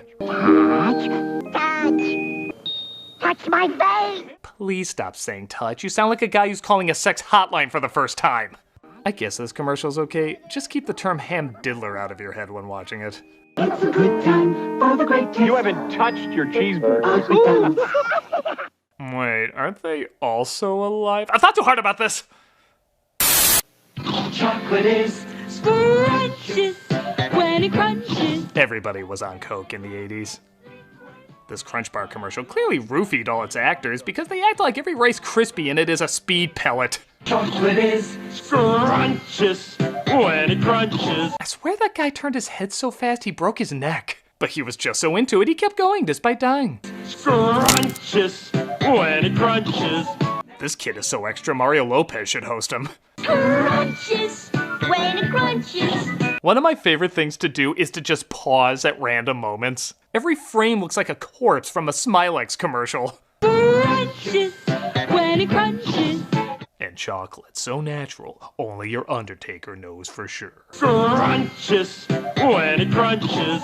That term sounds familiar too. I wouldn't be surprised if a scrumdiddly lawsuit is in the near future. I shall forfeit all rights, privileges, and licenses, etc., etc. No, really, what is up with this kid? That's why I love Nestle Crunch.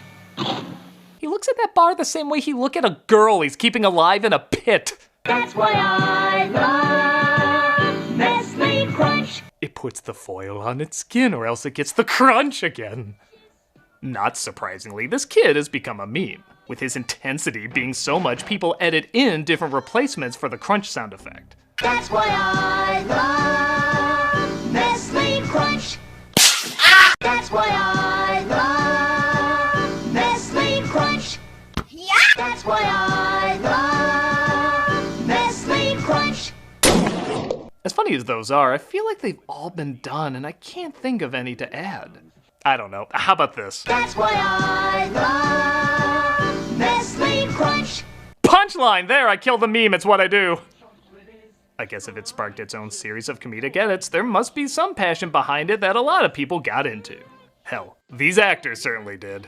That's why I love Nestle Crunch. Good day, sir! Have a cookie. What, the scientifically proven fuck? A munchy monster cookie. Do you shove those in their mouths before you drag them to your windowless van? This is an ad for monster cookies. And I guess on paper this idea's kinda cute. A monster giving kids sweets to munch on. The execution, though, pretty terrifying. Have a cookie. A munchy monster cookie. The looks on these kids says it all. They're just playing around and then suddenly they're like, is this how I die?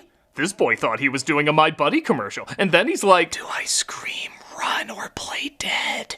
I'm pretty sure they cut before this girl started gagging on hers. Every one of them looks like a last known image on an FBI's missing list. I feel like this was an Operation Cookie Monster was setting up.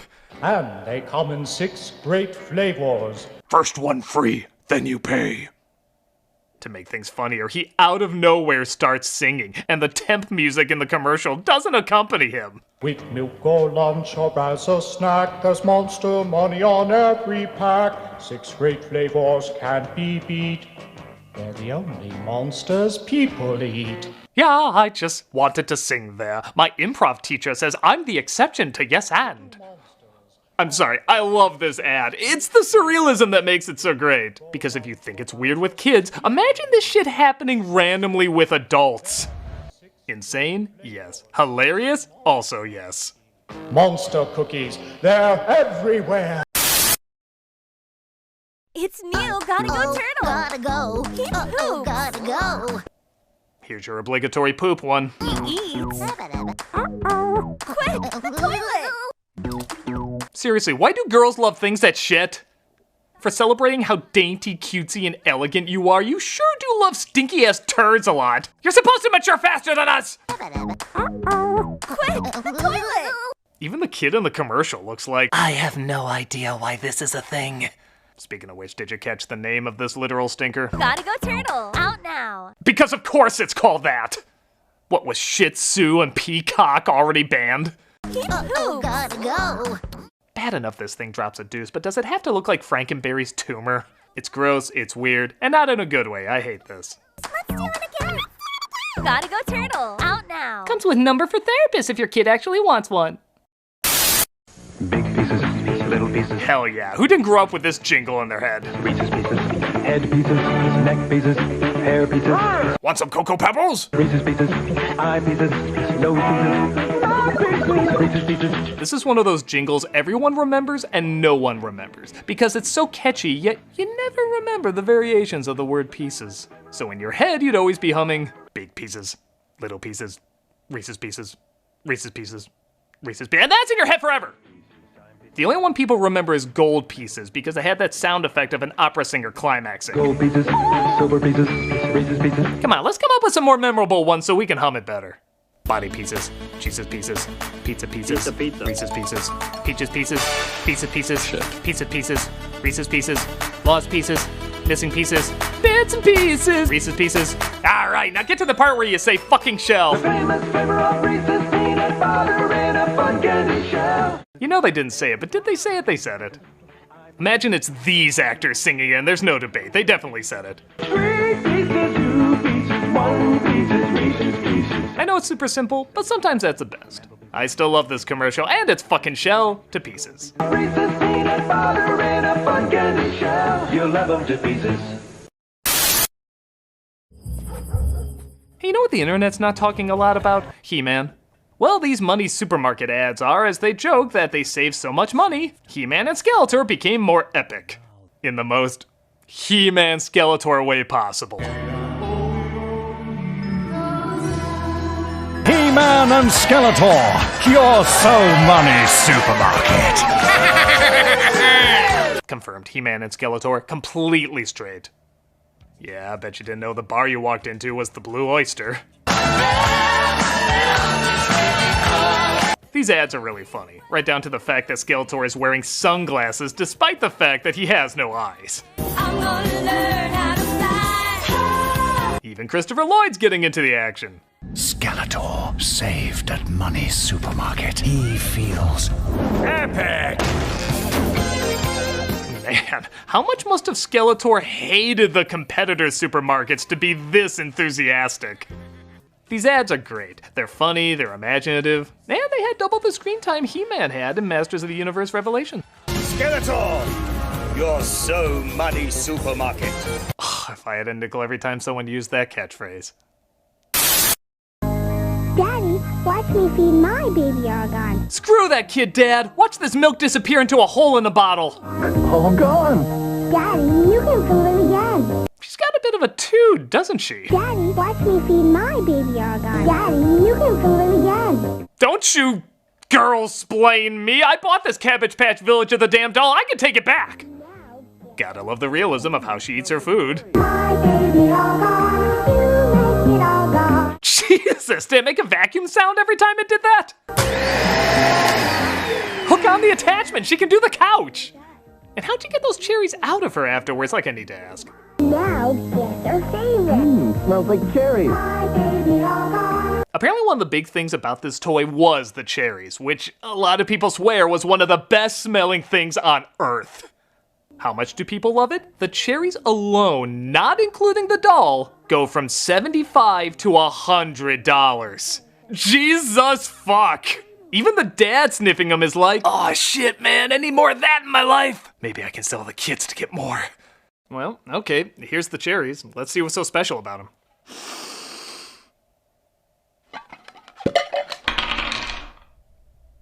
I knew it. An odd commercial, but clearly got the job done and left a big impact.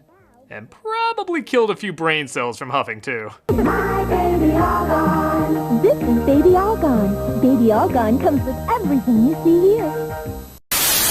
We went on a Disney cruise with Mickey and Goofy. I guess there's a rumor this Disney Cruise Line commercial was banned shortly after running. While I can't find any confirmation for that, it honestly wouldn't surprise me.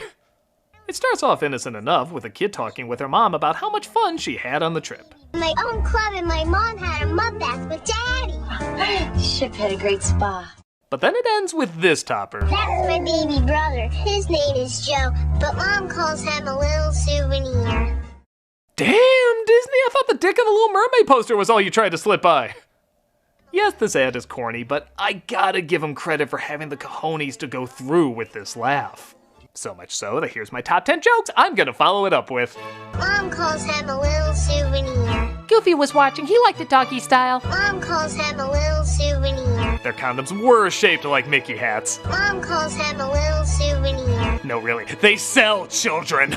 Mom calls him a little souvenir. It was in the Pinocchio wing, so that did help a little bit. Mom calls him a little souvenir. Candy is dandy, but the mini margarita is quicker. Mom calls him a little souvenir. And if they can't afford that souvenir, I might get a new mom and daddy. Mom calls him a little souvenir. I was wondering why Mommy kept thanking her little steamboat Willie. Mom calls him a little souvenir. Daddy keeps asking, why does he look like Prince Eric from the meet and greet? Mom calls him a little souvenir. Mommy said her prayers a lot that night. She kept shouting, oh God, oh God! And the number one joke I can follow this up with is... not even my line to say, it's the announcers. Disney Cruise Line, come. Play me off, Paul!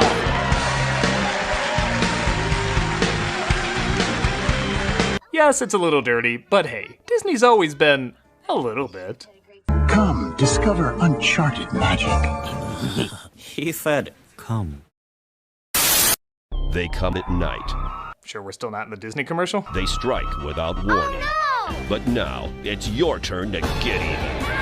Grab his arm! Now, if you've been online for a while, you've probably seen a lot of memes where people mock how kind of twisted and deranged stretch dolls are. Well, make room, Clown Spider and Edward's circumcised hands. There's a new lineup for my nightmares tonight. But this is the one that just embraced it. As far as I know, these are the only stretch dolls that actually scream in agony when you pull them. Oh my God! Hey kids, did you think Sid was the hero in Toy Story? Well, with our little serial killer starter kit, you can be too. Electronic stretch screamers. And when you squeeze their heads... Why are they even attacking these things? All they did was cast a shadow. That's literally all they did. Someday I'll do this to something fleshier.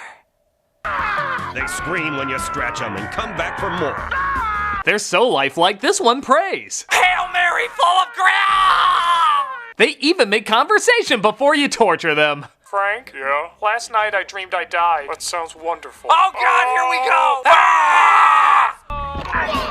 It's pretty sick and demented, but nope, that's all I got. Electronic stretch screamers. You can battle them all. Hey, you're wondering why these jokes are so dark? That's what we grew up with. Why are women so happy about new Tickle antiperspirant? Well, with a name like that, I can guess. These Tickle deodorant ads are kind of like those ASMR videos that swear they're just about sensory relaxation, but no. You can't fully explain it, but no. Is it because Tickle is the first roll-on with a big, wide ball? I find women touching a big, wide ball and laughing is usually a demeaning combo. Everything about this sweater scene is even odder. Firstly, since everything is shot like a 70s porno, how can I not see what I'm seeing right now? Second, when her eye pops out, I swear it's something out of an A24 horror film. And finally, she's like, oh, you found me, and I was convincing her. These ads are so weird. Not that they have much prompting for laughing already, but some of these are really out of nowhere. Tickle comes in 4 fresh fragrances. Christ! I thought we were past the Smilex commercials. Look at this woman. It looks like she's gonna catch a ball and then suddenly she bursts out laughing.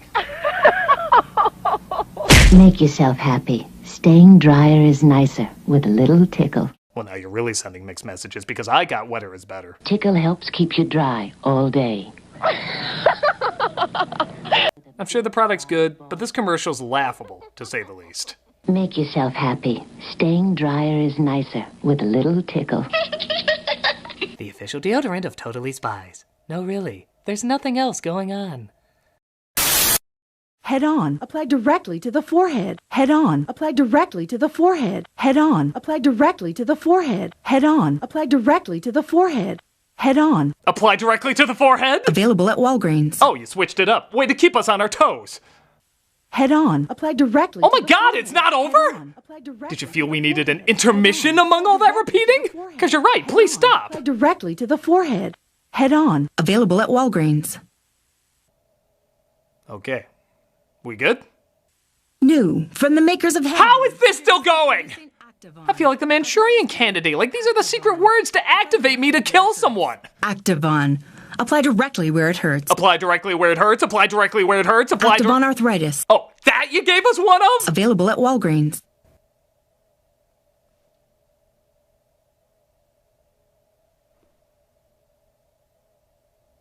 Okay. What the hell was that? You gotta credit this genius marketing. It's a product designed to cure a headache, so what better way to prove it than to give you a headache? Head on. Apply directly. Oh my God, enough! Head on. This commercial definitely needs Julianne Moore from Magnolia to offset it. Head on. Apply directly to the forehead. Shut the fuck up, shut the fuck up! Directly to the forehead. Now you must really shut the fuck up now, please. Forehead. Yeah, this is awful. Directly to the forehead. You're awful, you're awful, you're awful. Next one. Head on. Available at Walgreens. Shut the fuck up!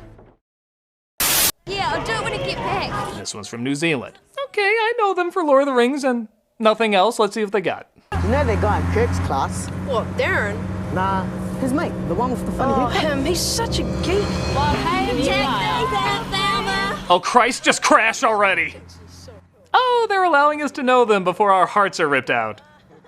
Or theirs, we'll have to see. He's so cool. He's at the weed, mate. Did he say weed? Is that legal in New Zealand? Yep, here we go.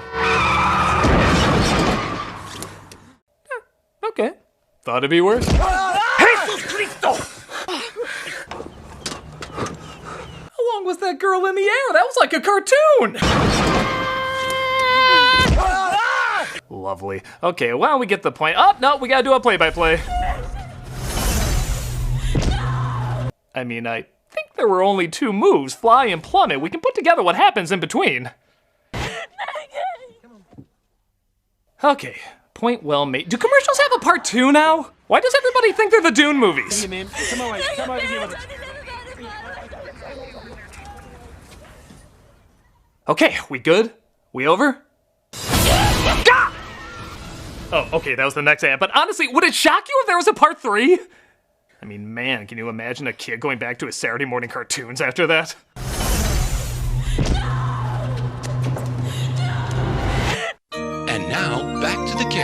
years. Okay, that was fucked up. Congratulations, New Zealand. You're the new Canada, the new Britain, the new Northern Ireland. Yeah, that's right. It's a Northern Ireland instead of Ireland this time. I got it right. I mean, geez, what's the big difference between the two anyway?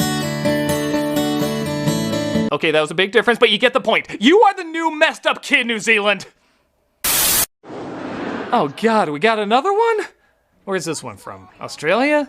Train schedules can change. Oh, and trains are involved. That's gonna end well. Never enter a crossing unless you are absolutely sure your exit is clear.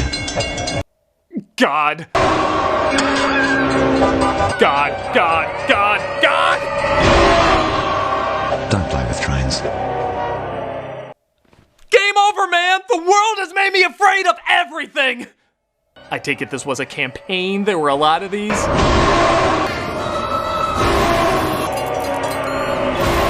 Sweet maple Jesus, of course there is. Don't you want people to go outside?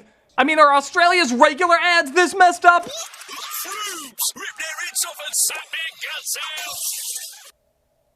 Let me guess, this was also a popular campaign. I hope. Okay, now you got the trophy. You're the new New Zealand. Anything else you want to scare me with? One back in America. Oh, I can't wait. Do you want to trade?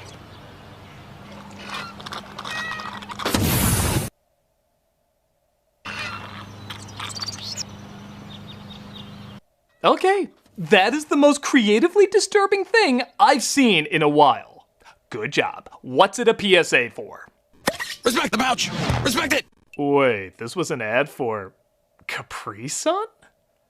And not just an ad, this was also a campaign. The idea was some kid somewhere disrespects a bag of Capri Sun and is punished in a fitting way. And not just a fitting way, a freaky as hell way. Each of these is like a Scary Stories ending. When I first saw them, I swore it was an ad against drugs or bullying or, I don't know, something more warranting of such creepy imagery. But no, it was to sell a children's fruit drink you have in summer. And this is by far some of the most imaginative, unnerving surrealism I've seen on TV. Bitch!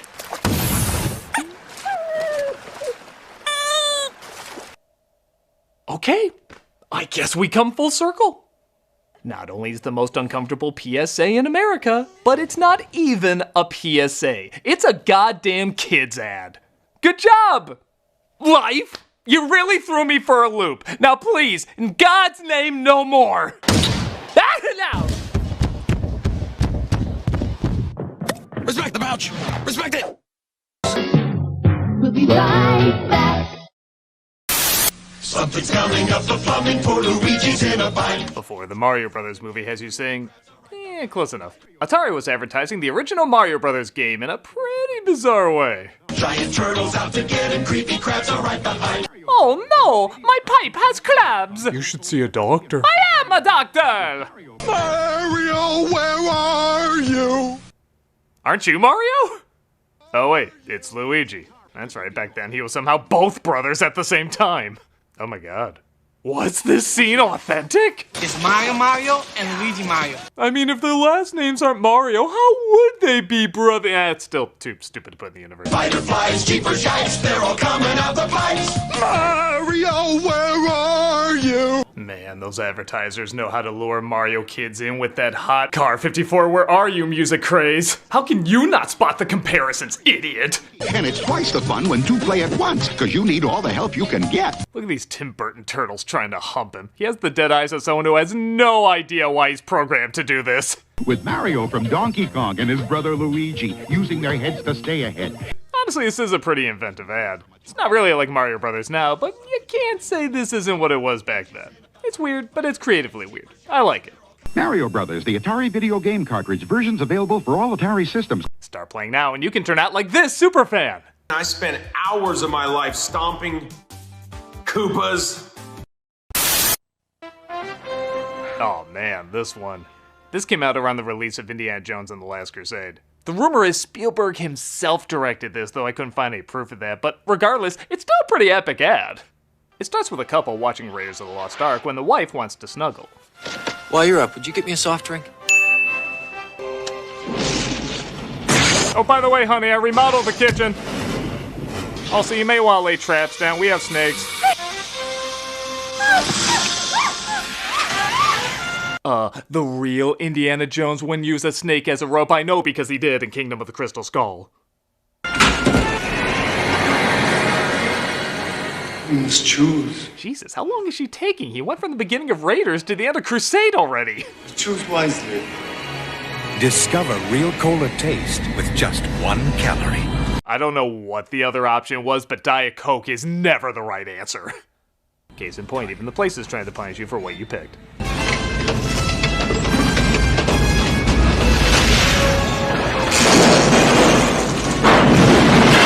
God damn, Diet Coke! Why couldn't you put the money from your productions into soda that actually tastes good?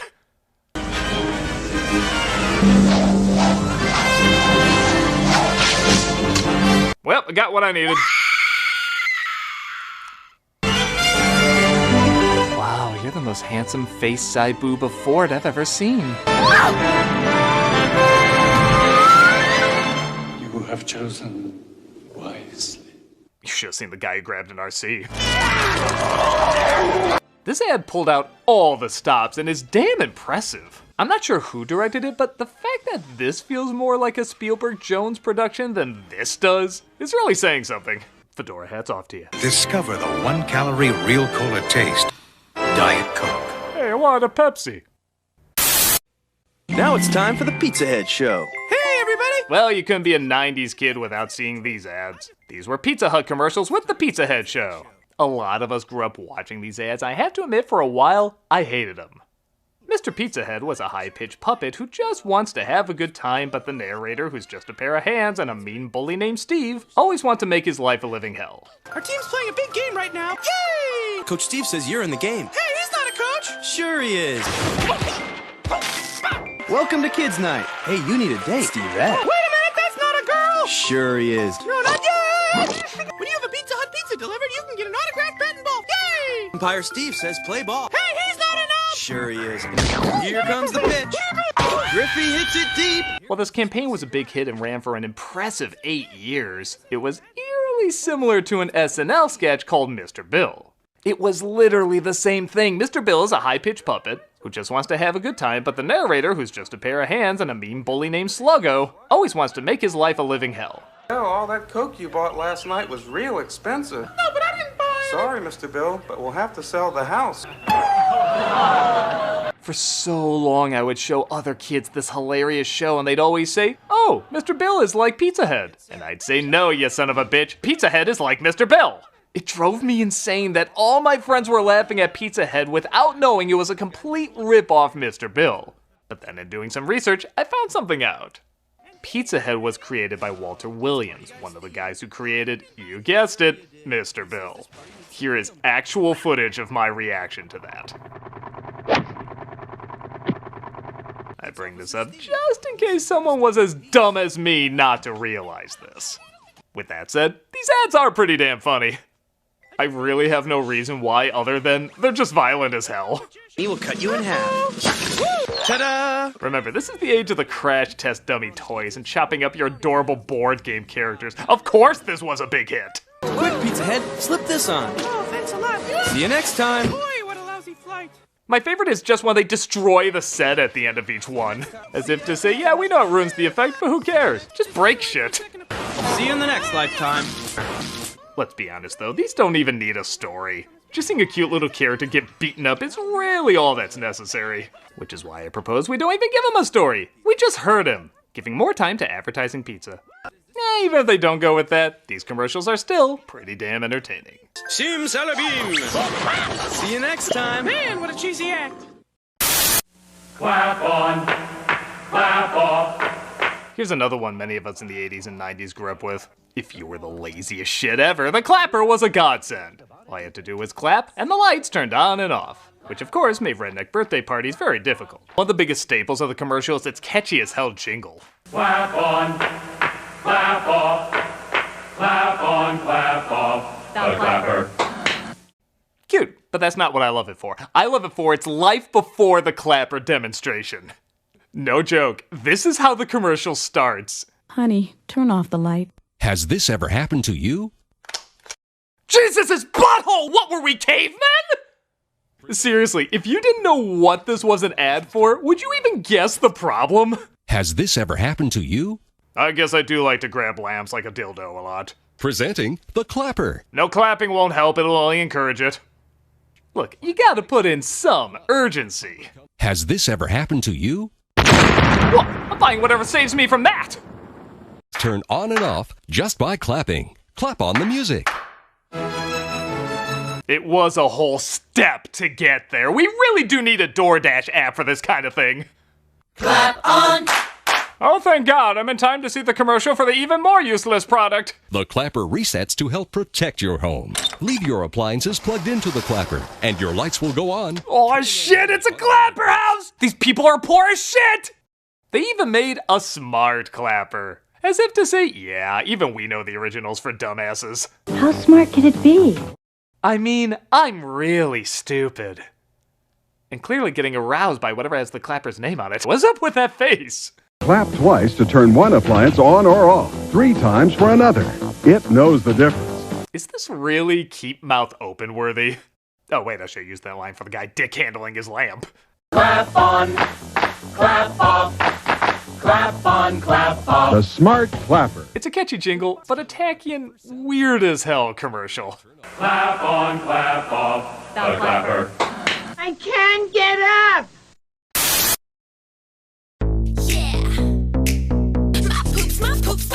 Well, I can guess why the comments were turned off on this.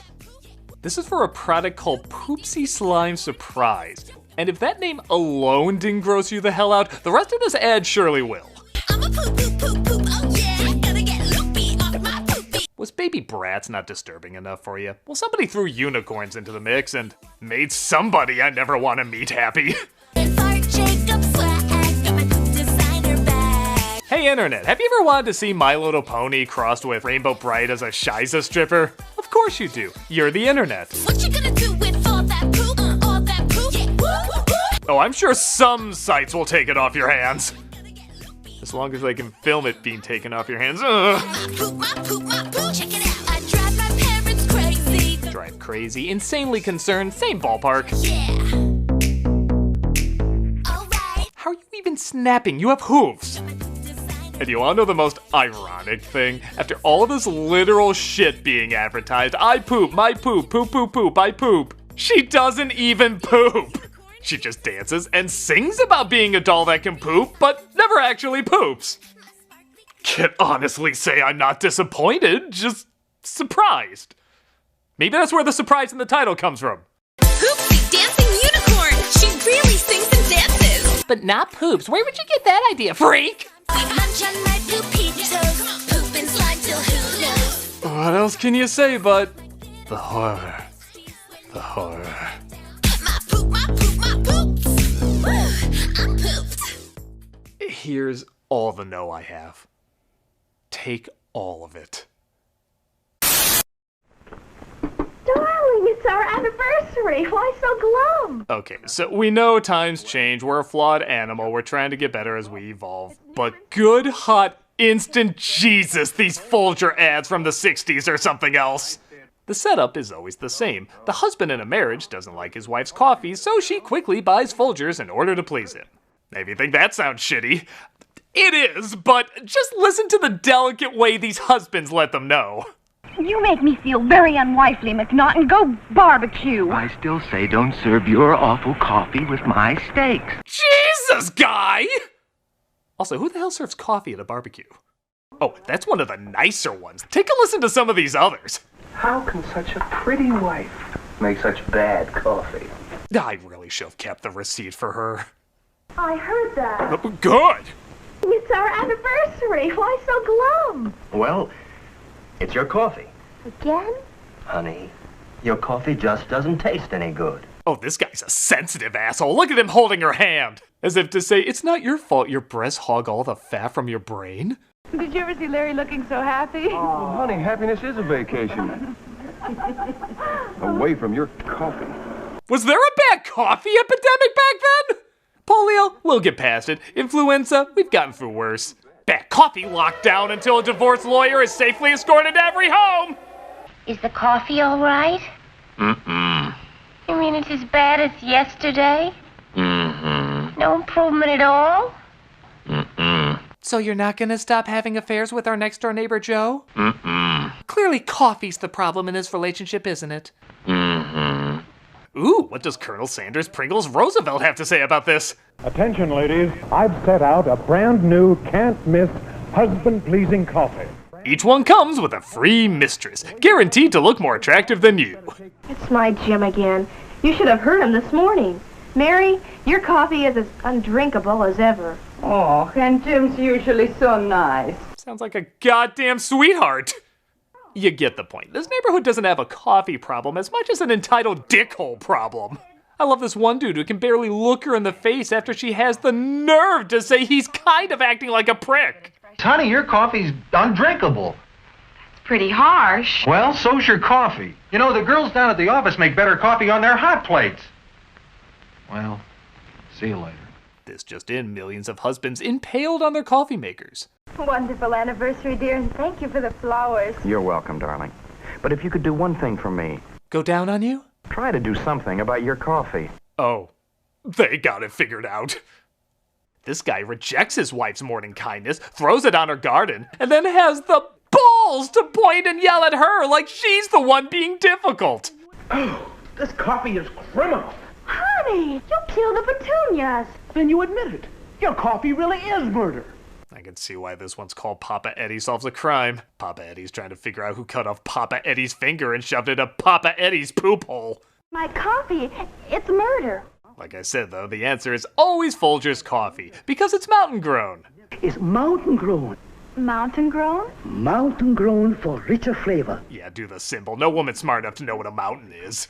You know, it's a crime not to have delicious coffee like this all the time. We will, now that I've discovered the mountains. You mean you got the boob job? I'll give you no repercussions for that. No, you won't.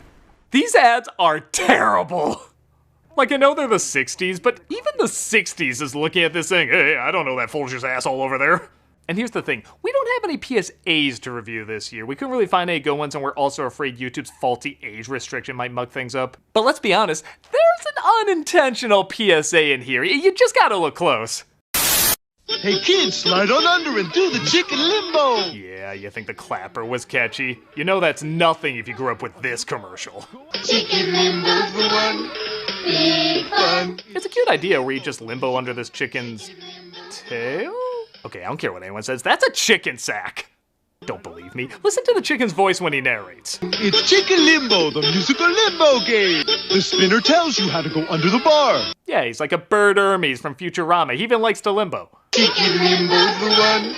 Big fun. In Jamaica, we got 10-story office buildings lower than that. But when you hit his nads, that's the sound I make if someone hits my goody goods.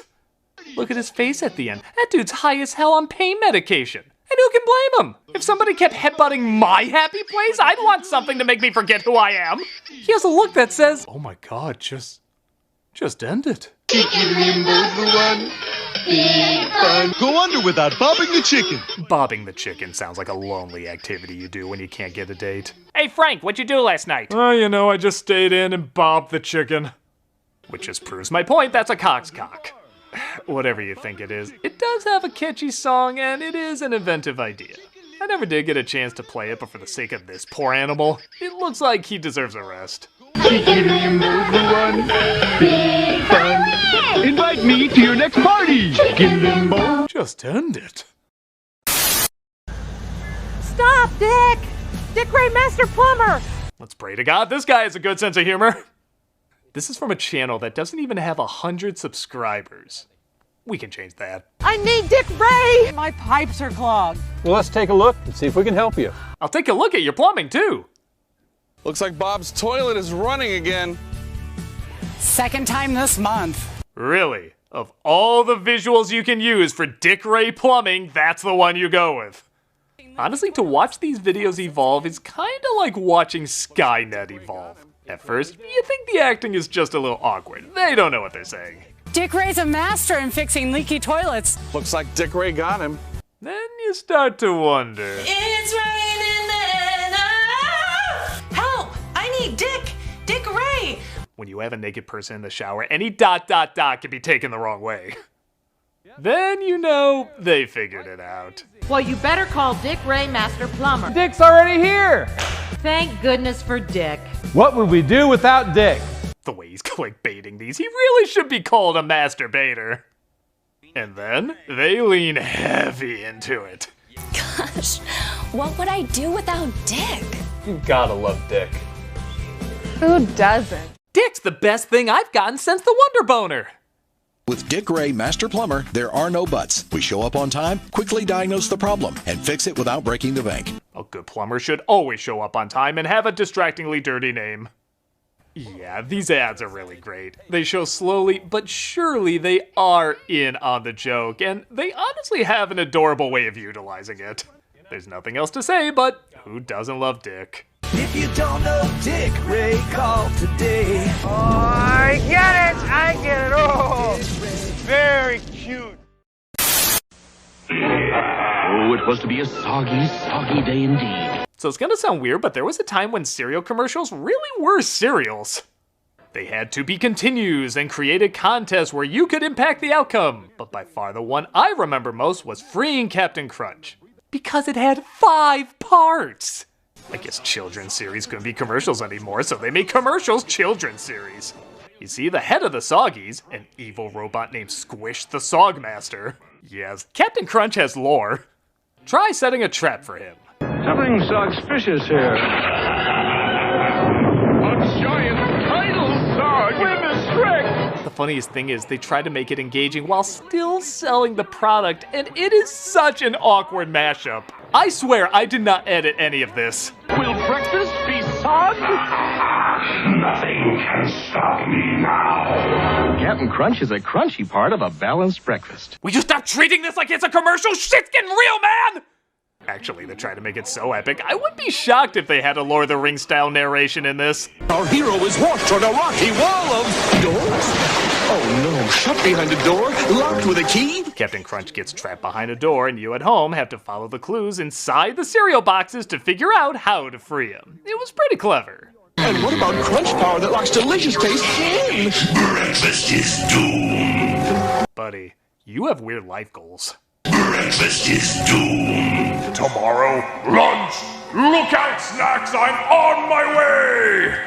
If you help free the captain, you get a chance to win a $100 share of the $1 million reward in the Free the Captain sweepstakes. You better hurry, they're gonna start milkboarding him next week. Come in, Captain. Captain Crunch. Kids, you're safe. We have an idea to free you. Tyranny. Listen up, Sogface. Hey, there's no need for slurs.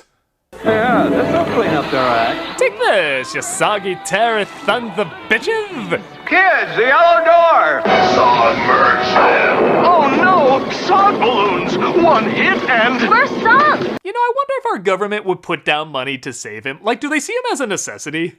With the red key? No! Green? No! Then it must be the purple key! They do finally get him out, but there's actually a surprise climax. Good God, they're pulling out all the stops. You're not out yet. A Sog dragon! Release the Saigon! You'll never guess what saved the day. His cereal! Sog out! God damn, is that the Superman theme?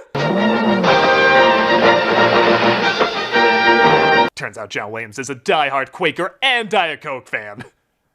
So yeah, this was really over the top and ridiculous, but as these cereal contests go, it was kind of fun for what it was. Thanks to consumerism from little idiots like me, breakfast is saved. So Captain Crunch proudly sails home, still a delicious part of a balanced breakfast.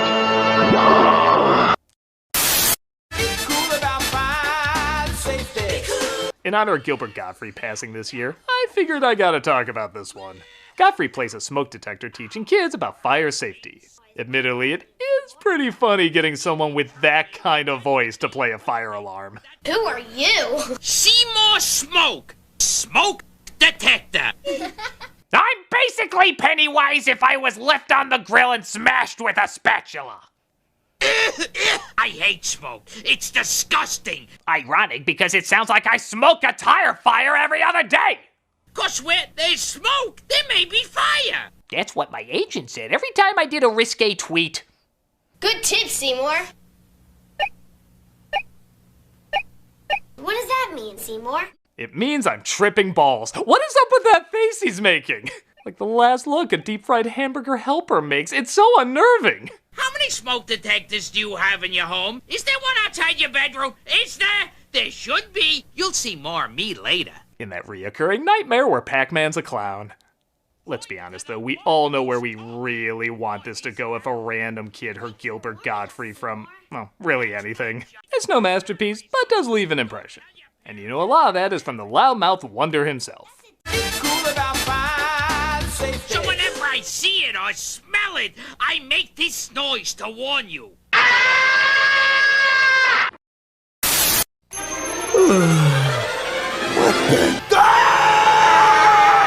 This is an ad for chips. Clearly self-explanatory in case you didn't catch on. This is a weird series of commercials for something called Eagle Chips. You'd think they have something like an eagle, but nope, it's a disembodied face. Whoa! Hi, I'm Face. I'll be your choice of death tonight. Woo! How about a little trip to the kitchen? How did this mascot not catch on?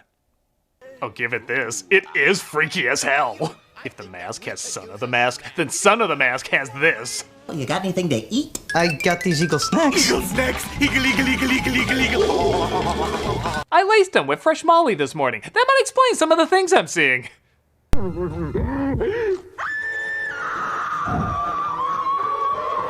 I want to take his face off.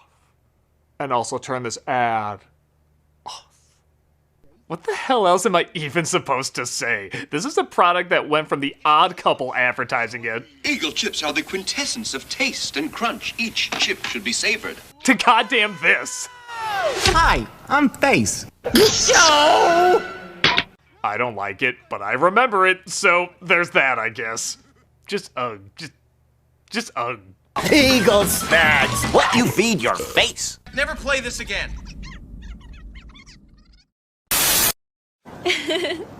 どうしたの? トールさんが避ける組咲いてる時の顔が好き。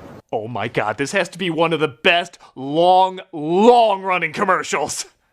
It's from Japan, and it's advertising a candy called Sikaru gummies. It starts off humorous enough with a couple sharing candy, but then discover a man eating a long piece of candy, immediately turning the woman on.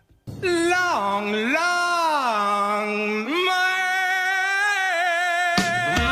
Alright, that's pretty good, but they just keep going with it. In the following commercial, she sees him at a different location, and the song once again plays. Long.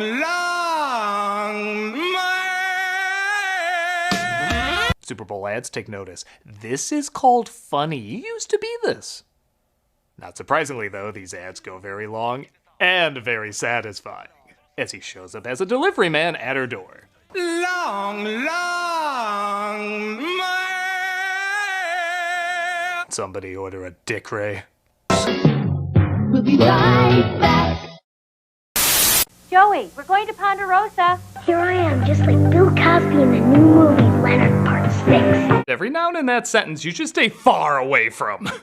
Bill Cosby, Leonard Part 6, and Ponderosa have all been clarified as great dangers. On yet another secret mission. In no reality is Bill Cosby giving you thumbs up a good thing.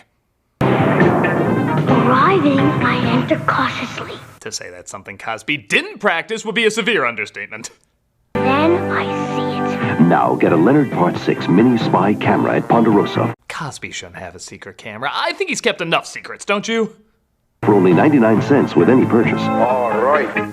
Hi, Leonard. Mr. Cosby, you know you have a 100 feet restraining order to touch literally anything. There's a family feeling at Ponderosa. Family feeling might not be the best choice of words there. I also love Cosby wouldn't bother to show up for an ad for his own movie, but he was all over Jell-O like him being all over something else. I can't imagine why he showed up for these ads more. We've got Skitless. Maybe because he knew in the future just hearing him say the word jigglers would make everybody cower in a ball and say, I've never heard that word, but it sounds wrong when he says it now. Jiggle, jiggle, jiggle, those jigglers. Oh, God. Jiggle, jiggle, jiggle, those jigglers. Eat Jell-O gelatin with our bare hands. You've done enough with your bare hands, sir. It's okay, I only have 3 more. Jigglers all the way. Santa loves jigglers. Not to the disturbing degree I do, but still. Oh, what fun these jigglers are when Santa's on his way. Never playing that clip again. Santa won't miss just one. Oh, Bill, oh boy. My lawyer has an airtight case, he'll never take me alive. Oh, for stealing jigglers, yeah, okay. In a way. What the hell was I talking about? Oh yeah, Leonard Part 6. God, they knew what every kid wanted to be in 1987. I guess for what they had to do, this was probably the best ad they could get out of it, but I think it goes without saying just about everything that happened in the future tainted this ad's reputation. Too bad. Though is it? There's a family feeling at Ponderosa. Well, at least it wasn't an ad for Twin Peaks. The harsh planet of New Texas. Christ, I already love this ad! Old Texas got sick of threatening freedom, so they made their own planet on Mercury, which is almost as warm as Old Texas. Holds a substance so precious that outlaws from every hole in the galaxy come to steal it. Curium, the irreplaceable fuel of the universe. A little subtle in a post-unobtainium world. You may want to try Can't Quite Get Him, or Oil Gold Tysis, or Obvious Commentary Pretentiousness. Without its red crystals, no ship could fly. No machine could work. Someone was needed to protect the curium from the ultimate outlaw, Tex Hex and his evil gang. This whole ad is Dune if it was written by Ted Cruz. The townspeople asked for 1,000 lawmen. They got one. Brave Star. This is another one of those action figure lines that also got an animated series out of it. And the whole line feels like if that space cowboy from Silverhawks got Homelander's PR firm. With the eyes of a hawk, the speed of a puma, the strength of a bear. And the textures of Mr. Game & Watch. How long is this ad? Have we even seen the toy yet? Brave Star. Oh, that's what he looks like? I mean, I guess he's not bad, but for all that build-up, I wanted Clint Eastwood with, like, a T-800 body. This guy looks like David Hasselhoff on Cowboy Ken's body. Only you know the answer, because you hold the power. And the power is cinnamon delicious. Okay, as someone who has never seen the show or the toy, I would buy this. It's so much shoved in your face gruffness, it does look like it would be a good time. Fly on, Manimal Cowboy, fly on. Brave Star. From Mattel, each sold separately. The extra R stands for Rated R. What would you do for a Klondike bar? Yeah, these ads used to be all over the place. The premise was very simple. The announcer would ask a person on the street if they would do something silly. When they say no, they offer them a Klondike bar, and of course, they end up doing it. Would you act like your dog? Him? No, thanks. For rich, creamy Klondike ice cream? No bark, no bite. Now speak, doggy. Now strip naked, put on that collar, and lick my leather boots. That's right, doggy. Good doggy. Would you play patty cake for an almond Klondike? You get the idea, though. No matter how insanely mundane the request, they always gave in when a Klondike bar was offered. Would you wear this arrow on your head? Somebody might see me. You get a Klondike bar, luscious vanilla ice cream. You want around? Well, all right. And they say the elderly can't live dangerously. Some people act like they've been waiting all their lives for someone to ask them these weird requests. Would you be a chicken for a Klondike bar? She didn't even question it. She was like, finally my chance to reveal I was the sound chicken limbo mate when he got hit in the balls has come to fruition. Yeah, no cluck, no Klondike. I think that bitch just laid an egg. Some of them almost come across as creepy. I can stand here. Okay, stand there. Just stand here for a Klondike? Uh-huh. I don't have to act like a monkey. Rich chocolate ice cream. Or hop like a frog ribbit. Smothered in milk chocolate. This is gonna end with blood on that board and Jigsaw laughing. Well, what would you do for a clean pair of pants? Maybe every 10 years these ads make a little bit of a return. Hey Shakespeare, would you write a TV sitcom for a Klondike bar? What you talking about, Willie? Some of them fresh out of mushroom hallucinations. But the big issue is that what was asked of them was never crazy enough. I guess these ads work. I mean, we are still talking about them. But like I said, I just feel like they need to go a little further to be funny. What would you do for a Klondike bar? Except that one, no notes. Watch Zelda become a legend on your Nintendo Entertainment System. Zelda! Frank, we have no idea how to market this game. Can you call your community theater friend to act crazy? Which way to go? Yeah, no, she's possessed by Vigo again! Seriously, what is the idea behind this? Renfield doesn't get 8-bit games, so he tries his high school improv on nobody? Good times.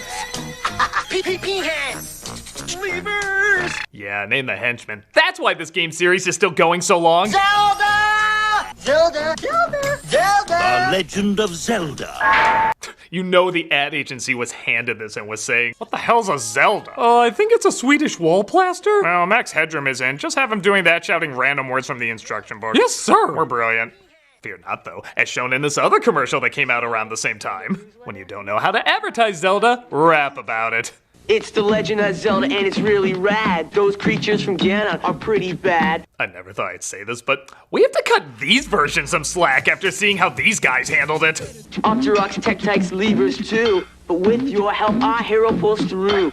The funniest part isn't even the rap, it's how they write these two like an alien race trying to pose as an 80s teen comedy. Did you see the latest Nintendo newsletter? Whoa, nice graphics. I'd like to get my hands on that game. Sorry, I get excited for anything put in front of me. Whoa, my hand! I like to get my hand on that hand!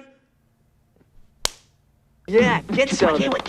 Awesome. Intense. No kidding, we didn't even get to, and I'm here to say. Okay, so neither of these ads really had an idea for what the game was like, but it is fun seeing what they came up with when they clearly have no idea what to come up with. Awesome. Intense. The Nintendo Entertainment System. Let's green egg and have it. Let's go way back, all the way to the 1960s. It was a peaceful time when nobody had anything to worry about. And westerns, like the Roy Rogers Show, were crazy popular. So obviously he had a lot of merchandise that creatively thought out of the box about how to kill people. My partner, Reese! Dude! My new Roy Rogers quick shooter hat. How'd you like to be so American? Even your headwear is armed! That thing looks like a Fraggle is taking cover in your hat like a war trench and unpacking heat whenever somebody whispers too loudly. And you'll always be ready for anything. Remember that scene in The Fugitive where Tommy Lee Jones blew that guy away just holding his gun around the corner? This is the hat of that. What kind of dirty, complicated Western would have this? This is like playing Cowboys and Indians if it was between Professor Frink and Inspector Gadget. This would be too advanced for a Home Alone trap. Available for $5.98 or 20 grand in today's money, this just doesn't feel like a very heroic toy. I'm waiting for the kid to say, Cowboy Rogers, isn't that something like what the villain in one of your shows would do? Well, the answer is right in my hat. Ah! Maybe part of it too is just how real that little gun looks. It's inventive, I'll give him that, but man, who knew Western toys could be so strange? Ask for Ideal's new Roy Rogers quick shooter hat. Sold exclusively on Planet New Texas. Jurassic Park Newsflash, Day 36, Escape of the Dinosaurs. It's not surprising the biggest movie about dinosaurs would make some pretty cool toys. The commercials for them were pretty cool too, especially how some of them open with the announcer getting axed off in the intro. Don't worry, they're safely secured. Look out! Jurassic Park! Don't worry, most of our dinosaurs are gentle vegetarians. That one was especially intense. Was the tour guide SpongeBob? But the young T-Rex wants a piece of the action. Ooh, dino damage! Jesus, dino damage is pretty gruesome. It's like somebody designing this was saying, hey, remember the game Operation? What if we made it look like there was real pain involved? But later... Look out, Triceratops! I also love these ads end with the strangest tagline. Just the announcer like a conspiracy theory nut saying, it's happening. Hungry for action? It's happening. Look for the JP mark. It's happening. I warned you if we took the vaccines, the dinopocalypse would happen. Now, it's happening. Dinosaurs are on a rampage, and only the JP team is tough enough to stop them. You also gotta love how half the characters look nothing like in the movies. Muldoon and the Jungle Explorer stuns him. Tim Murphy saves a baby dinosaur. Tim Murphy is half that age and only claimed to fame as being fried like a banana fritter.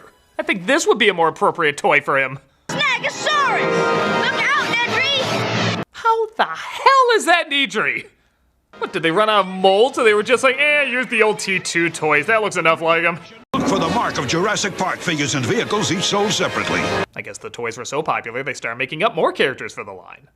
And man, do they pick actors I think were literally born to be toys. The neighborhoods are threatened, and only the dino trackers can stop them. They look like Jurassic gladiators. And if you think they look ridiculous, wait till you hear their names. T-Rex Turner guns a young T-Rex with a trank arrow. Jaws Jackson put the squeeze on a ram head, and Harpoon Harrison hooks the demon. These are the names wrestlers throw out because they want to keep some dignity to their craft. T-Rex Turner, Jaws Jackson, Harpoon Harrison. Slab bulkhead. Bridge, large meat. Onto speed jump. Bolt, Vanderhuge.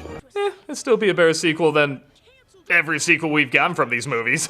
Yeah, can you imagine if they advertised these for the later Jurassic Park movies? No, just because the movies got bad doesn't mean the toys and the ads for them weren't still pretty cool. Jurassic Park, dino trackers and dinosaurs each sold separately. Big, McLarge, huge. Time to relax. I have been looking at that easy-to-read green text all day. Definitely time for some Wrigley's Spearmint Gum. Wrigley's Spearmint? Jesus Christ! What? What is Wrigley's Spearmint? Well, it's pure chewing satisfaction. No, the correct answer is the Need more data, please. The missiles are now launched. Say goodbye to Florida. I don't think I will. This I gotta see. Wrigley's Spearmint has a mouth-pleasing feeling that turns you into a Commodore 64 blow-up doll. That computes.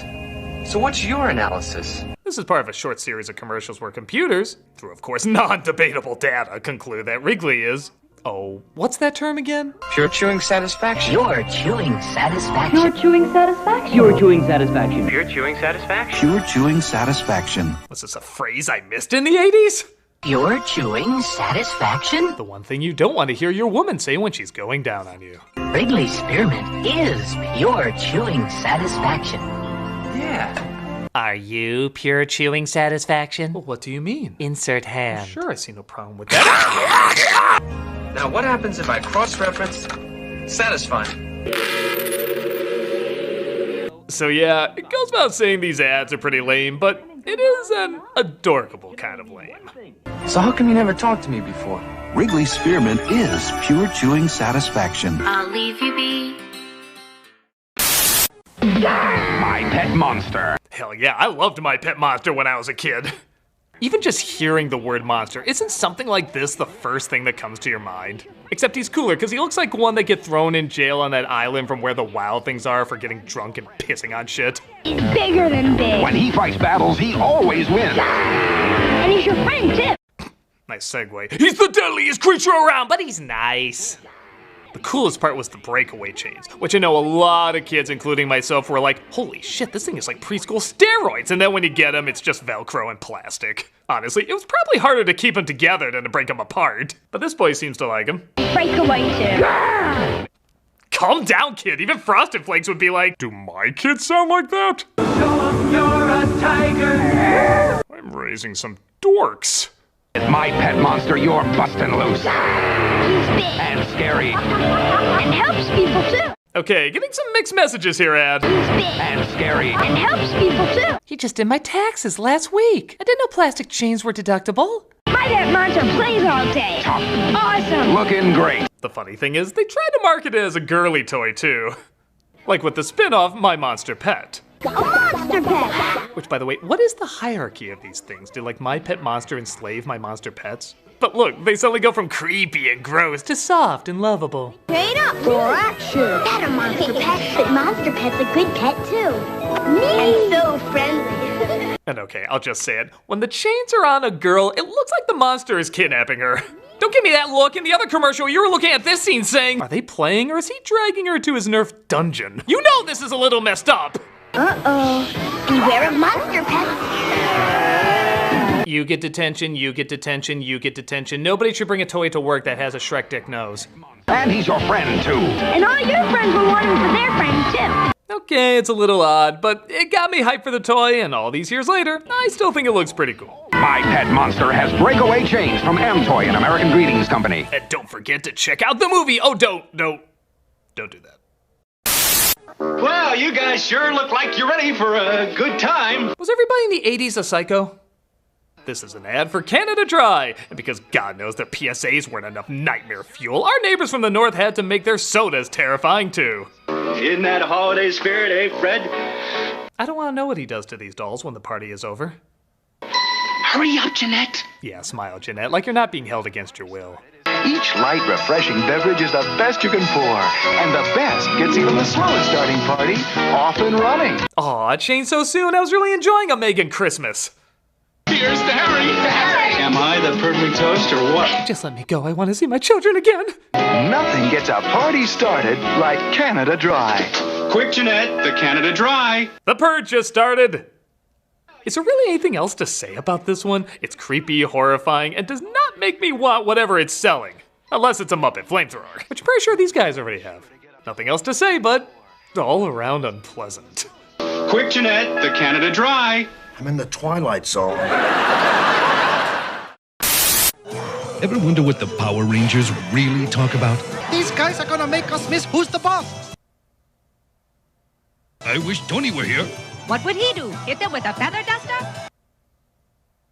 Tony's okay, but Angela's the tough one. You're right. Angela is tough. We're not about to miss Who's the Boss. It's 5:30. Quick, turn on Fox 33. Couldn't even say anything during that. I was so confused. What accents are those even supposed to be? I mean, I'm already offended watching this, but how offended should I be? It's almost like a catch-all to make sure every nationality claims offense at this. I wish Tony were here. What would he do? Hit them with a feather duster? And okay, I can stretch my imagination enough to believe high schoolers can drive robotic dinosaurs to fight giant monsters, but not a teens ever discussing with any passion who's the boss. Tony's okay, but Angela's the tough one. I mean, when they ask, what do you think the Power Rangers really talk about? Weren't you expecting something like, my parents are such fascists! They limit my screen time to only 23 hours a day! At least yours didn't make a TikTok account to hit on Happy Your Friends. Dude, you can probably call the cops on him. Maybe. I'm not sure. I think the bigger question is, why are we just looking at a time slot when fighting a monster? Well, I hate this. I love you guys, but I hate this. Hey, has anybody seen Who's the Boss? Piss off, Boomer! Your generation's the devil! It's confusing, odd, and like Paw Patrol advertising American Horror Story. It just makes no sense. It's 5:30. Quick, turn on Fox 33. Seriously, Alyssa Milano's a treasure. I didn't know you had a new baby in the family. This is called a real baby doll. And I guess back then this looked like a real baby. What are you gonna name her? Jennifer, I wrote it on the birth announcement. Oh, you know full well you have no friends to send this to. Don't worry, we'll still have party guests. Everybody got an announcement about your real baby except me. Well, that's because you can't act, you little village of the damned. Real baby. You're my sleepy real baby and I love you. About as real as a mascot for Squid Games. My favorite is this grandma who just looks like she's having none of this. Whose baby is this? Your folks said I was babysitting one PIA, not two. I named her Katie. I'm sending out the birth announcements right now. She's a doll. Doesn't it sound like she's really saying, She's a doll. what's wrong with you? Do you know it's a doll, or were you born with a terminal case of the dumbs? Can I hold her? Be careful. She's my real baby. Oh, don't worry, I won't drop her like I did with you. Also, am I crazy, or is that thing huge? It looks less like a real baby and more like a stunted Oompa Loompa. She's my sleepy real baby. I don't know, the doll isn't my thing, but I guess the ad is okay enough. Real baby and sleepy real baby. Each comes with 5 birth announcements. And be on the lookout for our newest edition, Man Baby. Who are those great-looking dolls? She's a doll! Okay, I don't do many ads from the 70s, but it's interesting to see how the Hollywood life looked through the eyes of Barbie. It's fun pretending they're movie stars, isn't it? Yeah. It's Quick Curl Barbie and Mod Hair Ken. Honestly, most of this ad is fine for what it is, but there's one part that really stands out. Put a mustache on Ken and make believe he's the bad guy. Because porno stash equals instant villain? And sometimes it does. Or sideburns and play he's the hero. Mustache bad, sideburns good. You realize you're saying this in the decade when everybody had a mustache. What if one of these girls had a father who had a mustache? Everything else about it is fine. It's just that one weird-ass moment. Not a ton else to say about it, but don't grow a mustache. Quick Curl Barbie and Mod Hair Ken dolls with their own accessories, each sold separately from Mattel. Mine very much has an undertone of violence. soft drink is not a magic potion, a status symbol, or a badge that says who I am. You know, sometimes you just gotta call something funny. And the Sprite Images Nothing ads from the 90s were pretty damn funny. It will not make me more attractive to the opposite sex, though I wish it would. You're beautiful. The ad campaign for soda mocked every other ad campaign for sodas. Like that somehow only sexy people drink their product. What do the really beautiful people drink? The same thing as the rest of us.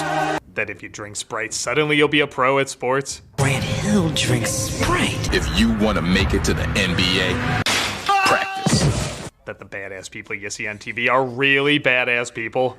Turbo Sword 7! Cut! Genius! The can's upside down! Don't talk to me like a child! I played Hamlet at Cambridge! Drinking a certain soda doesn't suddenly equal a party.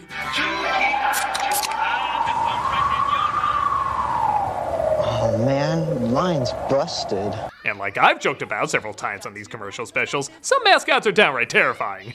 That's because there's a delicious ray of sunshine in every drop! These ads were goddamn hilarious. There's just one little problem. They're doing a lot of things they're telling you not to fall for.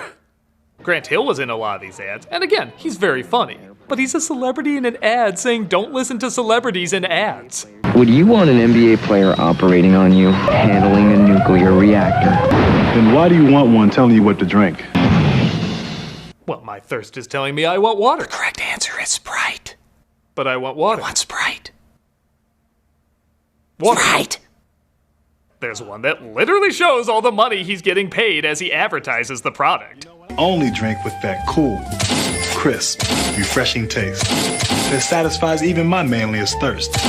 Now that we said don't trust commercials, don't not trust our commercials. You can mock these commercials all you want, Sprite, but you know when the campaign is over, you're just gonna go back to doing the exact same things they are. What's better than Juki? Juki Dog! I drink 93,000 cans and I got this Juki sauce! I got this Juki Hornet! There's one reason to drink something, and it isn't to get junk. Want tickets to see Kobe Bryant? Well, stop begging and start drinking Sprite. Okay, seriously, I don't want to be too hard on these because really these commercials are goddamn hilarious. I guess it'd be like hating those movies that say we need to eat the rich, despite that they're usually made by rich people. I can't help it. Good writing's good writing, and these ads are worth tracking down and watching all of. Just as long as you don't think too hard about it. Do you see a beautiful naked woman? If you do, you probably just need a girlfriend.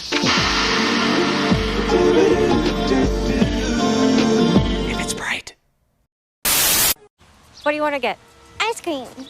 Okay, we've been running low on PSAs recently, but I think I found a pretty good one. It starts with a woman and her kid walking down the street when it looks like someone's watching them. Let's go, honey. Whoa, what the hell? What the hell, what the hell, what the hell, what the hell? Oh my god, you're surrounded! Run, bitch, run!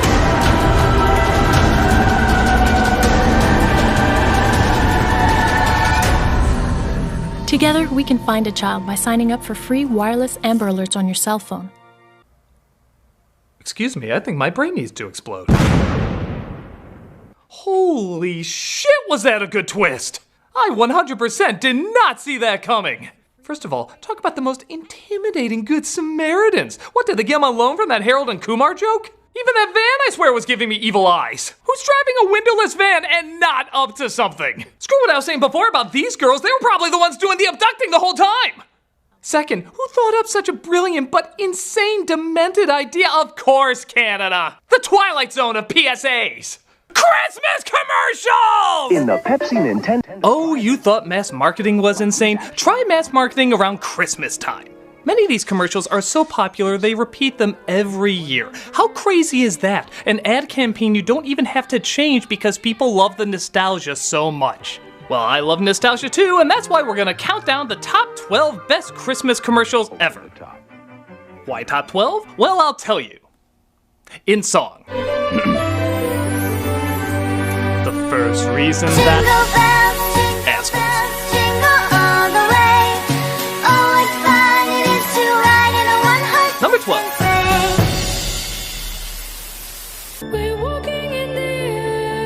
of us are familiar with the classic animated short The Snowman. It was surreal, whimsical, and beautifully animated. Well, a UK drink called Iron Brew did their own take on the classic short, and in this one, it isn't just magic that brings him to life, but the opening of the refreshing drink. It goes just like the original, even down to the singing boy's voice. I'm sipping on an iron brew. That is, until the snowman wants a drink of his brew. I tell him once again, the iron brew is mine. The snowman gets more and more pissed off until he decides he's just done with the little snot. Now I'm falling through the air. I wonder where I'm going to land. Not only is the commercial funny, but the way it replicates the original short, from the animation to the music, it's definitely a loving parody. One that brings laughs as well as the nostalgic feelings of why we love the original. Unlike some other Christmas parody commercials. I want a Motorola C139 with texting, games, and graphics. Still run the bill up, kid. Yeah, that sucks. He nicked my iron brew and let go of my hand.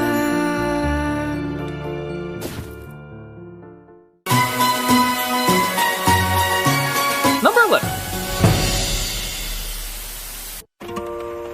Not every commercial on this list has to be good. It just has to stand out as something we relate to the holidays. Well, this enjoyably awkward commercial certainly stands out, and people are making a tradition of watching it every year now. It's just a guy returning home and his loved one making him some coffee after being away in West Africa. It's a long way from West Africa. I brought you something from far away. Really? She waited up all night for him, he playfully pretends he got the wrong house, he gets her a gift, and she lovingly puts the bow on him and says, You're my present this year. They're brother and sister. Yep, this is incest in the what the figgy pudding degree. Now don't get me wrong, they don't surprise you with it at the end. In fact, they make it very clear in the opening. I dare even say, uncomfortably clear. I must have the wrong house. Sister? Who just says that? Who announces their connection to someone when they open the door? Sister? Confused! But even knowing that going in, and yes, you can take that in a different way, their body language, the way they talk, and just the all-around mood indicates that they're a couple. It's beyond creepy. Don't believe me? Just watch it with this music. What are you doing? You're my present this year.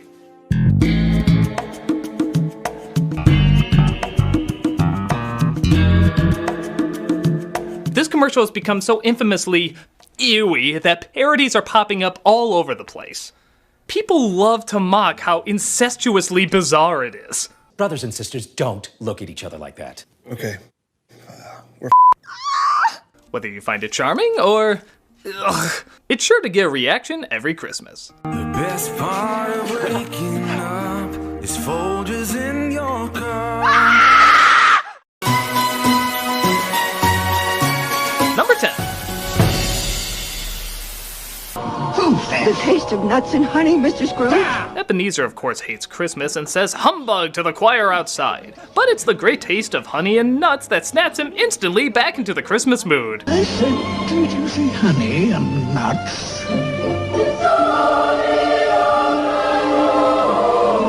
Merry Christmas, Mr.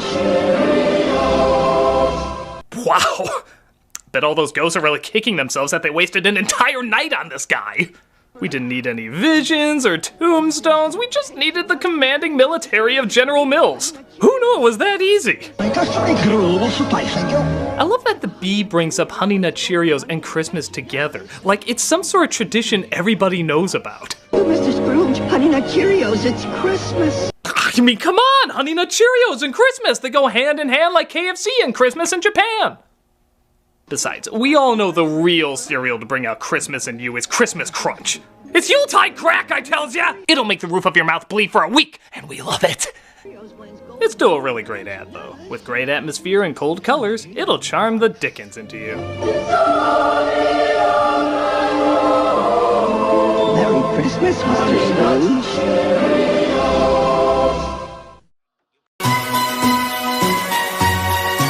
Number 9.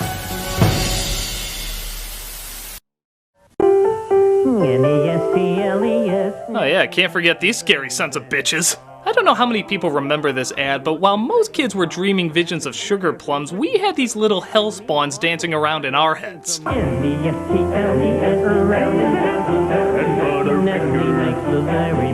only were these things butt-freaky as sin, but their jingle was so catchy that many people reported ear bleedings with the blood spelling out the name Nestle. So even our bodily fluids knew how to spell it, it was that catchy! N-E-S-T-L-E-S, Nestle makes the very best. Why do these things only have teeth on their bottom jaws? They look like marshmallows that can somehow bite into your soul.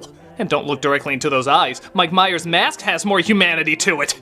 And just when you think it couldn't get any scarier, they fill the whole screen with them. Nestle makes the very best. Ah! Leave my dimension alone!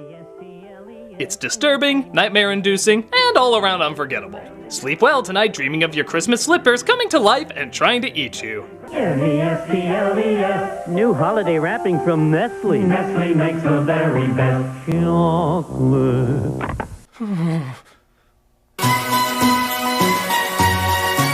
Number 8.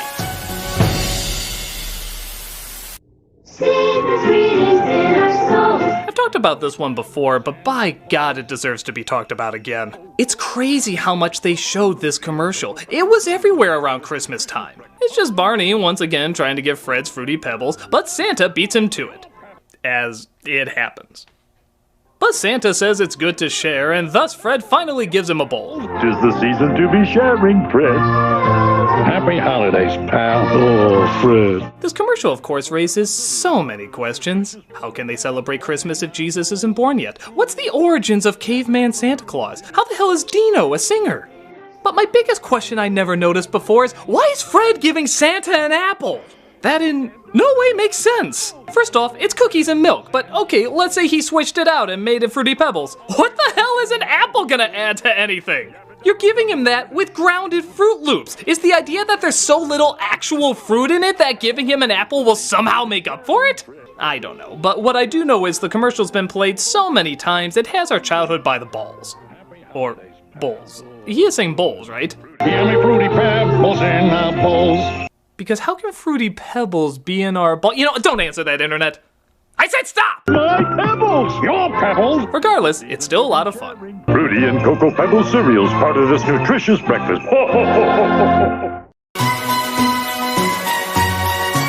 Number 7.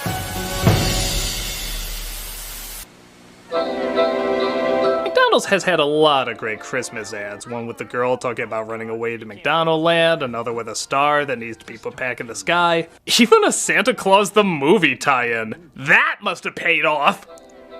But the one people seem to enjoy the most is the skating one. A bunch of kids go to the nicest ice rink set they've ever seen where they see a creepy-ass clown skating. He takes them for a spin, but one kid is having trouble keeping up.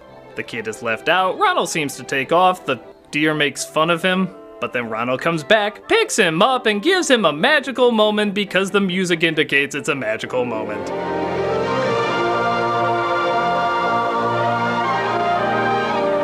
I think it has the biggest impact because there's no talking in it. It's nothing but music, visuals, that bored-looking deer. Seriously, what's his story? Because of that, it makes it a bit more universal. Anyone can watch it and immediately know what's going on and feel the warm, special feeling when a stranger in clown makeup picks you up and doesn't let you go.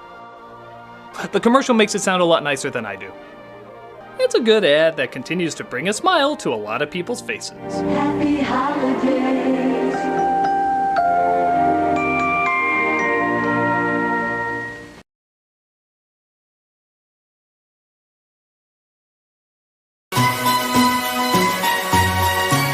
Number 6.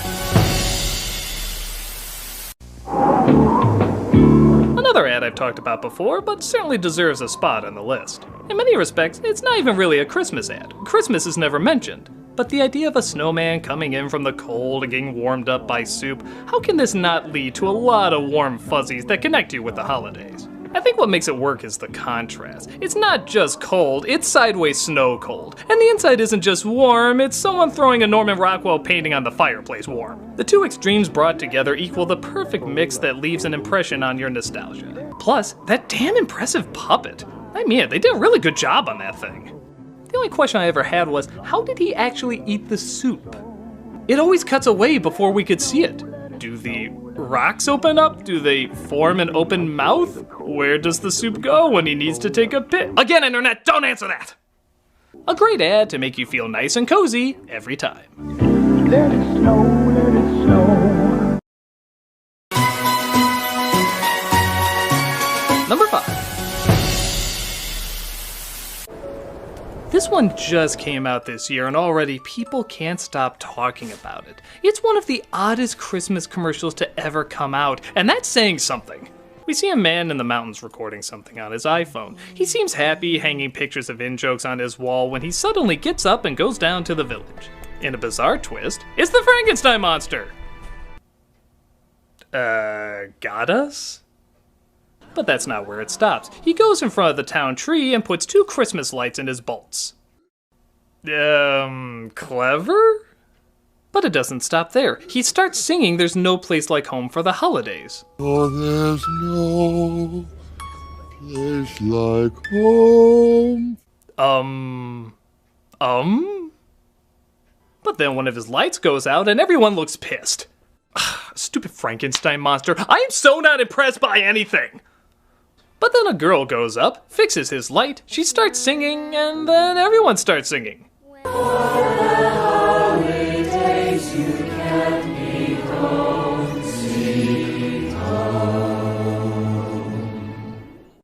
What the hell was that? This was so strange, so random, so bizarrely mixing whatever emotions we can't describe in a pot of I don't know. It's so out there that in a strange way, you have to admire it. It is so strange, but it clearly has a good heart too. And I think that kind of emotion does shine through. And everyone else seems to think so too. It already has millions of hits on YouTube just one day after it premiered. And it's still going strong. It can't be explained, it just has to be seen. So, the next time Raymond's brother tries to steal the spotlight and people find it uncomfortable, just send a little kid in to sing with him and suddenly everyone will find it cool.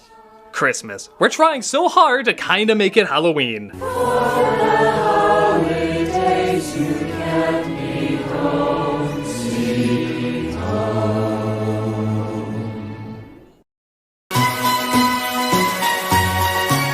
Number 4.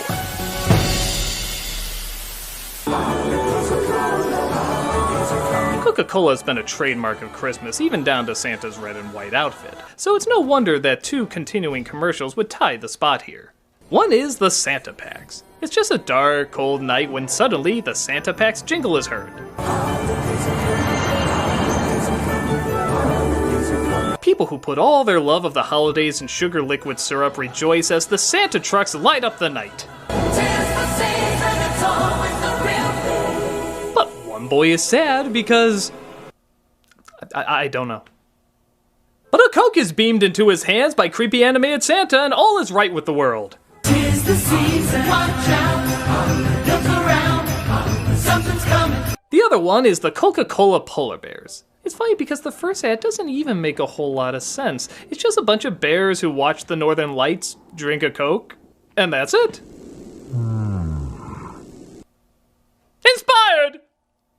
But the imagery was just so relaxing and so, for lack of a better word, cool, they had to keep bringing them back every year. Each has a story that usually went nowhere but just looked so damn awesome going nowhere. They were visual spectacles then, and they're still visual spectacles now. So that's why today, both Santa and the polar bears are seen on the Coca-Cola bottles. Both have nice winter colors that make you feel the cold, but also appreciate it at the same time. Seeing how these ads are still going today, Coke definitely means it when they say, always. Holidays are coming, always Coca-Cola.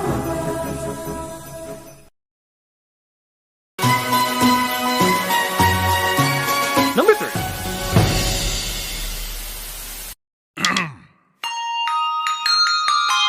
If not out of nostalgic obligation, it's perhaps out of pure stubborn dedication that this one makes the list. The Hershey Kisses Ringing Wish You a Merry Christmas is Hershey's longest running ad, debuting in 1989 and still going strong today. To make the story behind it even more interesting, the brand manager, John Dunn, was tasked with making several whimsical Hershey commercials but was told not to do a Christmas one. But he liked this idea so much and knew it would be a hit that he did it anyway. And we're still thankful. In hindsight, it's not much. It's disgustingly simple. But maybe that's why it lasts. It is simple. Anyone can see it, giggle, and feel good afterwards. It's not trying to be too big or too sentimental, it's just a little happy moment. Not unlike a little Hershey Kiss chocolate. It makes perfect sense. To say any more would ruin its simplicity, which honestly speaks for itself. So we'll just leave it as it is.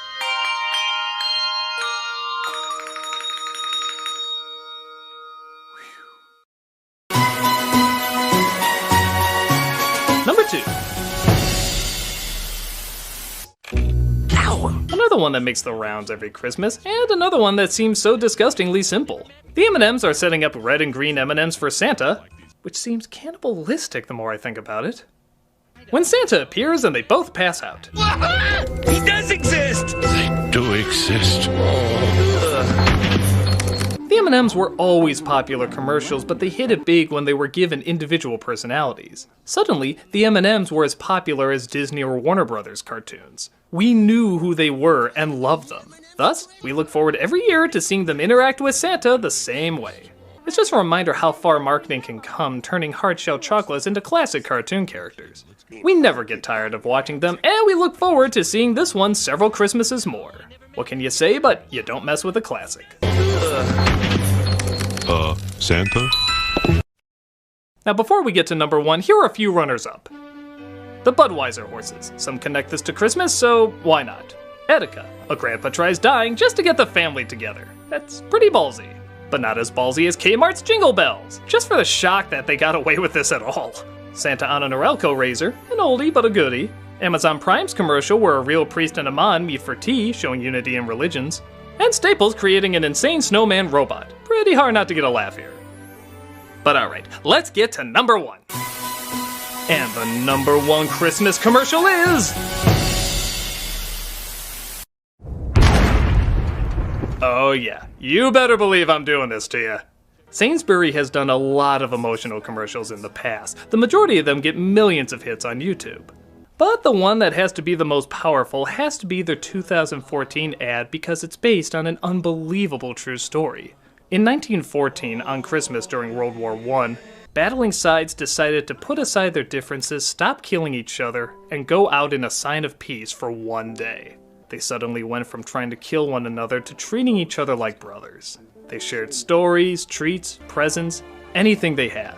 To make the ad even more powerful, it was released exactly 100 years after the event took place. They actually tried so hard to get this right that they teamed up with the Royal British Legion to get the details down.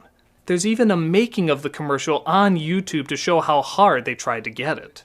The chocolate bar as well was sold in stores, and the profits all went to the Royal British Legion to benefit their armed forces and their families. This ad so easily could have come across as manipulative or even corny, but they did everything in their power to make sure the proud message of that night wasn't lost. It's a powerful commercial that represents a powerful point in history. Well, their effort doesn't go unrecognized, and when you watch it, all you can think is, yeah, that's what Christmas is all about. Sleep in heaven shall we.